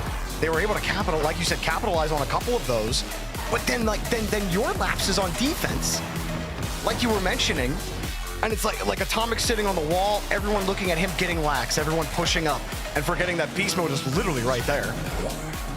You can't drop your eyes on anyone on NRG.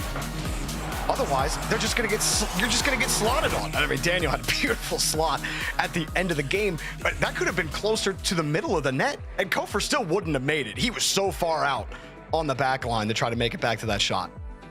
Man, everyone has talked about how these two teams are close together, how, you know, NRG, especially how they weren't performing as well as they were in Open 1, how, you know, the questions that everyone's saying this is going to be a close one. If NRG come out and sweep Rebellion here, I mean, the scenes that it'll do. I mean, guys, First Killer has made more changes to his deck than a pro Magic player, like, which happens very often, okay? And they still can't beat NRG, who have had the same roster for 3 years. And still, it's the same thing. This team didn't even make it they didn't even make it to the Open 1 main event. They were sleeping. Beast Mode too busy building houses because he won the World Championship. Why not? And now he comes back into Open 2. We're like, oh yeah, by the way, we're still kings of North America. No one can beat this team, dude. Well, they still got to finish the series here. Let's see what Rebellion do now with the backs against the wall. Have to reverse sweep NRG if they want to take this series. His First Killer can get it past Daniel. No, drops it, and then Atomic. They'll look to pick this up. Trying to play a 50 out. That speed, though, starting to really pick up for Rebellion. You see a good win there from First Killer. Feeling physicality coming into play. And then Kofor, what? He missed it. Atomic was bumped on the play. He had the net, but he missed the shot. That is the third time either LJ or Kofor. When it rains, it pours. And Rebellion are just completely drowning. Daniel bumps Kofor up, makes it a little more uncomfortable. First Killer also gets pushed back. And it just turned into an absolute potpourri of disaster there for Rebellion. Potpourri of disaster. I don't want an order of that, that's for sure. My goodness, that is not what you want to see here for Rebellion. These games have not, I mean, the lead changes, there has not been lead changes that often. We only really saw the one in Game 3. We've seen NRG, they can hold a lead, especially even a 1-goal lead. This is going to be a tall task for Rebellion if they want to get back into this series. You just do not want to let that in. Nice demo from Beast Mode. And good. Atomic squared up that 50 through the smoke. It didn't exactly win it, but it went better than I expected for him. Now he gets demoed, and, well, LJ had no more boost. I'm going to fault him for that one as beast mode knocks it back downfield. What can they get going? It's not what you expect out of Rebellion. You expect a lot more out of this offense. You expect a lot more out of, I mean, open net stats. We always like the meme, look at the hardest thing to hit in Rocket League, right? They should not be at this level. You should be sinking them every time. Yeah. It's tough to see these missed opportunities. Good first touch though for beast mode. Great catch. He gets it to the back wall.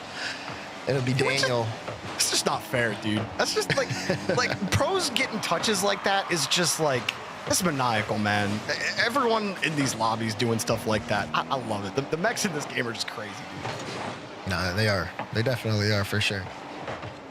Let's see what Rebellion can do, though. We're hitting that 2-minute mark here. Ball in the midfield going towards NRG's end, and Daniel just slows down the offense. LJ picks this one up. And Atomic, though, good cut there. Gets it back to the midfield. Both Daniel and Beast Mode jump, but Daniel's going to peel off. Beast Mode puts it to the back wall where Kofor's there to meet him. And then Kofor demoed as the ball goes back to the orange, and it's going to kill the offense here. First Killer is trying to force the issue, but the defense from NRG not going to let him have that time. Yeah, but that skip worked out, allowed LJ to get a decent pop. Beast Mode has no boost. First Killer hoping for a catch and release. Maybe he can get something more than seaweed as he dips the pole in. But again, the pond is not provisioning anything here for Rebellion. LJ forced to just fight for 50s. Weak touch. Daniel easily handles it. Kofor going for a demo this time. He ends up just splitting himself between NRG defenders. NRG aren't letting them in easy. LJ scoots out over 1v1, pirouette, and he got some help from Beast Mode, credited with the save. Kofor keeps it going. Daniel with a full tank, that's not gonna get it done. First Killer beat straight up by Daniel on the play, takes the boost, pops the ball. LJ helps out the Rebellion defense as First Killer, that pops away from him, and again, touch quality, not there for Rebellion, and it's preventing them from putting real pressure here on NRG. Yeah, it's tough. It feels like Rebellion sometimes just can't get a read of things. Good flip reset from Daniel, forces a bad touch from Kofor. He's not going to get a follow-up here. Atomic drops it on LJ's head, but LJ's there to meet it. Beast Mode, though, will push it to the top left corner. NRG strike, and they strike hard. Yeah, made LJ's head bobble there. Atomic did with that attempted double tap. And I mean, it's just smooth sailing for NRG, Daz. 2-0, they held that 1-0 lead. Now they got some insurance. Rebellion have scored a single, or not a singular goal. They've scored 2 goals, and it was all in one game. Game 3. You got 20 seconds. Can you do anything right now? It's not looking likely. Final 15. Kofor tries to go up the ladder, but it'll go back to Beast Mode. Strong clearance. And you can arm the Rebellion, but it's going to take more than that to take down the Kings of the North. NRG sweep Rebellion as they move on to the semis. Is it 2022 or is it 2026? I can't tell. Actually, I might have gone too far back there. Either way, it doesn't matter because NRG win these games. It's another game where First Killer can't quite get over the hump against this team. It's not quite over in the regional for them. We got Championship Sunday ahead of us. But Dazarin, I mean, that was about as clean and clinical as a series as you'll get from NRG outside of about 2 minutes of that game 3. If anybody was down to NRG up to this point, I'm sure those doubts have been answered because it was quite the performance out of them. Rebellion not done yet, but they definitely have a lot more work to do barring Championship Sunday. NRG still have some work to do. You know, still got to make it to the finals, probably even win the event. You know, again, those point standings changing time and time again. But right now, they can celebrate a dominant win, a dominant sweep over Rebellion. We're going to send it back to the best to close out the day.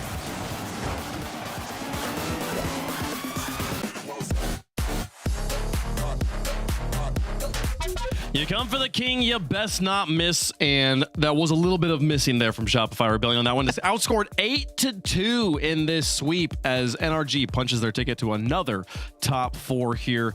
It'll be Dignitas versus Shopify Rebellion first thing tomorrow morning here, Stacks. Yeah, 8 to BU. Boy, that was a That was a beating. Look, I said it was a coin flip. I didn't realize Harvey Dent was the one flipping the coin. That's a return to form for NRG. I know we talked about yesterday with their match with Space Station, and it was like, okay, I still had questions. I don't have any more questions. So they've answered it. Thank you. Have a nice day.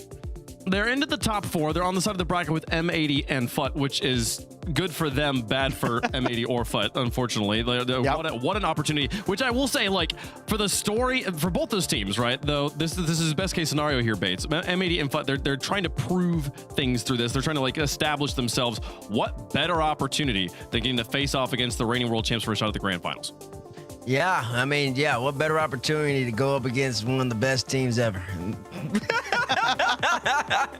You have the opportunity to play the game. What do you want? I think the better opportunity would be play Shopify Rebellion win. I don't know if they want to see the world champs. I'll tell you this, man. Listen, I'm trying to find it. That's why I'm a little quiet. I was trying to find last time, first two I played Atomic. This series usually do not go this way. They usually are not a 4-0. Not like this. Not like this, man. I mean, this was just... It was just class. I mean, he beat him on land last year. Huh? He got him on land last year. But you know what? Atomic on land? Yeah. Yeah, I'm saying these series usually don't go 4-0. Oh, no, they definitely don't usually do that. That's for sure. So, like, it's just very surprising for Shopify Rebellion just come out so flat. I mean, I'm not even gonna say they came out flat. I'm just gonna say they got outclassed. They just got simply outclassed, and it never really felt like SR had a chance, man. That's so strange. I'm not gonna lie. I don't want to accuse a team of not trying. That's the wrong word to use. But like, there was a sense of urgency here for NRG this weekend. There certainly was, and we're joined by the head coach of NRG. Congratulations again on the victory, sir. Your team's lost 3 games so far in this tournament. I think we can put NA Open number 1 behind us as clearly kind of a blip on the radar. How have you been grounding the team here with 2026? Does the new year mean anything to them? Yeah, it definitely does. I think, honestly, once that banner got put on Chance Field, that's when the season started for us. So that's the excuse we're going for now. I like it, Bates. Well, listen, but that makes sense, honestly, because usually, like in sports, they threw the banner up right at the beginning of the season. We had a little bit of delay over there over in Champions Field. I don't know, Champions Field, the eggs, they must have been off for the holiday season. Tyler here. Listen, man, you had a big matchup against First Killer yet again. I mean, y'all came out 4-0, bro. I mean, what happened that series? Y'all look really good. Yeah, look, we've been putting in the work the past 2 weeks. We definitely grounded ourselves, like Wave said. Been pretty honest with each other. Practice has been very intense. And I think that was a good reflection of practice. I think Shop is definitely, they won the first regional, so pressure's off for them, I'd say. And they're already top 6. So I think maybe they came out, I would say maybe they came out like flat. And I expect they'll definitely like be better the next time we face them. But yeah, we've been working hard and everything's intense and serious over here. Yeah, Sathya, I think a lot was made of the very short turnaround between World Championship and, all right, now we're into this next season. And, I think kind of you guys maybe fell into that trap that a lot of world champions fall into where, all right, where's the motivation when you start the new journey? What did the holiday break and kind of a longer layoff, maybe even than what you would have liked, what kind of effect did that have on the team?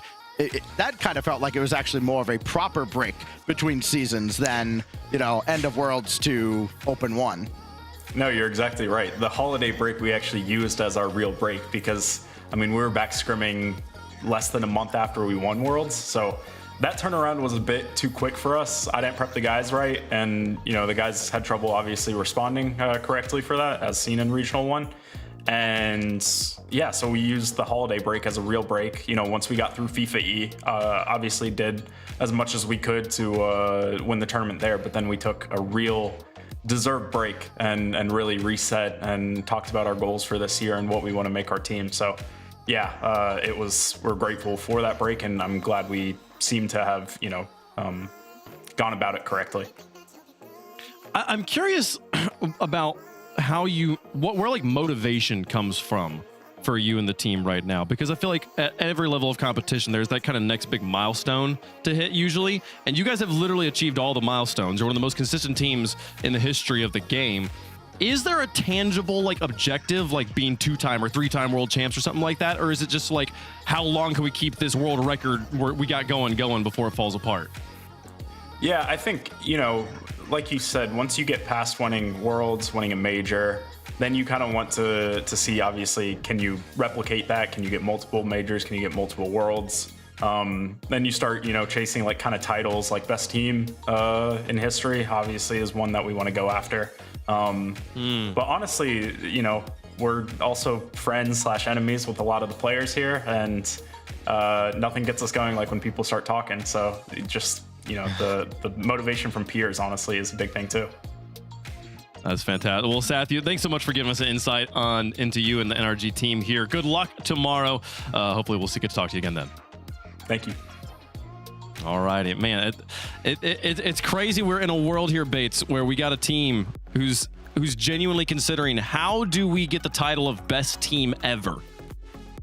I mean, listen, man, that just shows that them boys don't play around. They got a squad, man. I mean, they got a squad. You got to think about it. They've been to the last 2 RLCF World Championship Grand Finals. They've been to 3 of the 4 in the open era, at least Atomic and Saf you have. Right? Yep. Wow. Yeah. Monkey Moon's got 2 of those. Yeah. I mean, they're a really great team, ran by a great coach, great organization, and they're just trying to get the job done, man. And I like how, Stacks, I really like your question too, because the proper break, I don't think that's talked about enough. You win the World Championship, you're at a high.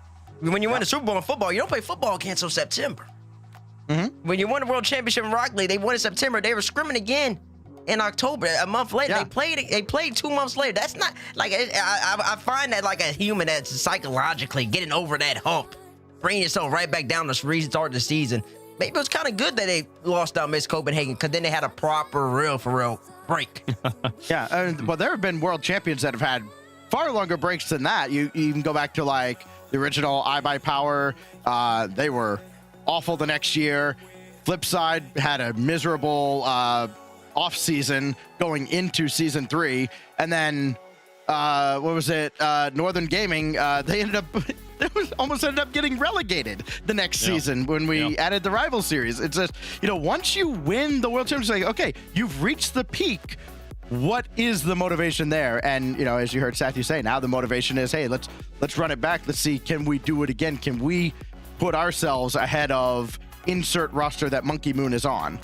You got to beat him first. Well, especially given that Monkey Moon's roster has already punched their ticket to Boston, so NRG still got a little work left to do to get that ticket, get that spot clinched up. But you can secure your spot in Boston right now, folks. Just go to rl.gg/Boston 2026 tickets.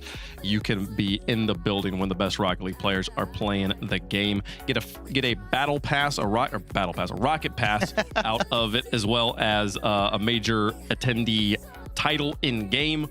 Should be a lot of fun. I'm excited to see what that title looks like too. We don't know what color it's gonna be, Bates. I know, and bro, they make that a better color than my CRL champion tag. I'm gonna start. I'm gonna have to start voicing out because what is that title? Not the -1,000 aura, the other one. That is a beautiful color of a tag. It was the -1,000 aura, the red one. No, not that one. The other one. Oh, the other one just. It's called like Aura Farmer or something. Aura it's a Farmer? great color.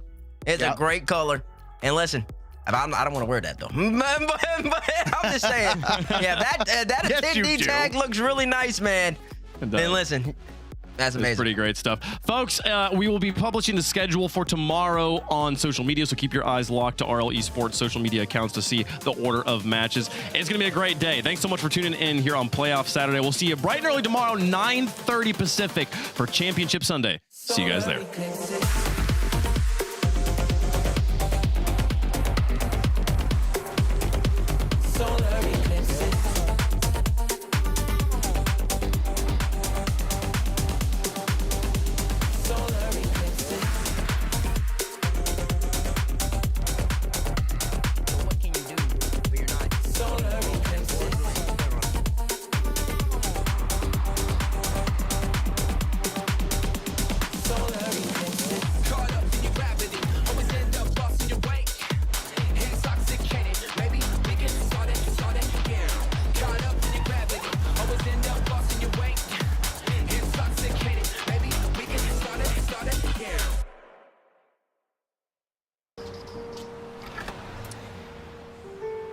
There's a reason they don't call them clean bikes, am I right? Yeah. Because it's dirt bike. Gas stations. Whew. You gotta start at the top and work your way down. You want me to do yours next? Oh, you're from Oklahoma. They have to fill the silence. The bathroom code's 9914. Progressive can't protect you from becoming your parents, but we can protect your home and auto when you bundle with us. Look at this hot rodder!